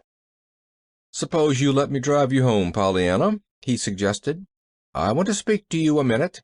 I was just driving out to your place to tell you," he went on, as Pollyanna settled herself at his side. "Mr. Pendleton sent a special request for you to go see him this afternoon. Sure, he says it's very important." Pollyanna nodded happily. "Yes, it is, I know. I'll go." The doctor eyed her with some surprise. "I'm not sure I shall let you after all," he declared, his eyes twinkling. "You seemed more upsetting than soothing yesterday, young lady." Pollyanna laughed. "Oh, it wasn't me, truly, not really, you know. Not so much as it was Aunt Polly." The doctor turned with a quick start. "Your aunt?" he ejaculated. Pollyanna gave a happy little bounce in her seat. "Yes, and it's so exciting and lovely, just like a story, you know. I'm going to tell you," she burst out with sudden decision. "He said not to mention it, but he wouldn't mind your knowing, of course. He meant not to mention it to her." "Her?" "Yes, Aunt Polly. And of course he would want to tell her himself instead of having me do it. Lovers so." "Lovers?" As the doctor said the word, the horse started violently, as if the hand that held the reins had given a sharp jerk. "Yes," nodded Pollyanna happily. "That's the story part, you see. I didn't know it till Nancy told me. She said Aunt Polly had a lover years ago, and they quarreled. She didn't know who it was at first, but we found out now. It's Mr. Pendleton, you know." The doctor relaxed suddenly. The hand holding the reins fell limply to his lap. "Oh, no, I didn't know," he said quietly. Pollyanna hurried on. They were nearing the Harrington homestead. "Yes, and I'm so glad now. It's come out lovely. Mr. Pendleton asked me to come and live with him, but of course I wouldn't leave Aunt Polly like that, after she'd been so good to me. Then he told me all about the woman's hand and heart that he used to want, and I found out that he wanted it now, and I was so glad, for of course if he wants to make up the quarrel everything will be all right now, and Aunt Polly and I will both go to live there, or else he'll come to live with us. Of course Aunt Polly doesn't know yet, and we haven't got everything settled, so I suppose that's why he wanted to see me this afternoon, sure." The doctor sat suddenly erect. There was an odd smile on his lips. "Yes, I can well imagine that Mr. John Pendleton does want to see you, Pollyanna," he nodded, as he pulled his horse to a stop before the door. "There's Aunt Polly now in the window," cried Pollyanna. Then, a second later, "Why, no, she isn't, but I thought I saw her." "No, she isn't there now," said the doctor. His lips had suddenly lost their smile. Pollyanna found a very nervous John Pendleton waiting for her that afternoon. Pollyanna, he began at once, I've been trying all night to puzzle out what you meant by all that yesterday about my wanting your Aunt Polly's hand and heart here all these years. What did you mean? Why, because you were lovers, once, and I was so glad you still felt that way now. Lovers? Your Aunt Polly and I? At the obvious surprise in the man's voice, Pollyanna opened wide her eyes. Why, Mr. Pendleton, Nancy said you were. The man gave a short little laugh. Indeed. Well, I'm afraid I shall have to say that Nancy didn't know. Then you weren't lovers? Pollyanna's voice was tragic with dismay. Never. And it isn't all coming out like a book? There was no answer. The man's eyes were moodily fixed out the window. Oh, dear, and it was all going so splendidly, almost sobbed Pollyanna. I'd have been so glad to come with Aunt Polly. And you won't now? The man asked the question without turning his head. Of course not. I'm Aunt Polly's. The man turned now, almost fiercely. Before you were hers, Pollyanna, you were your mother's. And it was your mother's hand and heart that I wanted long years ago. My mother's? Yes. I had not meant to tell you, but perhaps it's better after all that I do now. John Pendleton's face had grown very white. He was speaking with evident difficulty. Pollyanna, her eyes wide and frightened, and her lips parted, was gazing at him fixedly. I loved your mother, but she didn't love me. After a time she went away with your father. I did not know until then how much I did care. The whole world suddenly seemed to turn black under my fingers, but never mind. For long years I have been a cross, crabbed, unlovable, unloved old man, though I'm not nearly 60 yet, Pollyanna. Then one day, like one of the prisms that you love so well, little girl, you danced into my life and flecked my dreary old world with dashes of the purple and gold and scarlet of your own bright cheeriness. I found out after a time who you were, and I thought then I never wanted to see you again. I didn't want to be reminded of your mother, but you know how that came out. I just had to have you come, and now I want you always. Pollyanna, won't you come now? But Mr. Pendleton, there's Aunt Polly. Pollyanna's eyes were blurred with tears. The man made an impatient gesture. What about me? How do you suppose I'm going to be glad about anything without you? Why, Pollyanna, it's only since you came that I've been even half glad to live. But if I had you for my own little girl, I'd be glad for anything. And I try to make you glad too, my dear. You shouldn't have a wish ungratified. All my money to the last cent should go to make you happy. Pollyanna looked shocked. Why, Mr. Pendleton, as if I'd let you spend it on me, all that money you've saved for the heathen. A dull red came to the man's face. He started to speak, but Pollyanna was still talking. Besides, anybody with such a lot of money as you have doesn't need me to make you glad about things. You're making other folks so glad, giving them things, that you just can't help being glad yourself. Why, look at those prisms you gave Mrs. Snow and me, and the gold piece you gave Nancy on her birthday, and— Yes, never mind about all that, interrupted the man. His face was very, very red now, and no wonder, perhaps. It was not for giving things that John Pendleton had been best known in the past. That's all nonsense. 'Twasn't much anyhow, but what there was because of you. You gave those things, not I. Yes, you did, he repeated, in answer to the shocked denial in her face. And that only goes to prove all the more how I need you, little girl, he added, his voice softening into tender pleading once more. If ever I am to play the glad game, Pollyanna, you'll have to come and play it with me. The little girl's forehead puckered into a wistful frown. Aunt Polly has been so good to me, she began, but the man interrupted her sharply. The old irritability had come back to his face. Impatience, which would brook no opposition, had been a part of John Pendleton's nature too long to yield very easily now to restraint. "Of course she's been good to you, but she doesn't want you, I'll warrant, half so much as I do," he contested. "Why, Mr. Pendleton, she's glad, I know, to have—" "Glad!" interrupted the man, thoroughly losing his patience now. "I'll wager Miss Polly doesn't know how to be glad for anything. Oh, she does her duty, I know. She's a very dutiful woman. I've had experience with her duty before. I'll acknowledge we haven't been the best of friends for the last 15 or 20 years, but I know her. Everyone knows her, and she isn't the glad, kind Pollyanna. She doesn't know how to be. As for your coming to me, you just ask her and see if she won't let you come. And oh, little girl, I want you so," he finished brokenly. Pollyanna rose to her feet with a long sigh. "All right, I'll ask her," she said wistfully. "Of course I don't mean that I wouldn't like to live here with you, Mr. Pendleton, but—" She did not complete her sentence. There was a moment's silence, then she added, "Well, anyhow, I'm glad I didn't tell her yesterday, 'cause then I supposed she was wanted too."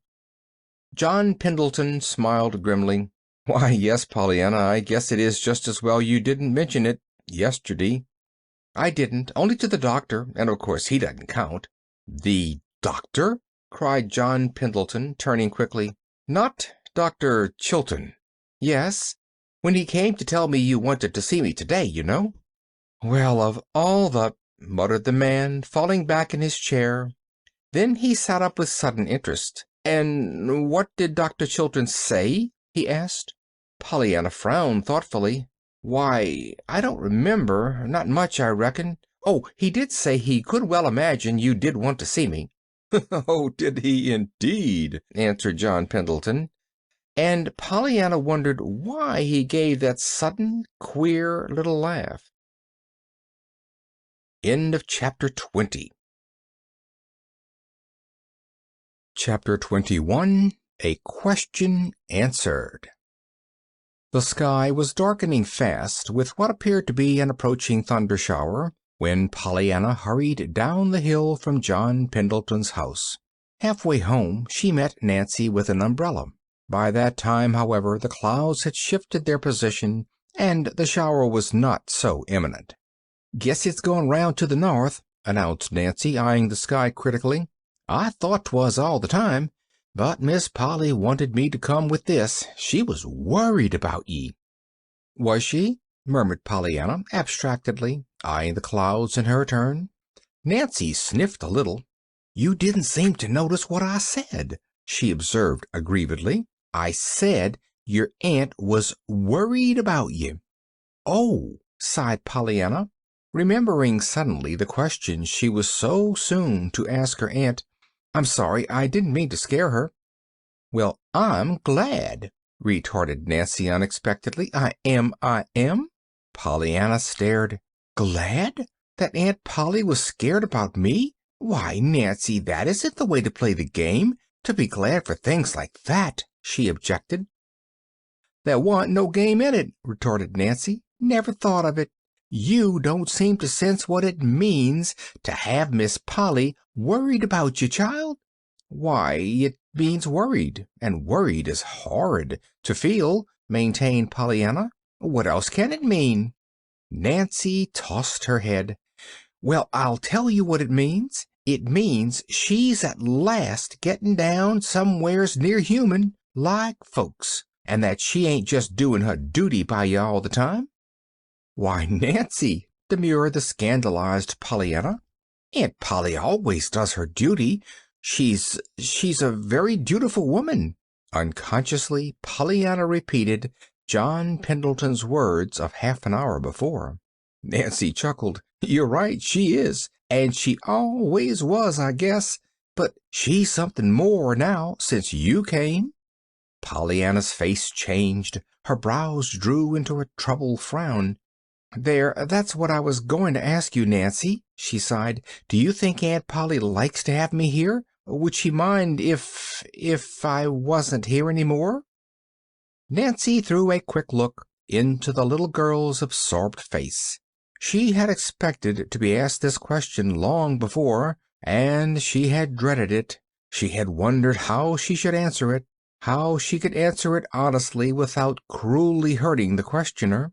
But now, in the face of the new suspicions that had become convictions by the afternoon's umbrella sending, Nancy only welcomed the question with open arms. She was sure that, with a clean conscience today, she could set the love-hungry little girl's heart at rest. "Likes to have you here. Would she miss you if you weren't here?" cried Nancy indignantly. "As if that wasn't just what I was telling of you. Didn't she send me post-haste with an umbrella 'cause she see a little cloud in the sky? Didn't she make me tote your things all downstairs so you could have the pretty room you wanted? Why, Miss Pollyanna, when you remember how at first she hated to have—" With a choking cough, Nancy pulled herself up in time. "And it ain't just things I can put my fingers on, neither," rushed on Nancy breathlessly. "It's little ways she has that shows how you've been softening her up and mellering her down. The cat and the dog, and the way she speaks to me, and oh, lots of things. Why, Miss Pollyanna, there ain't no telling how she'd miss you if you wa'n't here," finished Nancy, speaking with an enthusiastic certainty that was meant to hide the perilous admission she had almost made before. Even then she was not quite prepared for the sudden joy that illumined Pollyanna's face. "Oh, Nancy, I'm so glad, glad, glad! You don't know how glad I am that Aunt Polly wants me." "As if I'd leave her now," thought Pollyanna, as she climbed the stairs to her room a little later. "I always knew I wanted to live with Aunt Polly, but I reckon maybe I didn't know quite how much I wanted Aunt Polly to want to live with me." The task of telling John Pendleton of her decision would not be an easy one, Pollyanna knew, and she dreaded it. She was very fond of John Pendleton, and she was very sorry for him, because he seemed to be so sorry for himself.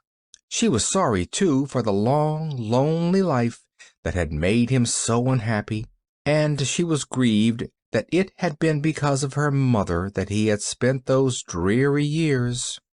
She pictured the great gray house as it would be after its master was well again, with its silent rooms, its littered floors, its disordered desk, and her heart ached for his loneliness. She wished that somewhere someone might be found who— And it was at this point that she sprang to her feet with a little cry of joy at the thought that had come to her. As soon as she could after that, she hurried up the hill to John Pendleton's house, and in due time she found herself in the great dim library, with John Pendleton himself sitting near her, his long thin hands lying idle on the arms of his chair, and his faithful little dog at his feet. "Well, Pollyanna, is it to be the glad game with me all the rest of my life?" asked the man gently. "Oh, yes," cried Pollyanna. "I've thought of the very gladdest kind of thing for you to do, and—" "With you?" asked John Pendleton, his mouth growing a little stern at the corners. "No, but—" "Pollyanna, you aren't going to say no," interrupted a voice deep with emotion. I've got to, Mr. Pendleton. Truly I have. Aunt Polly—" "Did she refuse to let you come?" I didn't ask her," stammered the little girl miserably. "Pollyanna!" Pollyanna turned away her eyes. She could not meet the hurt, grieved gaze of her friend. "So you didn't even ask her?" "I couldn't, sir, truly," faltered Pollyanna. "You see, I found out without asking. Aunt Polly wants me with her, and I want to stay too," she confessed bravely. "You don't know how good she's been to me, and I think really sometimes she's beginning to be glad about things, lots of things, and you know she never used to be. You said it yourself. Oh, Mr. Pendleton, I couldn't leave Aunt Polly now." There was a long pause. Only the snapping of the wood fire in the grate broke the silence. At last, however, the man spoke. "No, Pollyanna, I see. You couldn't leave her now," he said. "I won't ask you again." The last word was so low it was almost inaudible, but Pollyanna heard. "Oh, but you don't know about the rest of it," she reminded him eagerly. "There's the very gladdest thing you can do. Truly, there is." "Not for me, Pollyanna." "Yes, sir, for you. You said it. You said only a woman's hand and heart or a child's presence could make a home, and I can get it for you. A child's presence. Not me, you know, but another one." "As if I would have any but you," resented an indignant voice. "But you will, when you know. You're so kind and good. Why, think of the prisms and the gold pieces and all that money you save for the heathen and—" "Pollyanna," interrupted the man savagely, "once for all let us end that nonsense. I've tried to tell you half a dozen times before there is no money for the heathen. I never sent a penny to them in my life. There." He lifted his chin and braced himself to meet what he expected, the grieved disappointment of Pollyanna's eyes. To his amazement, however, there was neither grief nor disappointment in Pollyanna's eyes. There was only surprised joy. "Oh, oh!" she cried, clapping her hands. "I'm so glad. That is," she corrected, coloring distressfully, "I don't mean that I'm not sorry for the heathen. Only just now I can't help being glad that you didn't want the little India boys, because all the rest have wanted them. And I'm so glad you'd rather have Jimmy Bean. Now I know you'll take him." "Take who?" "Jimmy Bean. He's the child's presence, you know, and he'll be so glad to be it.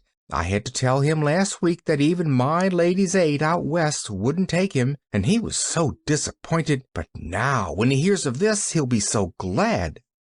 "Will he? Well, I won't," ejaculated the man decisively. "Pollyanna, this is sheer nonsense." "You don't mean you won't take him?"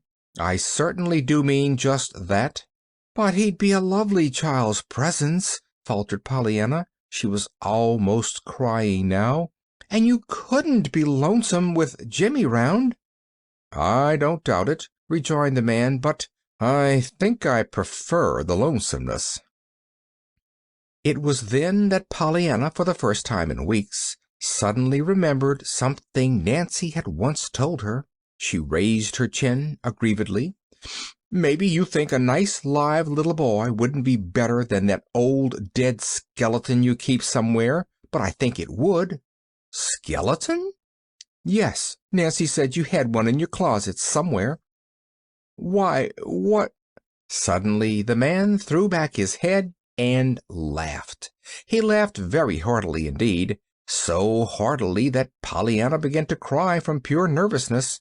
When he saw that, John Pendleton sat erect very promptly. His face grew grave at once. "Pollyanna, I suspect you are right, more right than you know," he said gently. "In fact, I know that a nice live little boy would be far better than my skeleton in the closet. Only we aren't always willing to make the exchange. We are apt to still cling to our skeletons, Pollyanna. However, suppose you tell me a little more about this nice little boy." And Pollyanna told him. Perhaps the laugh cleared the air, or perhaps the pathos of Jimmy Bean's story, as told by Pollyanna's eager little lips, touched a heart already strangely softened. At all events, when Pollyanna went home that night, she carried with her an invitation for Jimmy Bean himself to call at the great house with Pollyanna the next Saturday afternoon. "And I'm so glad, and I'm sure you'll like him," sighed Pollyanna as she said goodbye. "I do so want Jimmy Bean to have a home, and folks that care, you know." End of chapter 21. Chapter 22. Sermons and Woodboxes. On the afternoon that Pollyanna told John Pendleton of Jimmy Bean, the Reverend Paul Ford climbed the hill and entered the Pendleton woods, hoping that the hushed beauty of God's out-of-doors would still the tumult that his children of men had wrought. The Reverend Paul Ford was sick at heart. Month by month for a year past, conditions in the parish under him had been growing worse and worse, until it seemed that now, turn which way he would, he encountered only wrangling, backbiting, scandal, and jealousy. He had argued, pleaded, rebuked, and ignored by turns, and always and through all he had prayed, earnestly, hopefully. But today, miserably, he was forced to own that matters were no better, but rather worse. 2 of his deacons were at swords' points over a silly something that only endless brooding had made of any account.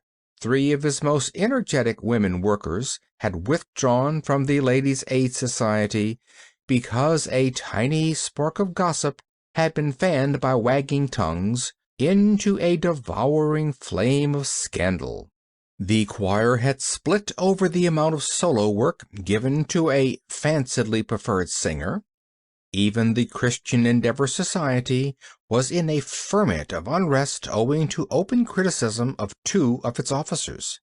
As to the Sunday school, it had been the resignation of its superintendent and 2 of its teachers that had been the last straw, and that had sent the harassed minister to the quiet woods for prayer and meditation. Under the green arch of the trees, the Reverend Paul Ford faced the thing squarely. To his mind, the crisis had come. Something must be done, and done at once. The entire work of the church was at a standstill. The Sunday services, the weekday prayer meeting, the missionary teas, even the suppers and socials were becoming less and less well attended. True, a few conscientious workers were still left, but they pulled at cross purposes. Usually and always they showed themselves to be acutely aware of the critical eyes all about them, and of the tongues that had nothing to do but to talk about what the eyes saw. And because of all this, the Reverend Paul Ford understood very well that he, God's minister, the church, the town, and even Christianity itself, was suffering, and might suffer still more unless... Clearly something must be done, and done at once, but what? Slowly the minister took from his pocket the notes he had made for his next Sunday sermon. Frowningly he looked at them. His mouth settled into stern lines as aloud, very impressively, he read the verses on which he had determined to speak. "But woe unto you, scribes and Pharisees, hypocrites! For ye shut up the kingdom of heaven against men. For ye neither go in yourselves, neither suffering ye them that are entering to go in. Woe unto you, scribes and Pharisees, hypocrites! For ye devour widows' houses, and for a pretense make long prayer. Therefore ye shall receive the greater damnation. Woe unto you, scribes and Pharisees, hypocrites! For ye pay the tithe of mint and anise and cumin, and have omitted the weightier matters of the law, judgment, mercy, and faith. These ought ye to have done, and not to leave the other undone." It was a bitter denunciation. In the green aisles of the woods, the minister's deep voice rang out with scathing effect. Even the birds and squirrels seemed hushed into awed silence. It brought to the minister a vivid realization of how those words would sound the next Sunday when he should utter them before his people in the sacred hush of the church. His people. They were his people. Could he do it? Dare he do it? Dare he not do it? It was a fearful denunciation, even without the words that would follow, his own words. He had prayed and prayed. He had pleaded earnestly for help, for guidance. He longed, oh, how earnestly he longed, to take now in this crisis the right step. But was this the right step? Slowly the minister folded the papers and thrust them back into his pocket. Then, with a sigh that was almost a moan, he flung himself down at the foot of a tree and covered his face with his hands. It was there that Pollyanna, on her way home from the Pendleton house, found him. With a little cry she ran forward. "Oh, Mr. Ford, you haven't broken your leg or anything, have you?" she gasped. The minister dropped his hands and looked up quickly. He tried to smile. "No, dear. No, indeed. I'm just resting."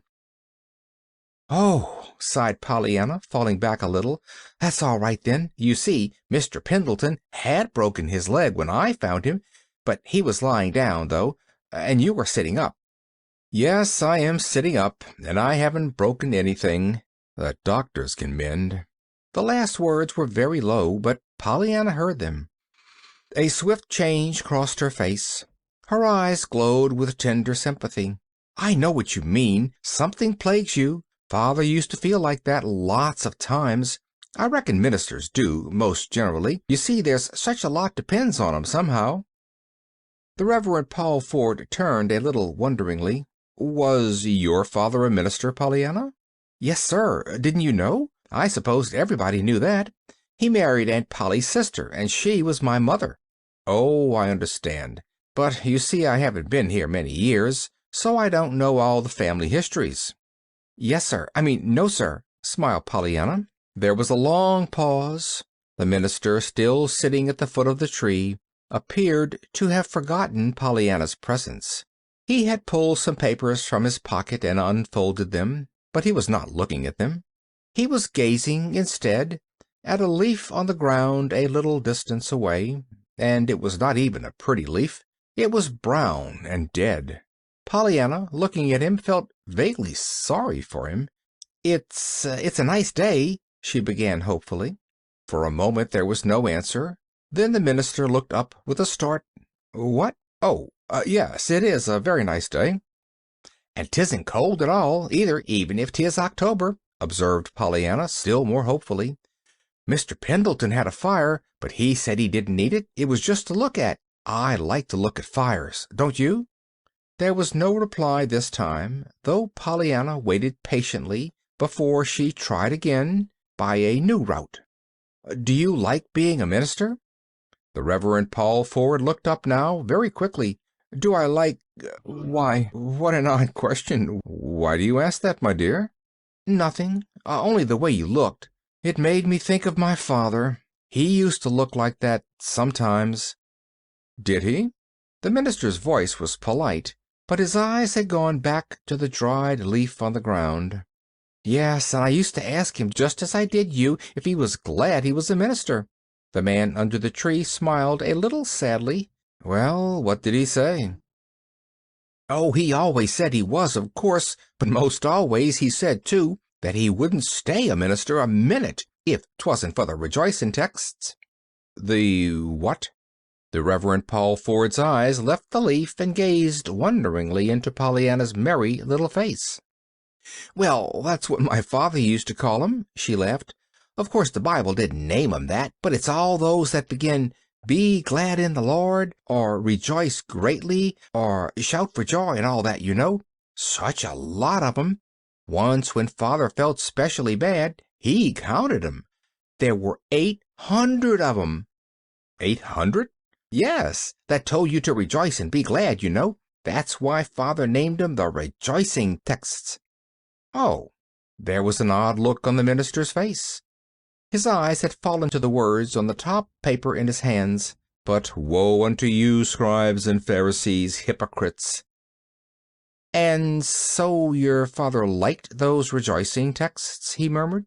"Oh, yes," nodded Pollyanna emphatically. "He said he felt better right away, that first day he thought to count 'em. He said if God took the trouble to tell us 800 times to be glad and rejoice, he must want us to do it some, and father felt ashamed that he hadn't done it more. After that they got to be such a comfort to him, you know, when things went wrong, when the ladies' aiders got to fight, when they didn't agree about something. corrected Pollyanna hastily. "Why, it was those texts, too, Father said, that made him think of the game. He began with me on the crutches, but he said 'twas the rejoicing text that started him on it." "And what game might that be?" asked the minister. "About finding something in everything to be glad about, you know. As I said, he began with me on the crutches." And once more Pollyanna told her story, this time to a man who listened with tender eyes and understanding ears. A little later Pollyanna and the minister descended the hill hand in hand. Pollyanna's face was radiant. Pollyanna loved to talk, and she had been talking now for some time. There seemed to be so many things about the game, her father, and the old home life that the minister wanted to know. At the foot of the hill their ways parted, and Pollyanna down one road and the minister down another walked on alone. In the Reverend Paul Ford's study that evening the minister sat thinking. Near him on the desk lay a few loose sheets of paper, his sermon notes. Under the suspended pencil in his fingers lay other sheets of paper, blank, his sermon to be. But the minister was not thinking either of what he had written or of what he intended to write. In his imagination he was far away in a little western town with a missionary minister who was poor, sick, worried, and almost alone in the world, but who was poring over the Bible to find how many times his Lord and Master had told him to rejoice and be glad. After a time, with a long sigh, the Reverend Paul Ford roused himself, came back from the far western town, and adjusted the sheets of paper under his hand. "Matthew 23, 13, 14, and 23, he wrote. Then, with a gesture of impatience, he dropped his pencil and pulled toward him a magazine left on the desk by his wife a few minutes before. Listlessly his tired eyes turned from paragraph to paragraph until these words arrested them. A father one day said to his son Tom, who he knew had refused to fill his mother's woodbox that morning, "Tom, I'm sure you'll be glad to go and bring in some wood for your mother." And without a word Tom went. Why? Just because his father showed so plainly that he expected him to do the right thing. Suppose he had said, "Tom, I overheard what you said to your mother this morning, and I'm ashamed of you. Go at once and fill that woodbox." I'll warrant that woodbox would be empty yet, so far as Tom was concerned. On and on read the minister, a word here, a line there, a paragraph somewhere else. What men and women need is encouragement. Their natural resisting powers should be strengthened, not weakened. Instead of always harping on a man's faults, tell him of his virtues. Try to pull him out of his rut of bad habits. Hold up to him his better self, his real self, that can dare and do and win out. The influence of a beautiful, helpful, hopeful character is contagious and may revolutionize a whole town. People radiate what is in their minds and in their hearts. If a man feels kindly and obliging, his neighbors will feel that way too before long. But if he scolds and scowls and criticizes, his neighbors will return scowl for scowl and add interest. When you look for the bad, expecting it, you will get it. When you know you will find the good, you will get that. Tell your son Tom you know he'll be glad to fill that woodbox. Then watch him start, alert and interested. The minister dropped the paper and lifted his chin. In a moment he was on his feet, tramping the narrow room back and forth, back and forth. Later, some time later, he drew a long breath and dropped himself in the chair at his desk. "God helping me, I'll do it," he cried softly. "I'll tell all my Toms I know they'll be glad to fill that woodbox. I'll give them work to do, and I'll make them so full of the very joy of doing it that they won't have time to look at their neighbors' woodboxes."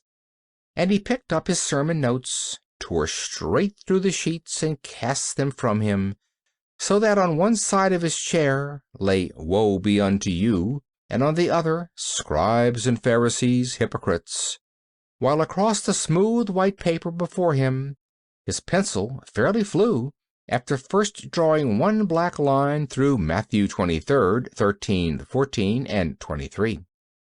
Thus it happened that the Reverend Paul Ford's sermon the next Sunday was a veritable bugle call to the best that was in every man and woman and child that heard it, and the text was one of Pollyanna's shining 800. Be glad in the Lord, and rejoice, ye righteous, and shout for joy, all ye that are upright in heart. End of chapter 22. Chapter 23. An Accident. At Mrs. Snow's request, Pollyanna went one day to Dr. Chilton's office to get the name of a medicine which Mrs. Snow had forgotten. As it chanced, Pollyanna had never before seen the inside of Dr. Chilton's office. "I've never been to your home before. This is your home, isn't it?" she said, looking interestedly about her. The doctor smiled a little sadly. "Yes, such as 'tis," he answered, as he wrote something on the pad of paper in his hand. "But it's a pretty poor apology for a home, Pollyanna. They're just rooms, that's all, not a home." Pollyanna nodded her head wisely. Her eyes glowed with sympathetic understanding. "I know it takes a woman's hand or heart and a child's presence to make a home," she said. "Eh?" The doctor wheeled about abruptly.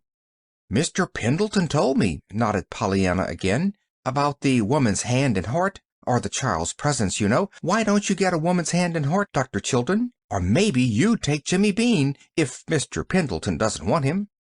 Dr. Chilton laughed a little constrainedly. "So Mr. Pendleton says it takes a woman's hand and heart to make a home, does he?" he asked evasively.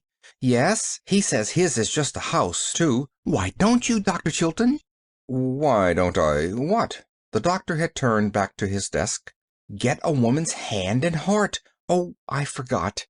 Pollyanna's face showed suddenly a painful color. "I suppose I ought to tell you. It wasn't Aunt Polly that Mr. Pendleton loved long ago, and so we aren't going to live there. You see, I told you it was, but I made a mistake. I hope you didn't tell anyone," she finished anxiously. "No, I didn't tell anyone, Pollyanna," replied the doctor a little queerly. "Oh, that's all right then," sighed Pollyanna in relief. "You see, you're the only one I told, and I thought Mr. Pendleton looked sort of funny when I said I told you." "Did he?" The doctor's lips twitched. "Yes, and of course he wouldn't want many people to know it, when 'twasn't true. But why don't you get a woman's hand and heart, Dr. Chilton?" There was a moment's silence. Then, very gravely, the doctor said, "They're not always to be had for the asking, little girl." Pollyanna frowned thoughtfully. "But I should think you could get 'em," she argued. The flattering emphasis was unmistakable. "Thank you," laughed the doctor, with uplifted eyebrows. Then, gravely again, "I'm afraid some of your older sisters would not be quite so confident. At least they haven't shown themselves to be so obliging," he observed. Pollyanna frowned again. Then her eyes widened in surprise. "Why, Dr. Chilton, you don't mean you didn't try to get somebody's hand and heart once, like Mr. Pendleton, and couldn't, did you?" The doctor got to his feet a little abruptly. There, Pollyanna, never mind about that now. Don't let other people's troubles worry your little head. Suppose you run back now to Mr. Snow. I've written down the name of the medicine and the directions how she is to take it. Was there anything else?" Pollyanna shook her head. "No, sir. Thank you, sir," she murmured soberly. As she turned toward the door, from the little hallway she called back, her face suddenly alight. "Anyhow, I'm glad 'twasn't my mother's hand and heart that you wanted and couldn't get, Dr. Chilton. Goodbye." It was on the last day of October that the accident occurred. Pollyanna, hurrying home from school, crossed the road at an apparently safe distance in front of a swiftly approaching motor car. Just what happened, no one could seem to tell afterward. Neither was there anyone found who could tell why it happened, or who was to blame that it did happen. Pollyanna, however, at 5 o'clock, was borne limp and unconscious into the little room that was so dear to her. There, by a white-faced Aunt Polly and a weeping Nancy, she was undressed tenderly and put to bed, while from the village, hastily summoned by telephone, Dr. Warren was hurrying as fast as another motor car could bring him. "And you didn't need to more'n look at her aunt's face," Nancy was sobbing to old Tom in the garden after the doctor had arrived and was closeted in the hushed room. "You didn't need to more'n look at her aunt's face to see that 'twarn't no duty that was eating her. Your hands don't shake and your eyes don't look as if you was trying to hold back the angel of death himself when you're just doing your duty, Mr. Tom. They don't. "Is she hurt bad?" The old man's voice shook. "There ain't no tellin'," sobbed Nancy. "She lay back that white, and still she might easy be dead. But Miss Polly says she warn't dead, and Miss Polly had ought to know, if anyone would. She kept up such a listening and a feeling for her heartbeats and her breath. Couldn't you tell anything what it done to her that—" Old Tom's face worked convulsively. Nancy's lips relaxed a little. "I wish you would call it something, Mr. Tom, and something good and strong, too. Drat it! To think of its running down our little girl. I always hated the evil-smelling things anyhow, I did. But where is she hurt?" I don't know," moaned Nancy. "There's but a little cut on her blessed head, but 'tain't bad, that ain't, Miss Polly says. She says she's afraid it's infernally she's hurt." A faint flicker came into old Tom's eyes. "I guess you mean internally, Nancy," he said dryly. "She's hurt infernally, all right. Plague take that automobile. But I don't guess Miss Polly'll be using that word all the same." "Eh? Well, I don't know," moaned Nancy with a shake of her head as she turned away. "Seems as if I just couldn't stand it till that doctor gets out of there. I wish I had a washing to do. The biggest washing I ever see, I do," she wailed, wringing her hands helplessly. Even after the doctor was gone, however, there seemed to be little that Nancy could tell Mr. Tom. There appeared to be no bones broken, and the cut was of slight consequence, but the doctor had looked very grave, had shaken his head slowly, and had said that time alone could tell. After he had gone, Miss Polly had shown a face even whiter and more drawn-looking than before. The patient had not fully recovered consciousness, but at present she seemed to be resting as comfortably as could be expected.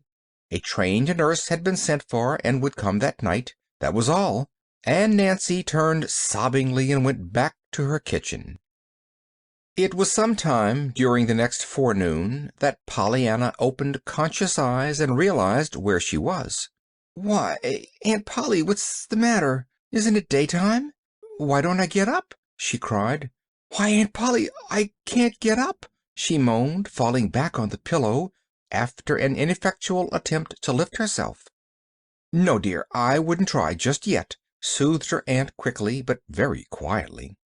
"But what is the matter? Why can't I get up?" Miss Polly's eyes asked an agonized question of the white-capped young woman standing in the window out of the range of Pollyanna's eyes. The young woman nodded. "Tell her," the lips said. Miss Polly cleared her throat and tried to swallow the lump that would scarcely let her speak. "You were hurt, dear, by the automobile last night, but never mind that now. Auntie wants you to rest and go to sleep again." "Hurt? Oh, yes, I ran." Pollyanna's eyes were dazed. She lifted her hand to her forehead. "Why, it's done up, and it hurts." "Yes, dear, but never mind. Just rest." "But Aunt Polly, I feel so funny and so bad. My legs feel so queer. Only they don't feel at all."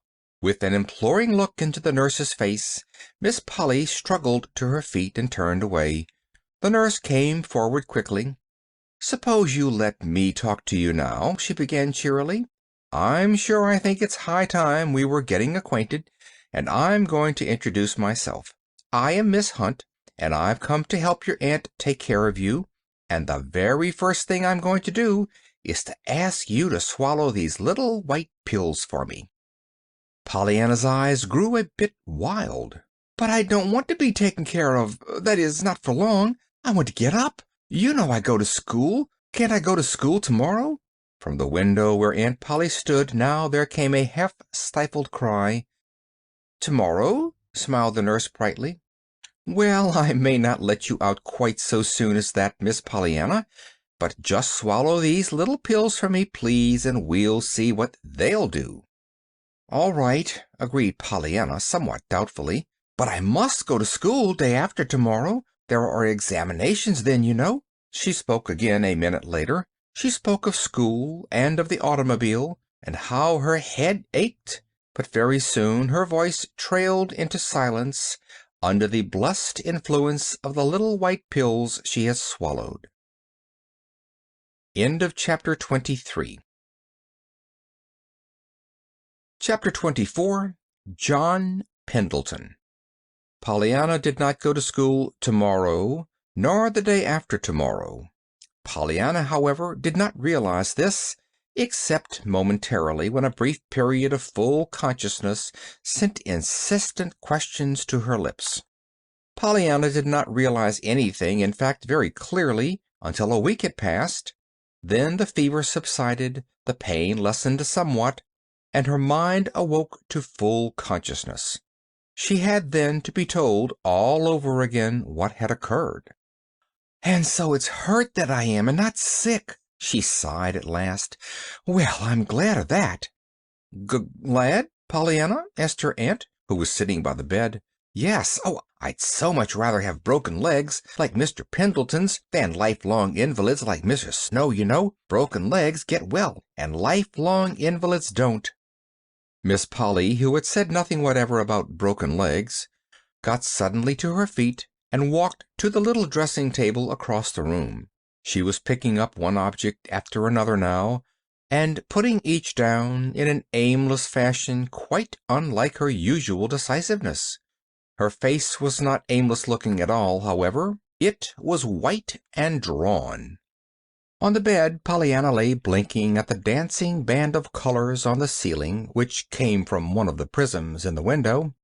"I'm glad it isn't smallpox that ails me, too," she murmured contentedly. "That would be worse than freckles. And I'm glad 'tisn't whooping cough. I've had that, and it's horrid. And I'm glad 'tisn't appendicitis nor measles, 'cause they're catching. Measles are, I mean, and they wouldn't let you stay here." "You seem to be glad for a good many things, my dear," faltered Aunt Polly, putting her hand to her throat as if her collar bound. Pollyanna laughed softly. "I am. I've been thinking of 'em, lots of 'em, all the time I've been looking up at that rainbow. I love rainbows. I'm so glad Mr. Pendleton gave me those prisms. I'm glad of some things I haven't said yet. I don't know, but I'm most glad I was hurt. Pollyanna!" Pollyanna laughed softly again. She turned luminous eyes on her aunt. "Well, you see, since I've been hurt, you've called me dear lots of times, and you didn't before. I love to be called dear, by folks that belong to you, I mean. Some of the Ladies' Aiders did call me that, and of course that was pretty nice, but not so nice as if they had belonged to me, like you do. Oh, Aunt Polly, I'm so glad you belong to me." Aunt Polly did not answer. Her hand was at her throat again. Her eyes were full of tears.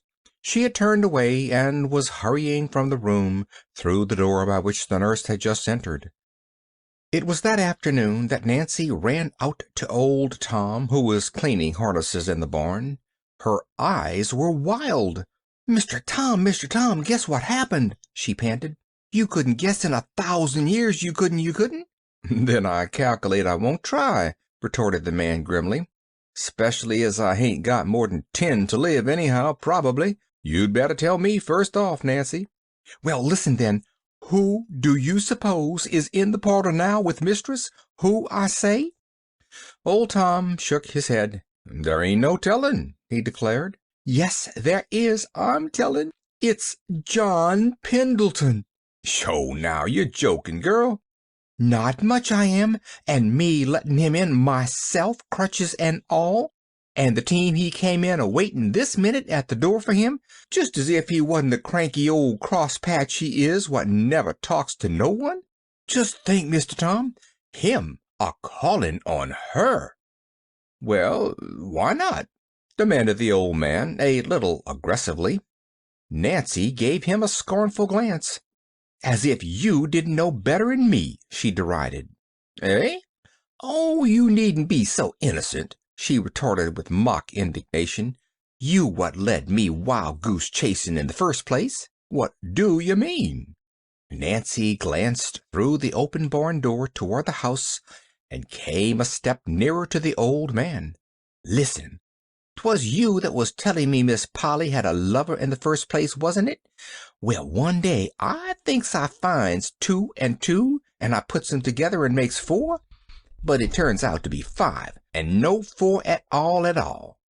With a gesture of indifference, old Tom turned and fell to work. "If you're going to talk to me, you've got to talk plain horse sense," he declared testily. "I never was no hand for figures." Nancy laughed. "Well, it's this," she explained. "I heard something that made me think him and Miss Polly was lovers." "Mr. Pendleton?" Old Tom straightened up. "Yes, oh, I know now he wasn't. It was that blessed child's mother he was in love with, and that's why he wanted. But never mind that part," she added hastily, remembering just in time her promise to Pollyanna not to tell that Mr. Pendleton had wished her to come and live with him. "Well, I've been asking folks about him some since, and I've found out that him and Miss Polly hain't been friends for years, and that she been hating him like pison owing to the silly gossip that coupled their names together when she was 18 or 20. "Yes, I remember," nodded old Tom.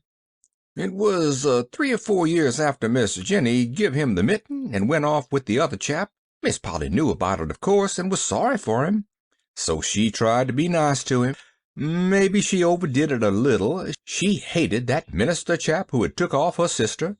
At any rate, somebody began to make trouble. They said she was running after him." "Running after any man? Her?" interjected Nancy. "I know it, but they did," declared old Tom.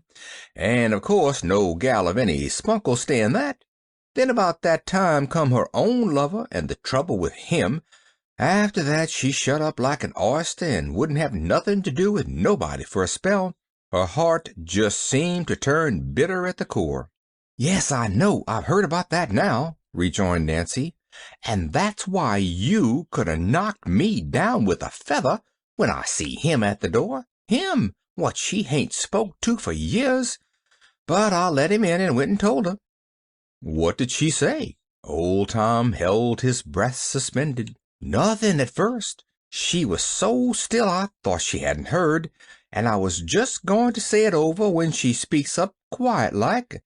'Tell Mr. Pendleton I will be down at once.'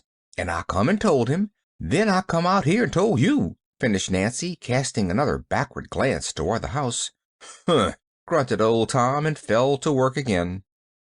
In the ceremonious parlor of the Harrington homestead, Mr. John Pendleton did not have to wait long before a swift step warned him of Miss Polly's coming. As he attempted to rise, she made a gesture of remonstrance. She did not offer her hand, however, and her face was coldly reserved. "I called to ask for Pollyanna," he began at once a little brusquely. "Thank you. She is about the same," said Miss Polly. "And that is, won't you tell me how she is?" His voice was not quite steady this time. A quick spasm of pain crossed the woman's face. "I can't. I wish I could." "You mean you don't know?" "Yes." "But the doctor?" "Dr. Warren himself seems at sea. He is in correspondence now with a New York specialist.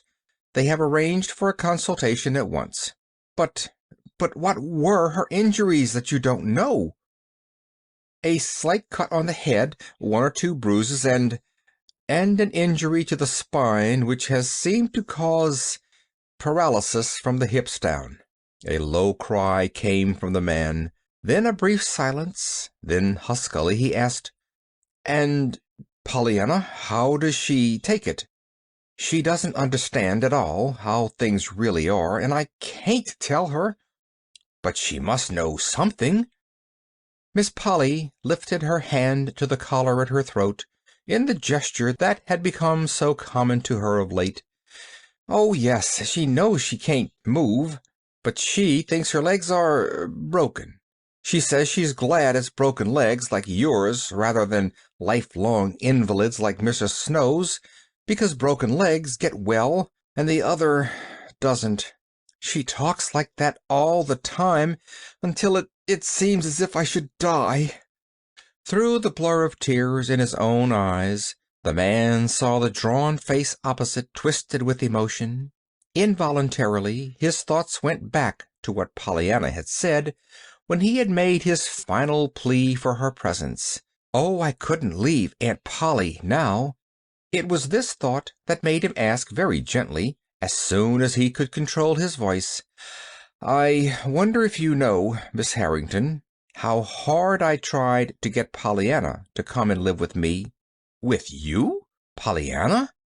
The man winced a little at the tone in her voice, but his own voice was still impersonally cool when he spoke again. "Yes, I wanted to adopt her, legally, you understand, making her my heir, of course." The woman in the opposite chair relaxed a little. It came to her suddenly what a brilliant future it would have meant for Pollyanna, this adoption, and she wondered if Pollyanna were old enough and mercenary enough to be tempted by this man's money and position. "I am very fond of Pollyanna," the man was continuing. "I am fond of her both for her own sake and for her mother's. I stood ready to give Pollyanna the love that had been 25 years in storage." Love? Miss Polly remembered suddenly why she had taken this child in the first place. And with the recollection came the remembrance of Pollyanna's own words uttered that very morning. "I love to be called dear by folks that belong to you." And it was this love-hungry little girl that had been offered the stored-up affection of 25 years, and she was old enough to be tempted by love. With a sinking heart, Miss Polly realized that. With a sinking heart, too, she realized something else, the dreariness of her own future now without Pollyanna. "Well," she said, and the man, recognizing the self-control that vibrated through the harshness of the tone, smiled sadly. "She would not come," he answered. "Why?" "She would not leave you. She said you had been so good to her. She wanted to stay with you, and she said she thought you wanted her to stay," he finished as he pulled himself to his feet. He did not look toward Miss Polly.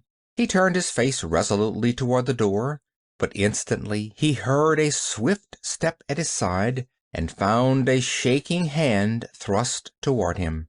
"When the specialist comes and I know anything definite about Pollyanna, I will let you hear it from me," said a trembling voice.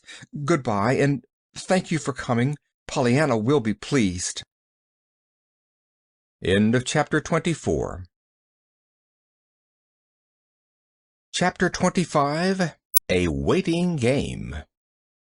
On the day after John Pendleton's call at the Harrington homestead, Miss Polly set herself to the task of preparing Pollyanna for the visit of the specialist.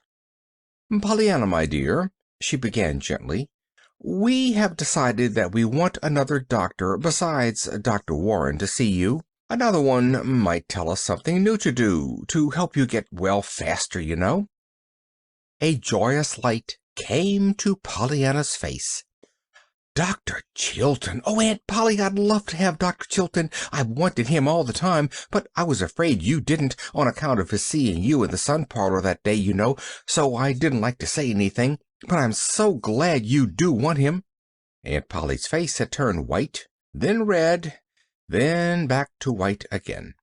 But when she answered, she showed very plainly that she was trying to speak lightly and cheerfully. "Oh, no, my dear, it wasn't Dr. Chilton at all that I meant. It is a new doctor, a very famous doctor from New York who knows a great deal about hurts like yours." Pollyanna's face fell. "I don't believe he knows half so much as Dr. Chilton." "Oh, yes, he does, I'm sure, dear."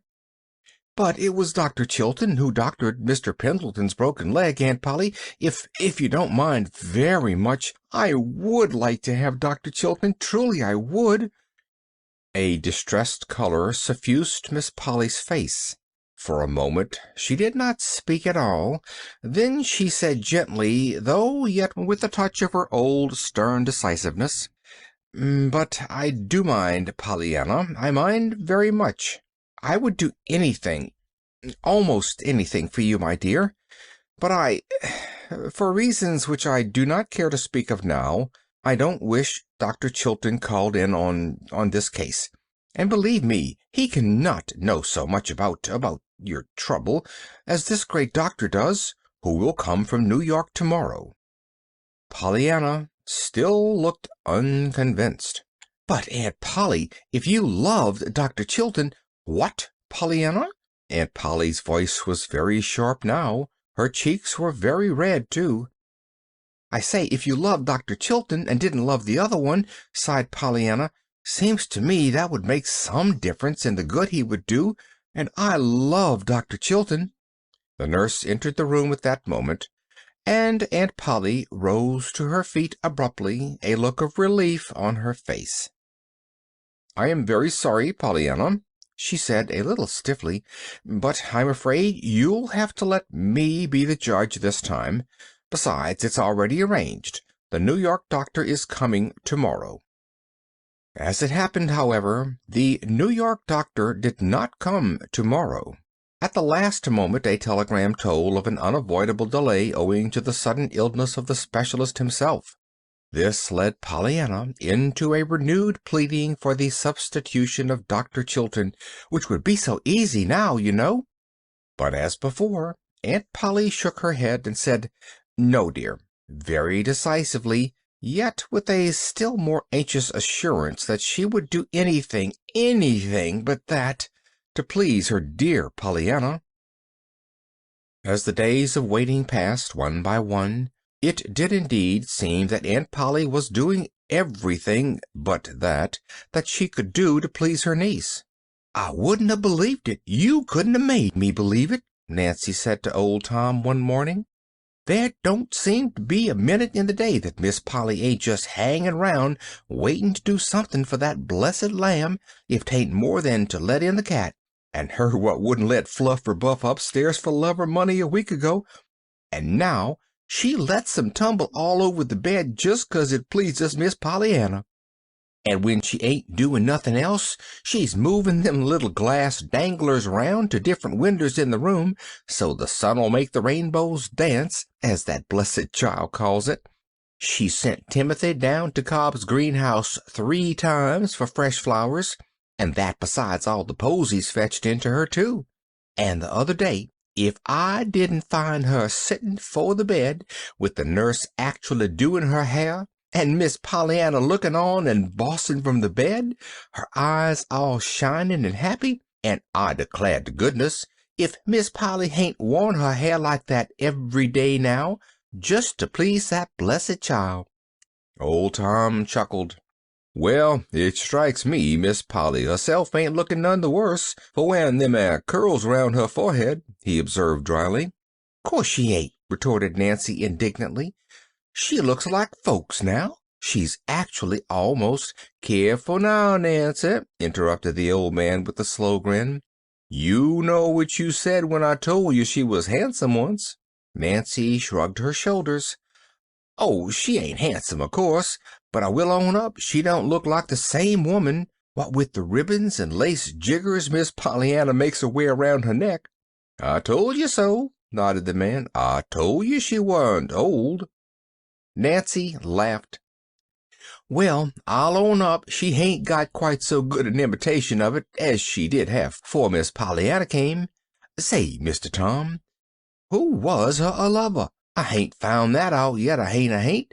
Hain't you? Asked the old man, with an odd look on his face. Well, I guess you won't then from me. Oh, Mr. Tom, come on now, wheedled the girl.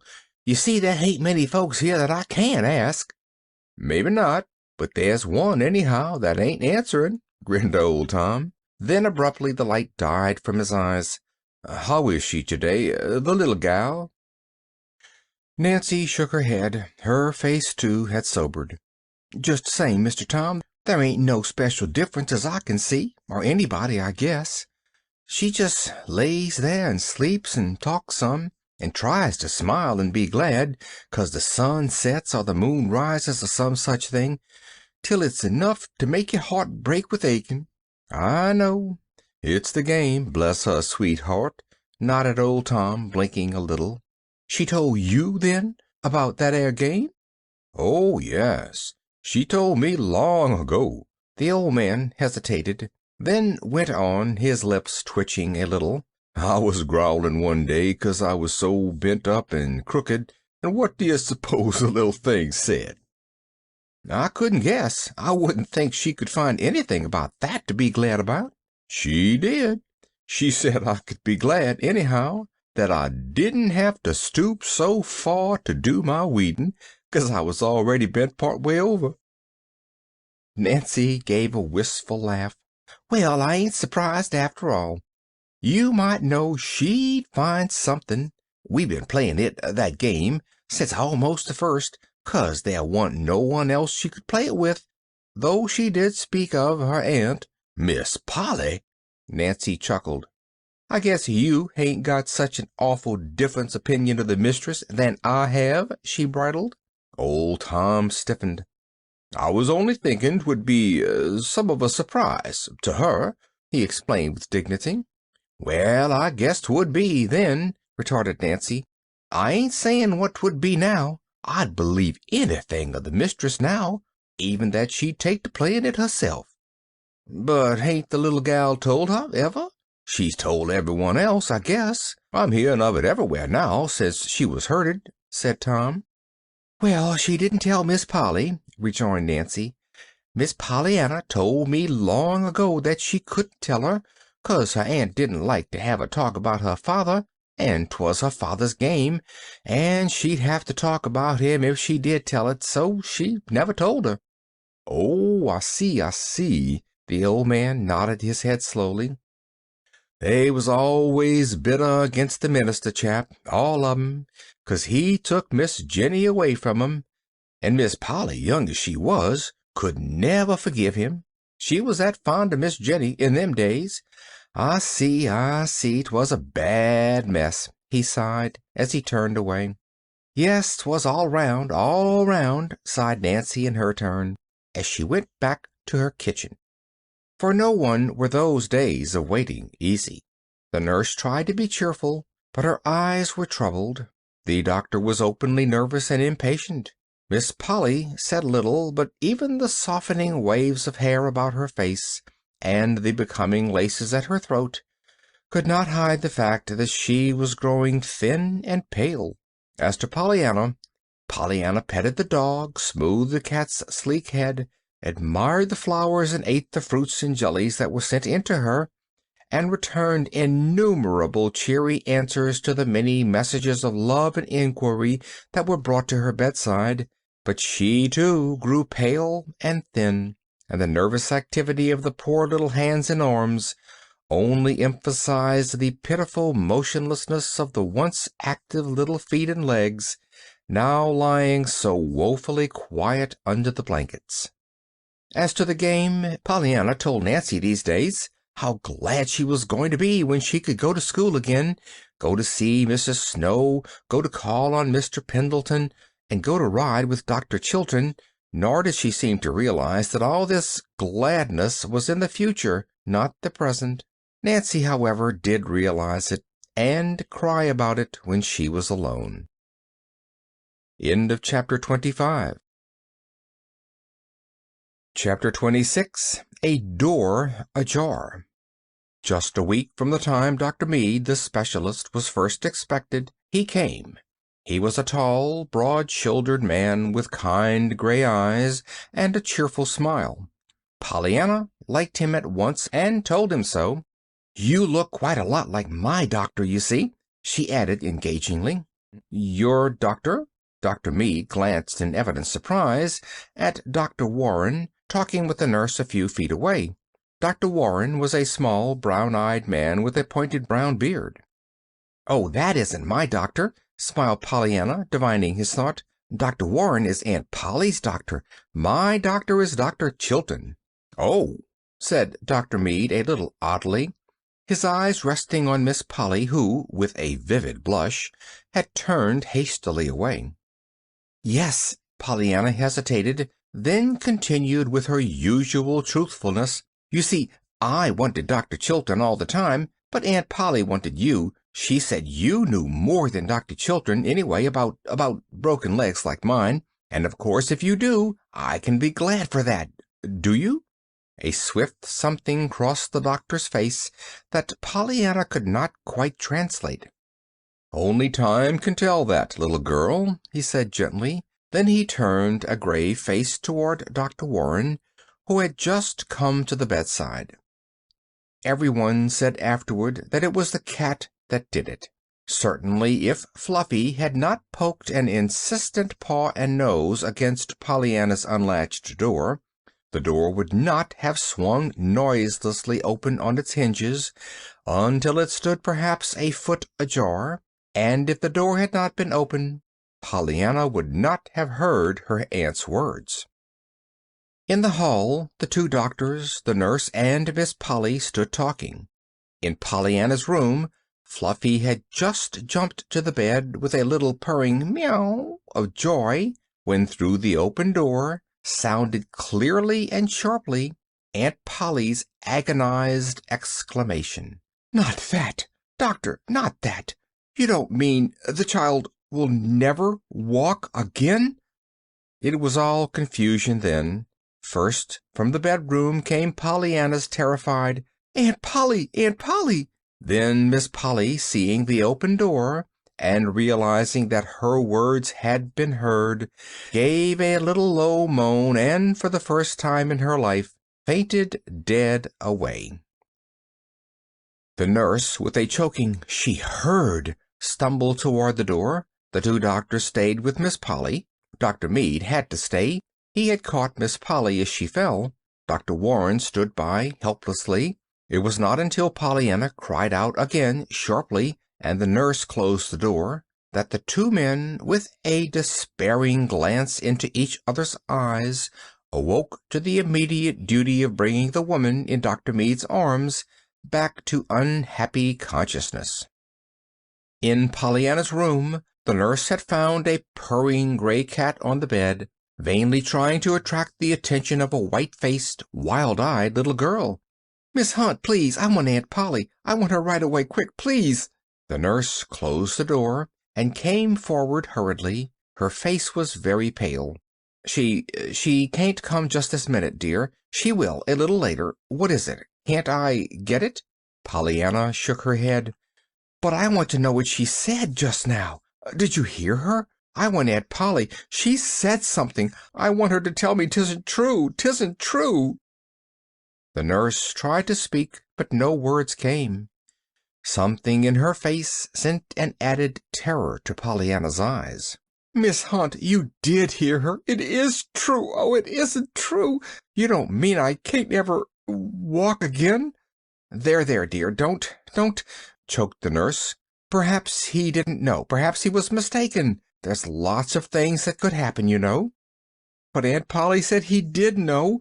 She said he knew more than anybody else about broken legs like mine." Yes, I know, dear, but all doctors make mistakes sometimes. Just don't think any more about it now. Please don't, dear." Pollyanna flung out her arms wildly. "But I can't help thinking about it," she sobbed. "It's all there is now to think about. Why, Miss Hunt, how am I going to school? or to see Mr. Pendleton or Mrs. Snow or anybody." She caught her breath and sobbed wildly for a moment. Suddenly she stopped and looked up, a new terror in her eyes. "Why, Miss Hunt, if I can't walk, how am I ever going to be glad for anything?" Miss Hunt did not know the game, but she did know that her patient must be quietened, and that at once. In spite of her own perturbation and heartache, her hands had not been idle, and she stood now at the bedside with the quietening powder ready. "There, dear, just take this," she soothed, "and by we'll be more rested, and we'll see what can be done then. Things aren't half as bad as they seem, dear. Lots of times, you know." Obediently, Pollyanna took the medicine and sipped the water from the glass in Miss Hunt's hand. "I know, that sounds like things Father used to say," faltered Pollyanna, blinking off the tears. "He said there was always something about everything that might be worse, but I reckon he'd never just heard you couldn't ever walk again. I don't see how there can be anything about that could be worse. Do you?" Miss Hunt did not reply. She could not trust herself to speak just then. End of chapter 26. Chapter 27. Two Visits. It was Nancy who was sent to tell Mr. John Pendleton of Dr. Mead's verdict. Miss Polly had remembered her promise to let him have direct information from the house. To go herself or to write a letter she felt to be almost equally out of the question. It occurred to her then to send Nancy. There had been a time when Nancy would have rejoiced greatly at this extraordinary opportunity to see something of the house of mystery and its master. But today her heart was too heavy to rejoice at anything. She scarcely even looked about her at all. Indeed, during the few minutes she waited for Mr. John Pendleton to appear. "I'm Nancy, sir," she said respectfully, in response to the surprised questioning of his eyes when he came into the room. "Miss Harrington sent me to tell you about Miss Pollyanna." "Well?" In spite of the curt terseness of the word, Nancy quite understood the anxiety that lay behind that short "well." "It ain't well, Mr. Pendleton," she choked. "You don't mean—" He paused, and she bowed her head miserably. "Yes, sir. He says she can't walk again. Never." For a moment there was absolute silence in the room. Then the man spoke in a voice shaken with emotion. "Poor little girl. Poor little girl." Nancy glanced at him, but dropped her eyes at once. She had not supposed that sour, cross, stern John Pendleton could look like that. In a moment he spoke again, still in the low, unsteady voice. "It seems cruel, never to dance in the sunshine again. My little Prism girl." There was another silence. Then abruptly the man asked, "She herself doesn't know yet, of course, does she?" "But she does, sir," sobbed Nancy, "and that's what makes it all the harder. She found out, drat that cat, I begs your pardon," apologized the girl hurriedly. "It's only that the cat pushed open the door, and Miss Pollyanna overheard 'em talking. She found out that way." "Poor little girl," sighed the man again. "Yes, sir, you'd say so if you could see her," choked Nancy. "I ain't seen her but twice since she knew about it, and it done me up both times. You see, it's all so fresh and new to her, and she keeps thinking all the time of new things she can't do now. It worries her, too, 'cause she can't seem to be glad. Maybe you don't know about her game, though," broke off Nancy apologetically. "The glad game?" asked the man. "Oh, yes, she told me of that." "Oh, she did? Well, I guess she has told it generally to most folks. But you see now, she can't play it herself, and it worries her. She says she can't think of a thing, not a thing, about this not walking again to be glad about." "Well, why should she?" retorted the man, almost savagely. Nancy shifted her feet uneasily. That's the way I felt, too, till I happened to think it would be easier if she could find something, so I tried to remind her." "To remind her? Of what?" John Pendleton's voice was still angrily impatient. Of how she told others to play it, Miss Snow and the rest, and what she said for them to do, but the poor little lamb just cries and says it don't seem the same, somehow. She says it's easy to tell lifelong invalids how to be glad, but 'tain't the same thing when you're the lifelong invalid yourself and have to try to do it.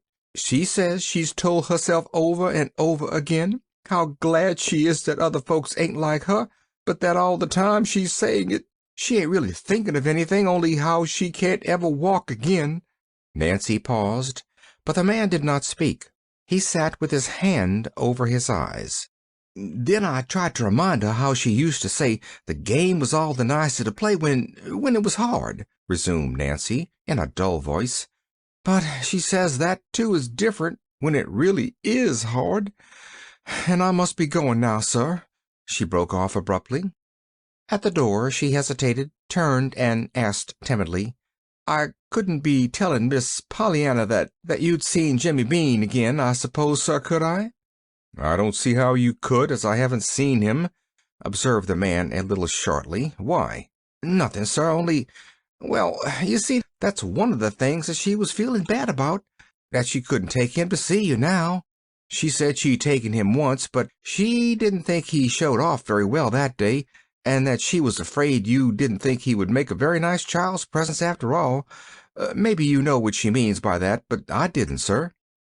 "Yes, I know what she means." "All right, sir. It was only that she was waiting to take him again, she said, so's to show you he really was a lovely child's presents, and now she can't, drat that automobile. I begs your pardon, sir. Goodbye." And Nancy fled precipitately. It did not take long for the entire town of Beldingsville to learn that the great New York doctor had said Pollyanna Whittier would never walk again, and certainly never before had the town been so stirred. Everybody knew by sight now the piquant little freckled face that had always a smile of greeting, and almost everybody knew of the game that Pollyanna was playing. To think that now, never again, would that smiling face be seen on their streets, never again would that cheery little voice proclaim the gladness of some everyday experience. It seemed unbelievable, impossible, cruel. In kitchens and sitting rooms and over backyard fences women talked of it, and wept openly. On street corners and in store lounging places the men talked too, and wept, though not so openly.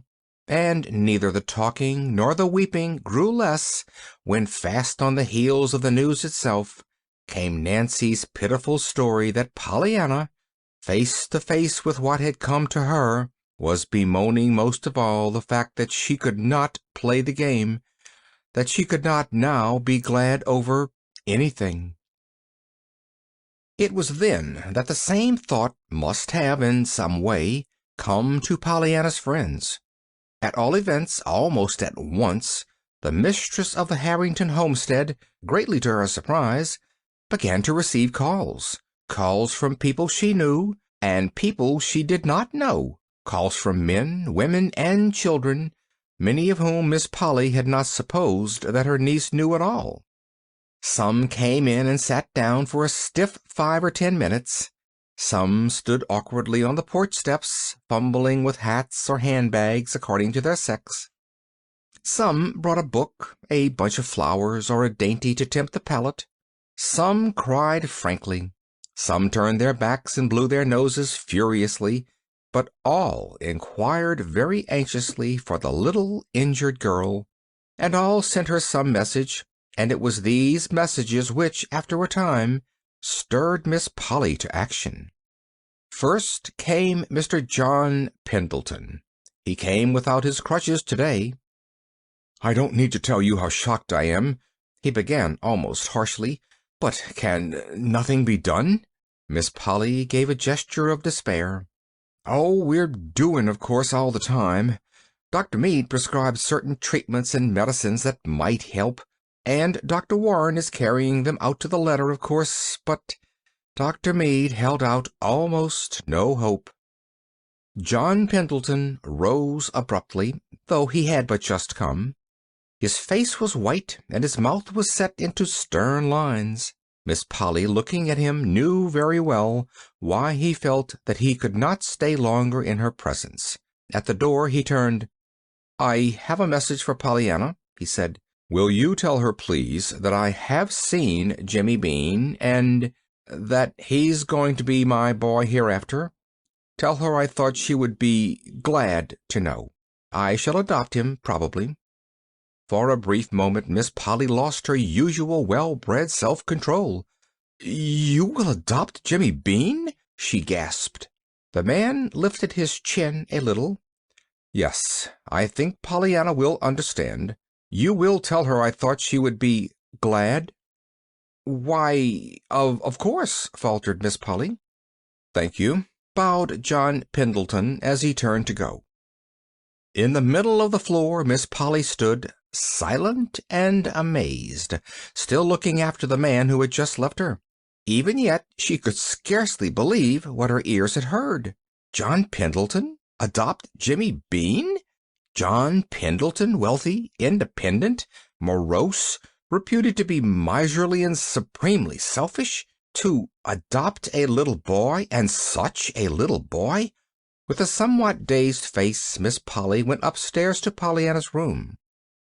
"Pollyanna, I have a message for you from Mr. John Pendleton. He has just been here. He says to tell you he has taken Jimmy Bean for his little boy. He said he thought you'd be glad to know it."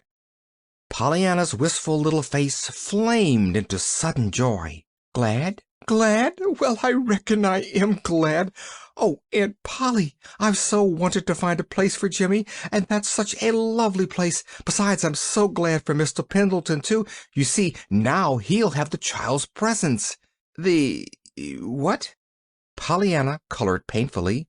She had forgotten that she had never told her aunt of Mr. Pendleton's desire to adopt her, and certainly she would not wish to tell her now that she had ever thought for a minute of leaving her.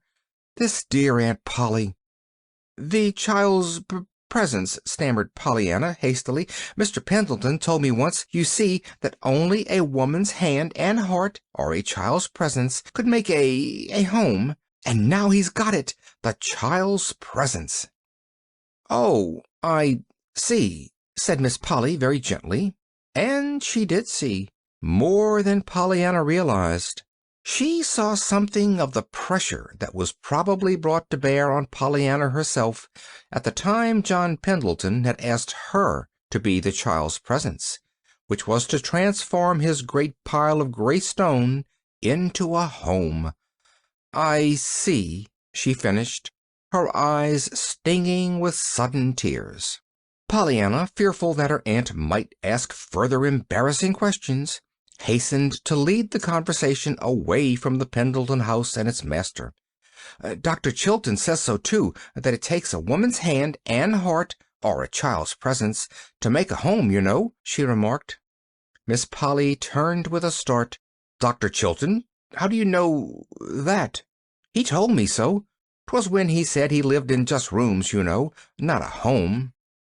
Miss Polly did not answer. Her eyes were out the window. "So I asked him why he didn't get 'em, a woman's hand and heart, and have a home." "Pollyanna!" Miss Polly had turned sharply. Her cheeks showed a sudden color.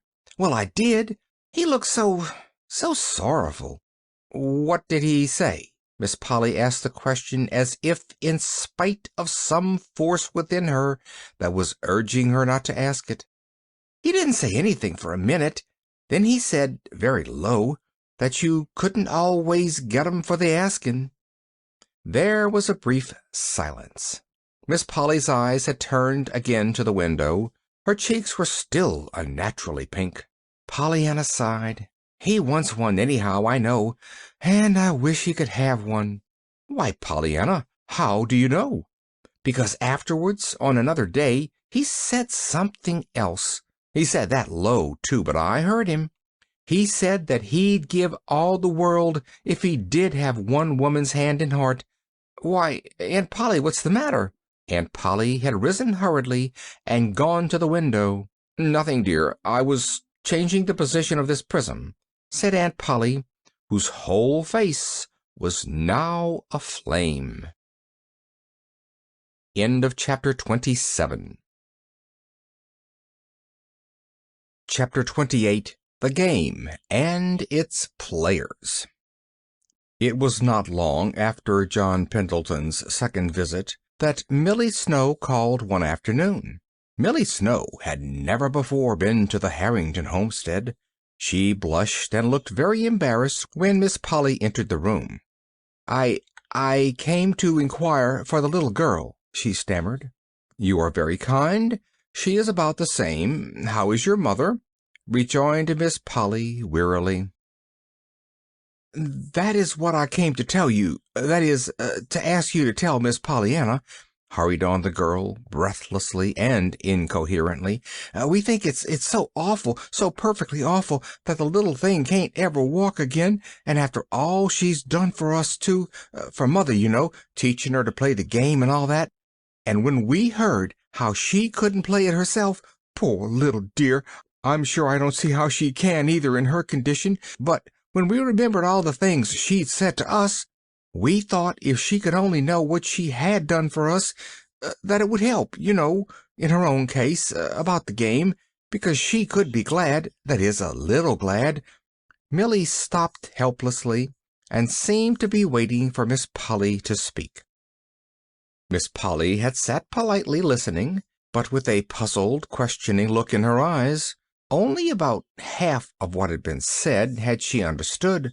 She was thinking now that she always had known that Millie Snow was queer, but she had not supposed she was crazy.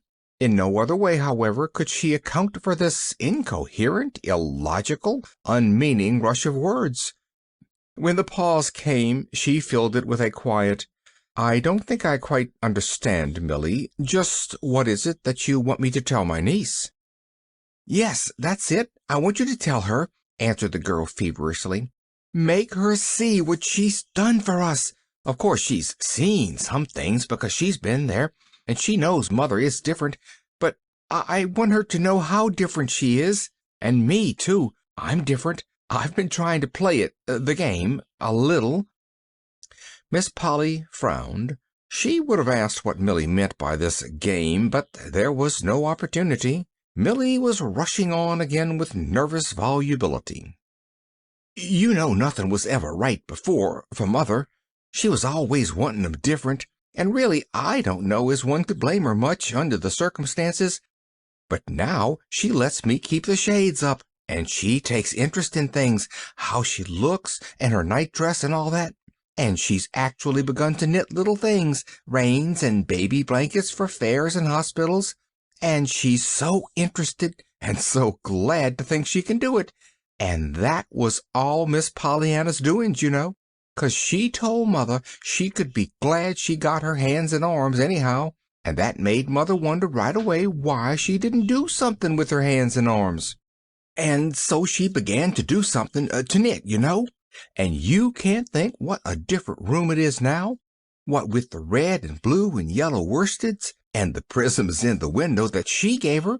Why, it actually makes you feel better just to go in there now. And before I used to dread it awfully. It was so dark and gloomy, and Mother was so unhappy, you know.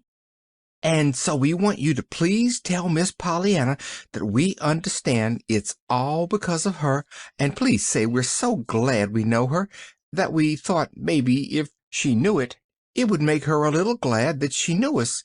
And that's all," sighed Millie, rising hurriedly to her feet.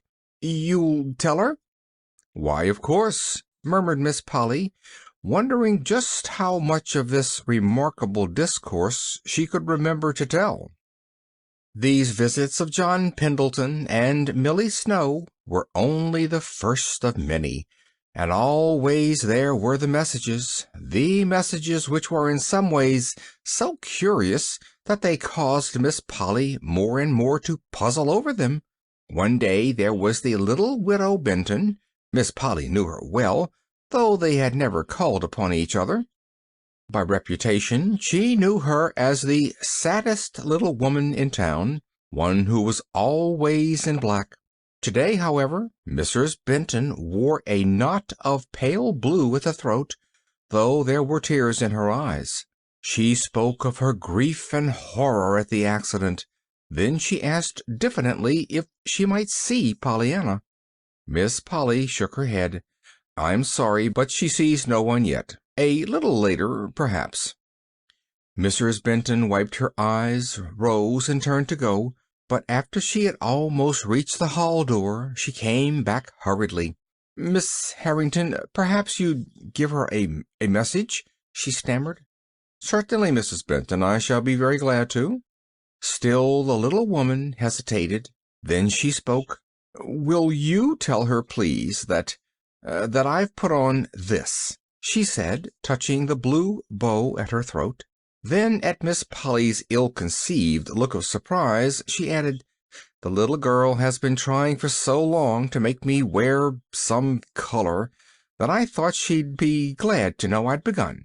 She said that Freddie would be so glad to see it if I would. You know, Freddie's all I have now. The others have all—" Mrs. Benton shook her head and turned away. "If you'll just tell Pollyanna, she'll understand." And the door closed after her. A little later that same day there was another widow. At least she wore widow's garments. Miss Polly did not know her at all. She wondered vaguely how Pollyanna could have known her. The lady gave her name as Mrs. Tarbell. "I'm a stranger to you, of course," she began at once, "but I'm not a stranger to your little niece, Pollyanna. I've been at the hotel all summer, and every day I've had to take long walks for my health. It was on these walks that I've met your niece. She's such a dear little girl. I wish I could make you understand what she's been to me. I was very sad when I came up here, and her bright face and cheery ways reminded me of my own little girl that I lost years ago. I was so shocked to hear of the accident, and then when I learned that the poor child would never walk again, and that she was so unhappy because she couldn't be glad any longer, the dear child, I just had to come to you." "You are very kind," murmured Miss Polly. "But it is you who are to be kind," demurred the other. I want you to give her a message from me. Will you?" "Certainly." "Will you just tell her, then, that Mrs. Tarbell is glad now? Yes, I know it sounds odd and you don't understand, but if you'll pardon me, I'd rather not explain." Sad lines came to the lady's mouth, and the smile left her eyes. "Your niece will know just what I mean, and I felt that I must tell her. Thank you, and pardon me, please, for any seeming rudeness in my call," she begged as she took her leave. Thoroughly mystified now, Miss Polly hurried upstairs to Pollyanna's room. "Pollyanna, do you know a Mrs. Tarbell?" "Oh, yes, I love Mrs. Tarbell. She's sick and awfully sad, and she's at the hotel and takes long walks. We go together. I mean, we used to." Pollyanna's voice broke, and 2 big tears rolled down her cheeks. Miss Polly cleared her throat hurriedly. "Well, she's just been here, dear. She left a message for you, but she wouldn't tell me what it meant. She said to tell you that Mrs. Tarbell is glad now." Pollyanna clapped her hands softly. "Did she say that? Really? Oh, I'm so glad." "But, Pollyanna, what did she mean?" "Why, it's the game, and—" Pollyanna stopped short, her fingers to her lips. "What game?" Nothing much, Aunt Polly. That is, I can't tell it unless I tell other things that I'm not to speak of." It was on Miss Polly's tongue to question her niece further, but the obvious distress on the little girl's face stayed the words before they were uttered.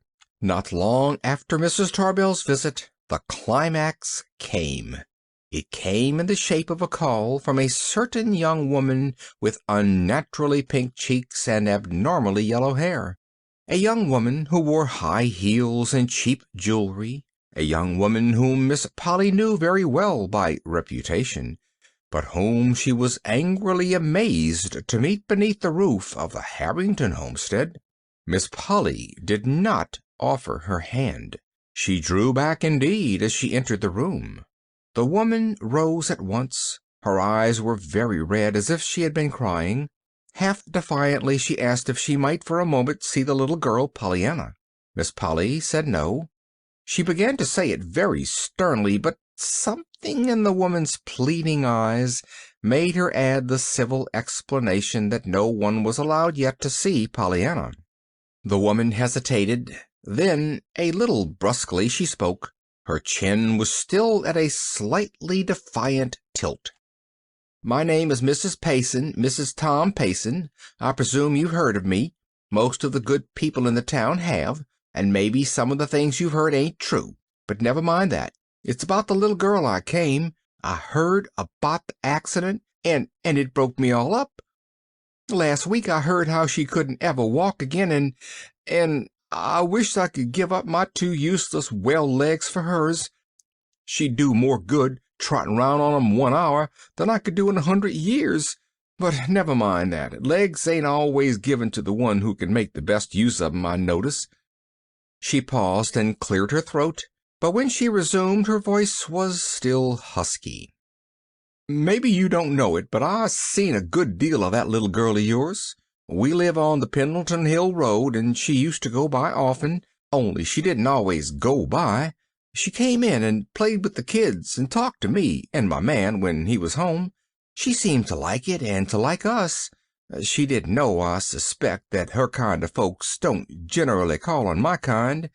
Maybe if they did call more, Mrs. Harrington, there wouldn't be so many of my kind," she added with sudden bitterness. "Be that as it may, she came, and she didn't do herself no harm, and she did us good, a lot of good. How much she won't know, nor can't know, I hope, 'cause if she did, she'd know other things that I don't want her to know. But it's just this. It's been hard times with us this year in more ways than one. We've been blue and discouraged, my man and me, and ready for most anything. We was reckoning on getting a divorce about now and letting the kids, well, we didn't know what we'd do with the kids. Then came the accident, and what we heard about the little girl's never walking again. And we got to thinking how she used to come and sit on our doorstep and train with the kids and laugh and just be glad. She was always being glad about something. And then one day she told us why, and about the game, you know, and tried to coax us to play it. Well, we've heard now that she's fretting her poor little life out of her because she can't play it no more, that there's nothing to be glad about, and that's what I came to tell her today, that maybe she can be a little glad for us, 'cause we've decided to stick to each other and play the game ourselves. I knew she would be glad, because she used to feel kind of bad at things we said sometimes. Just how the game is going to help us, I can't say that I exactly see yet, but maybe 'twill. Anyhow, we're going to try, 'cause she wanted us to. Will you tell her?" "Yes, I will tell her," promised Miss Polly, a little faintly. Then, with sudden impulse, she stepped forward and held out her hand. "And thank you for coming, Mrs. Payson," she said simply.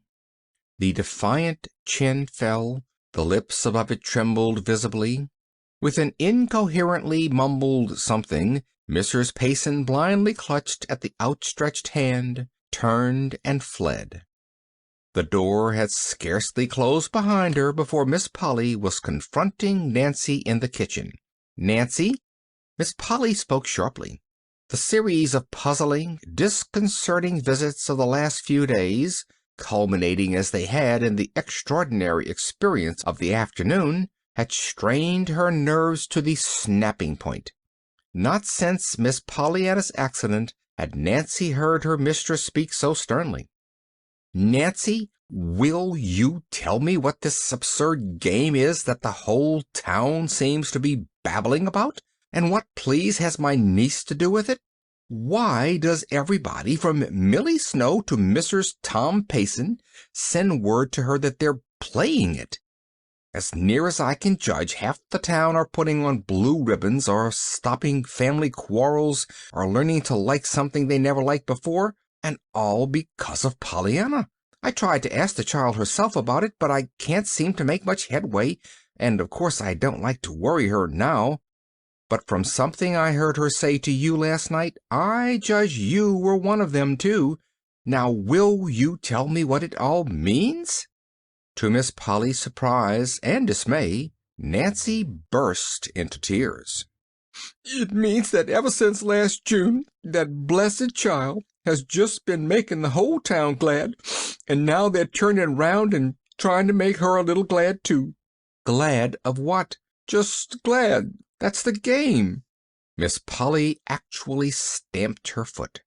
"There you go, like all the rest, Nancy. What a game!"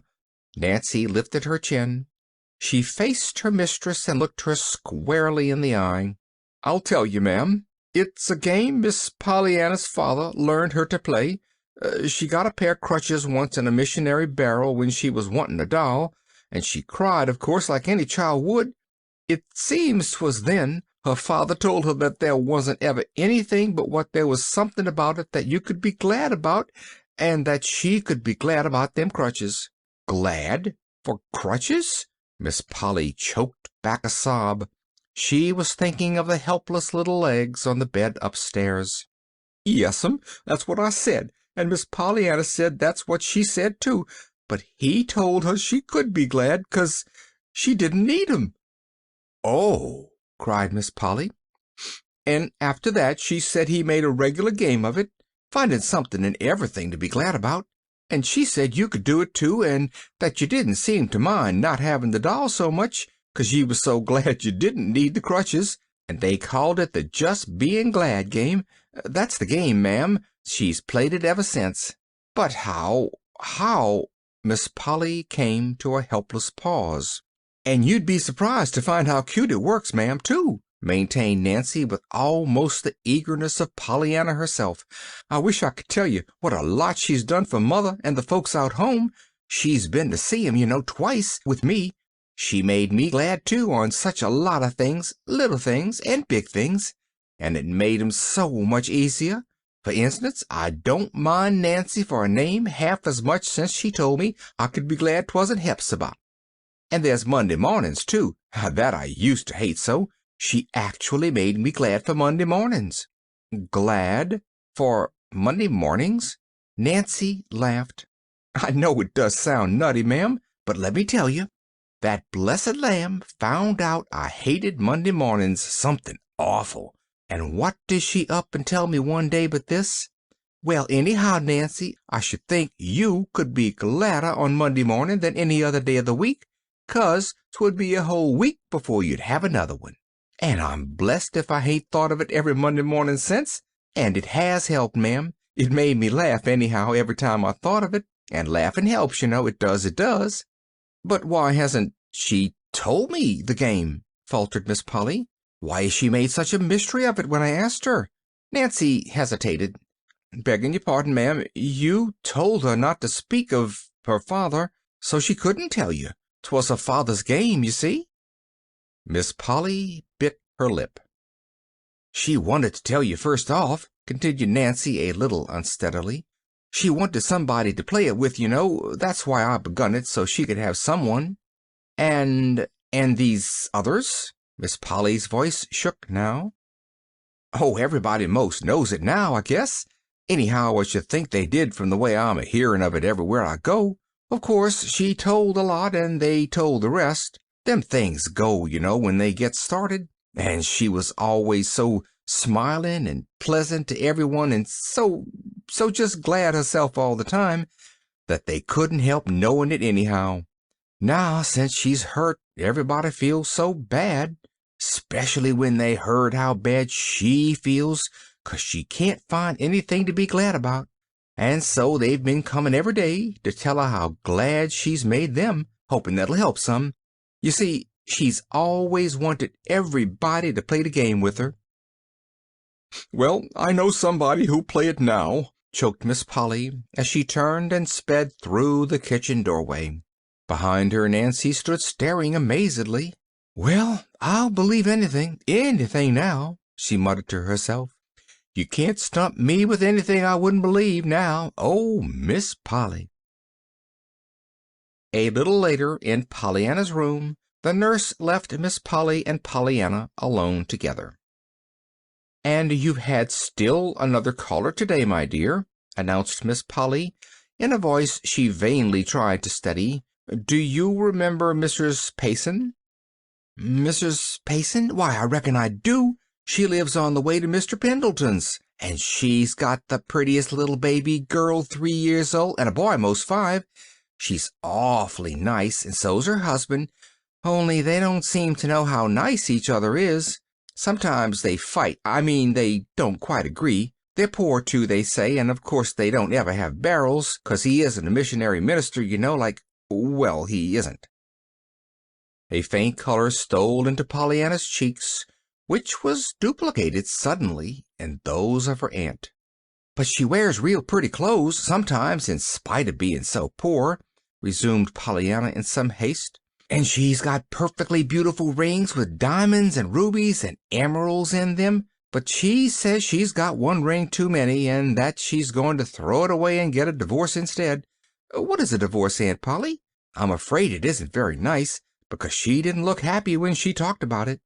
And she said if they did get it, they wouldn't live there any more, and that Mr. Payson would go way off, and maybe the children too, but I should think they'd rather keep the ring, even if they did have so many more. Shouldn't you? Aunt Polly, what is a divorce?" "Well, they aren't going way off, dear," evaded Aunt Polly hurriedly. "They're going to stay right there together." "Oh, I'm so glad! Then they'll be there when I go up to see—" "Oh, dear," broke off the little girl miserably. "Aunt Polly, why can't I remember that my legs don't go any more, and that I won't ever go up to see Mr. Pendleton again?" "There, don't," choked her aunt. "Perhaps you'll drive up sometime. But listen, I haven't told you yet all that Mrs. Payson said. She wanted me to tell you that they were going to stay together and to play the game just as you wanted them to." Pollyanna smiled through tear-wet eyes. "Did they? Did they really? Oh, I am glad of that." "Yes. She said she hoped you'd be. That's why she told you. To make you glad, Pollyanna." Pollyanna looked up quickly. "Why, Aunt Polly, you spoke just as if you knew. Do you know about the game, Aunt Polly?" "Yes, dear." Miss Polly sternly forced her voice to be cheerfully matter-of-fact. "Nancy told me. I think it's a beautiful game. I'm going to play it now with you." "Oh, Aunt Polly, you? I'm so glad. You see, I've really wanted you most of anybody all the time." Aunt Polly caught her breath a little sharply. It was even harder this time to keep her voice steady, but she did it. "Yes, dear.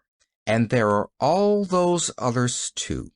Why, Pollyanna, I think all the town is playing that game now with you, even to the minister. I haven't had a chance to tell you yet, but this morning I met Mr. Ford when I was down to the village, and he told me to say to you that just as soon as you could see him, he was coming to tell you that he hadn't stopped being glad over those 800 rejoicing texts that you told him about. So you see, dear, it's just you that have done it. The whole town is playing the game, and the whole town is wonderfully happier, and all because of one little girl who taught the people a new game and how to play it."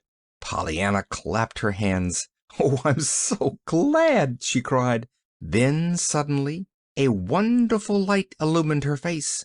"Why, Aunt Polly, there is something I can be glad about after all. I can be glad I've had my legs, anyway, else I couldn't have done that." End of chapter 28. Chapter 29.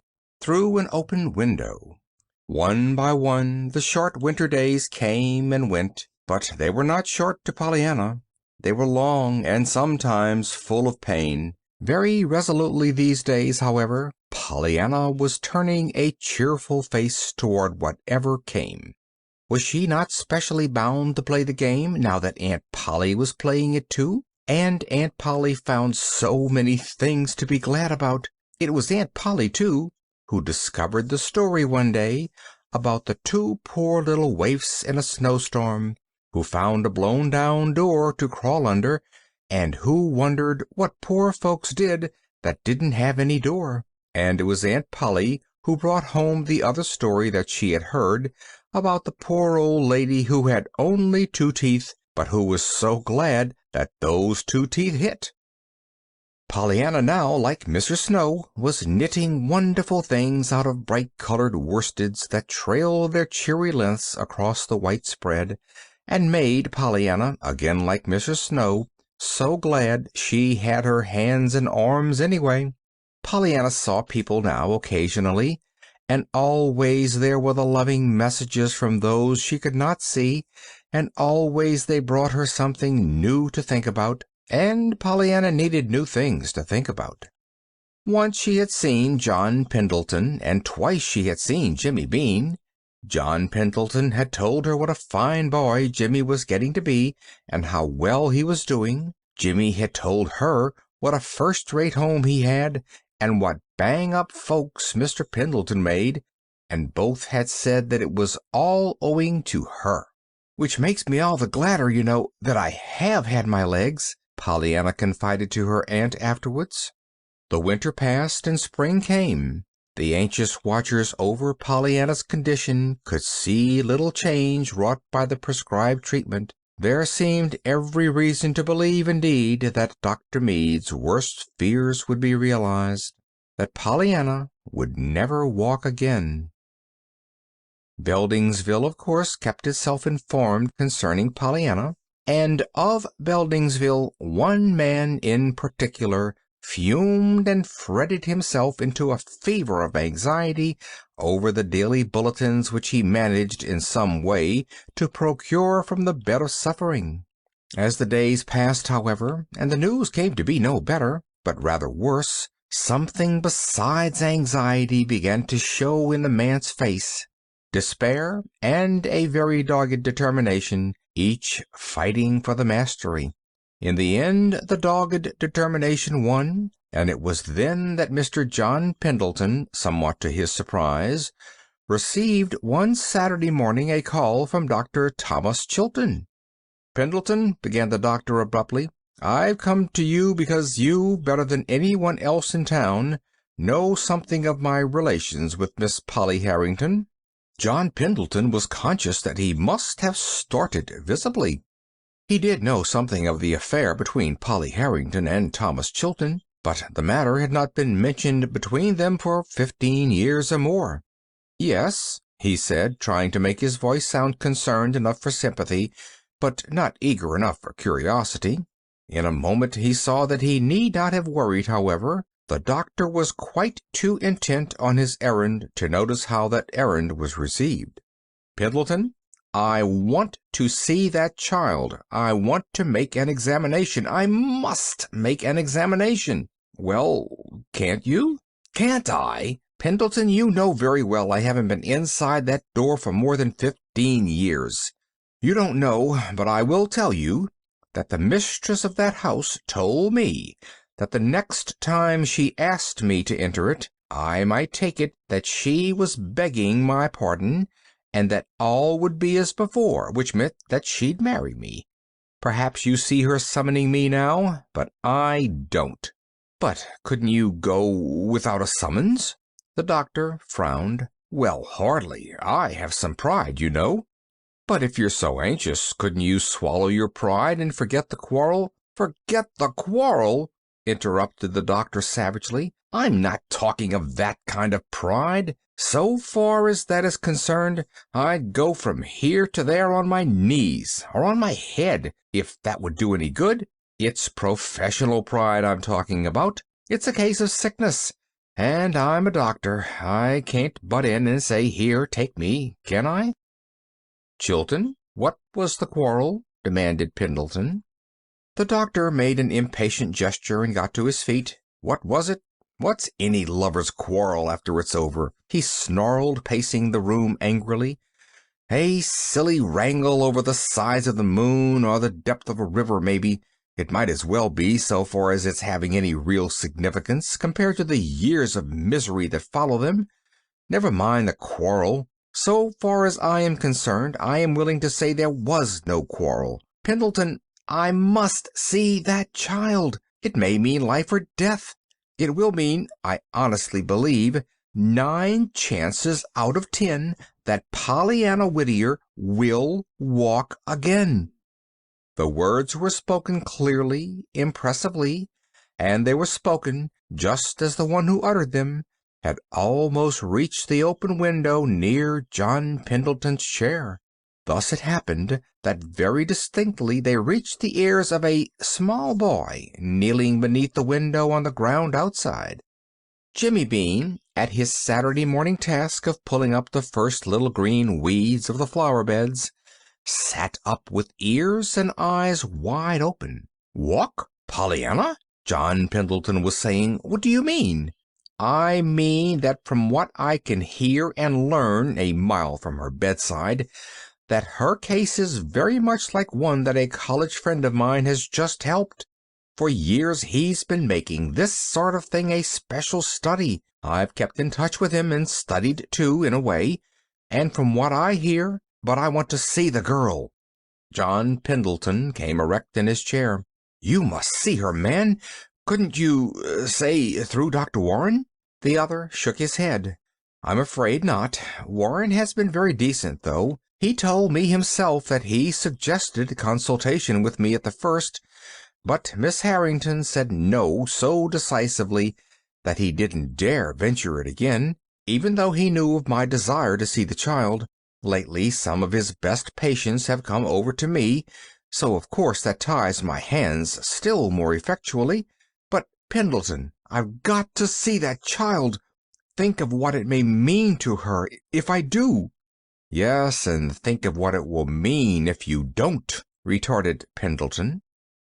"But how can I, without a direct request from her aunt, which I'll never get? She must be made to ask you." "How?" "I don't know." "No, I guess you don't, nor anybody else. She's too proud and too angry to ask me, after what she said years ago it would mean if she did ask me. But when I think of that child doomed to lifelong misery, and when I think that maybe in my hands lies a chance of escape, but for that confounded nonsense we call pride and professional etiquette, He did not finish his sentence, but with his hands thrust deep into his pockets, he turned and began to tramp up and down the room again angrily. "But if she could be made to see, to understand," urged John Pendleton. "Yes, and who's going to do it?" demanded the doctor with a savage turn.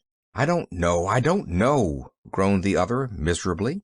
Outside the window, Jimmy Bean stirred suddenly. Up till now he had scarcely breathed, so intently had he listened to every word. "Well, by jinks, I know," he whispered exultantly. "I'm a-going to do it." And forthwith he rose to his feet, crept stealthily around the corner of the house, and ran with all his might down Pendleton Hill. End of chapter 29. Chapter 30. Jimmy Takes the Helm.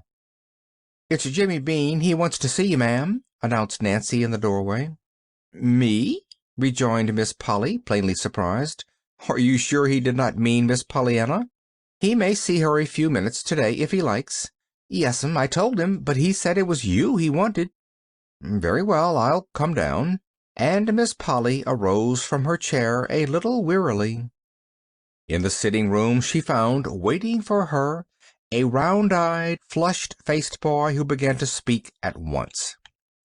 "Ma'am, I suppose it's dreadful, what I'm doing and what I'm saying, but I can't help it. It's for Pollyanna, and I'd walk over hot coals for her, or face you, or anything like that, any time. And I think you would too, if you thought there was a chance for her to walk again. And so that's why I come to tell you that as long as it's only pride and it something that's keeping Pollyanna from walking, why, I knew you would ask Dr. Chilton here if you understood. What? Interrupted Miss Polly, the look of stupefaction on her face changing to one of angry indignation. Jimmy sighed despairingly. There, I didn't mean to make you mad. That's why I begun by telling you about her walking again. I thought you'd listen to that. Jimmy, what are you talking about? Jimmy sighed again. That's what I'm trying to tell you. Well then, tell me, but begin at the beginning, and be sure I understand each thing as you go on. Don't plunge into the middle of it as you did before and mix everything all up. Jimmy wet his lips determinedly. Well, to begin with, Dr. Chilton came to see Mr. Pendleton, and they talked in the library. Do you understand that? Yes, Jimmy. Miss Polly's voice was rather faint. Well, the window was open, and I was weeding the flower bed under it, and I heard 'em talk. Oh, Jimmy, listening?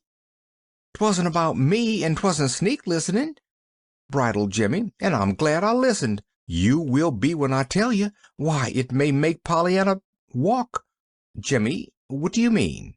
Miss Polly was leaning forward eagerly. There, I told you so, nodded Jimmy contentedly. Well, Dr. Chilton knows some doctor somewhere that can cure Pollyanna, he thinks, make her walk, you know, but he can't tell sure till he sees her, and he wants to see her something awful, but he told Mr. Pendleton that you wouldn't let him. Miss Polly's face turned very red. But, Jimmy, I can't. I couldn't. That is, I didn't know. Miss Polly was twisting her fingers together helplessly. Yes, and that's what I come to tell you, so you would know, asserted Jimmy eagerly. They said that for some reason, I didn't rightly catch what, you wouldn't let Dr. Chilton come, and you told Dr. Warren so, and Dr. Chilton couldn't come himself without you asked him on account of pride of profession, something anyway, and they was wishing somebody could make you understand, only they didn't know who could. And I was outside the winder, and I says to myself right away, by jinks, I'll do it. And I come, and have I made you understand?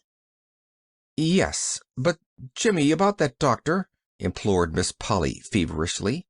Who was he? What did he do? Are they sure he could make Pollyanna walk? I don't know who he was. He didn't say. Dr. Chilton knows him and says he's cured somebody just like her, Dr. Chilton thinks. Anyhow, they didn't seem to be doing no worrying about him. 'Twas you they was worrying about, 'cause you wouldn't let Dr. Chilton see her. And say, you will let him come, won't you? Now you understand. Miss Polly turned her head from side to side. Her breath was coming in little uneven, rapid gasps. Jimmy, watching her with anxious eyes, thought she was going to cry, but she did not cry. After a minute, she said brokenly, Yes, I'll let Dr. Chilton see her. Now run home, Jimmy, quick. I've got to speak to Dr. Warren. He's upstairs now. I saw him drive in a few minutes ago.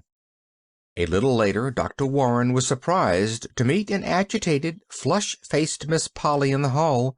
He was still more surprised to hear the lady say, a little breathlessly, Dr. Warren, you asked me once to allow Dr. Chilton to be called in consultation, and I refused. Since then I have reconsidered. I very much desire that you should call in Dr. Chilton. Will you not ask him at once, please? Thank you.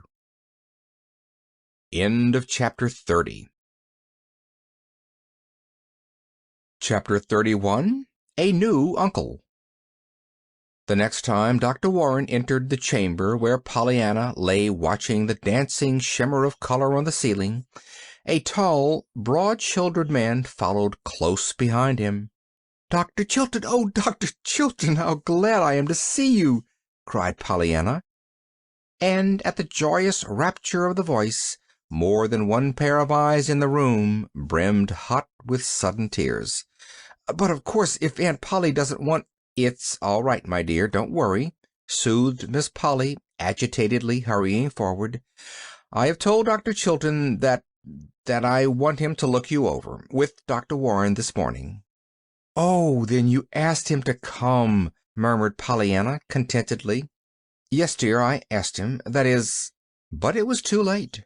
The adoring happiness that had leaped to Dr. Chilton's eyes was unmistakable, and Miss Polly had seen it.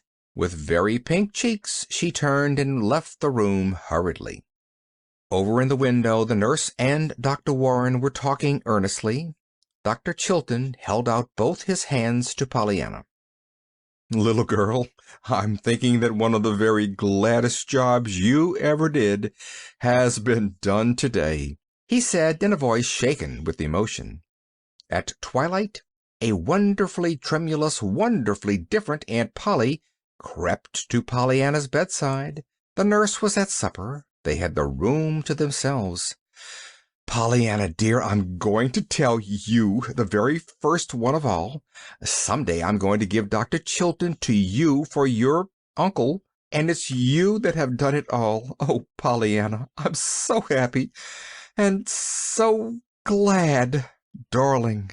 Pollyanna began to clap her hands, but even though she brought her small palms together the first time, she stopped and held them suspended. "Aunt Polly, Aunt Polly, were you the woman's hand and heart he wanted so long ago? You were, I know you were, and that's what he meant by saying I'd done the gladdest job of all today. I'm so glad. Why, Aunt Polly, I don't know, but I'm so glad that I don't mind even my legs now." Aunt Polly swallowed a sob. "Perhaps some day, dear." But Aunt Polly did not finish. Aunt Polly did not dare to tell yet the great hope that Dr. Chilton had put into her heart. But she did say this, and surely this was quite wonderful enough to Pollyanna's mind. "Pollyanna, next week you're going to take a journey. On a nice, comfortable little bed, you're going to be carried in cars and carriages to a great doctor who has a big house many miles from here, made on purpose for just such people as you are. He's a dear friend of Dr. Chilton's, and we're going to see what he can do for you."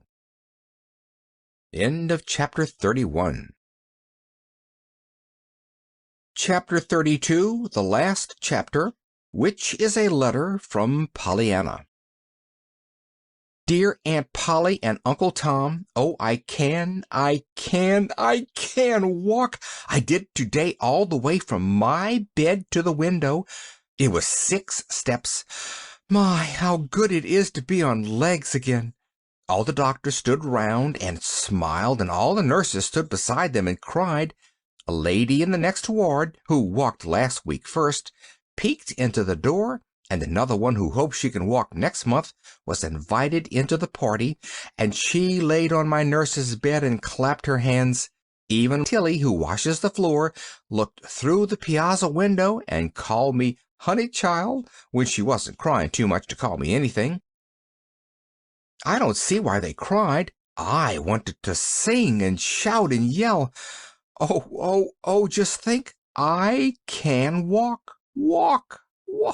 Now I don't mind being here almost 10 months, and I didn't miss the wedding anyhow. Wasn't that just like you, Aunt Polly, to come on here and get married right beside my bed so I could see you? You always do the gladdest things. Pretty soon they say I shall go home. I wish I could walk all the way there, I do. I don't think I shall ever want to ride anywhere any more. It will be so good just to walk. Oh, I'm so glad. I'm glad for everything. Why, I'm glad now I lost my legs for a while, for you never know how perfectly lovely legs are till you haven't got them. That go, I mean. I'm going to walk 8 steps tomorrow. With heaps of love to everybody, Pollyanna. End of chapter 32. End of Pollyanna by Eleanor H. Porter. We hope you enjoyed tonight's sleep audiobook. If you liked this audiobook and want to listen to more, please check out our channel at Sleep Audiobooks. And if you prefer to listen to each story individually, they will also be uploaded to our secondary channel at Sleep Chapters. You can access our entire catalog of bedtime story audiobooks through our web app, which can be found at sleepaudiobooks.com. There, you will also find our suite of sleep tools, including a complimentary Better Sleep Quick Guide if you sign up to our mailing list. Links are in the description below. All likes, comments, and especially subscribing help this channel grow so that we can reach more night owls in our quest to help as many people sleep easier so they can live their lives more fully during the day.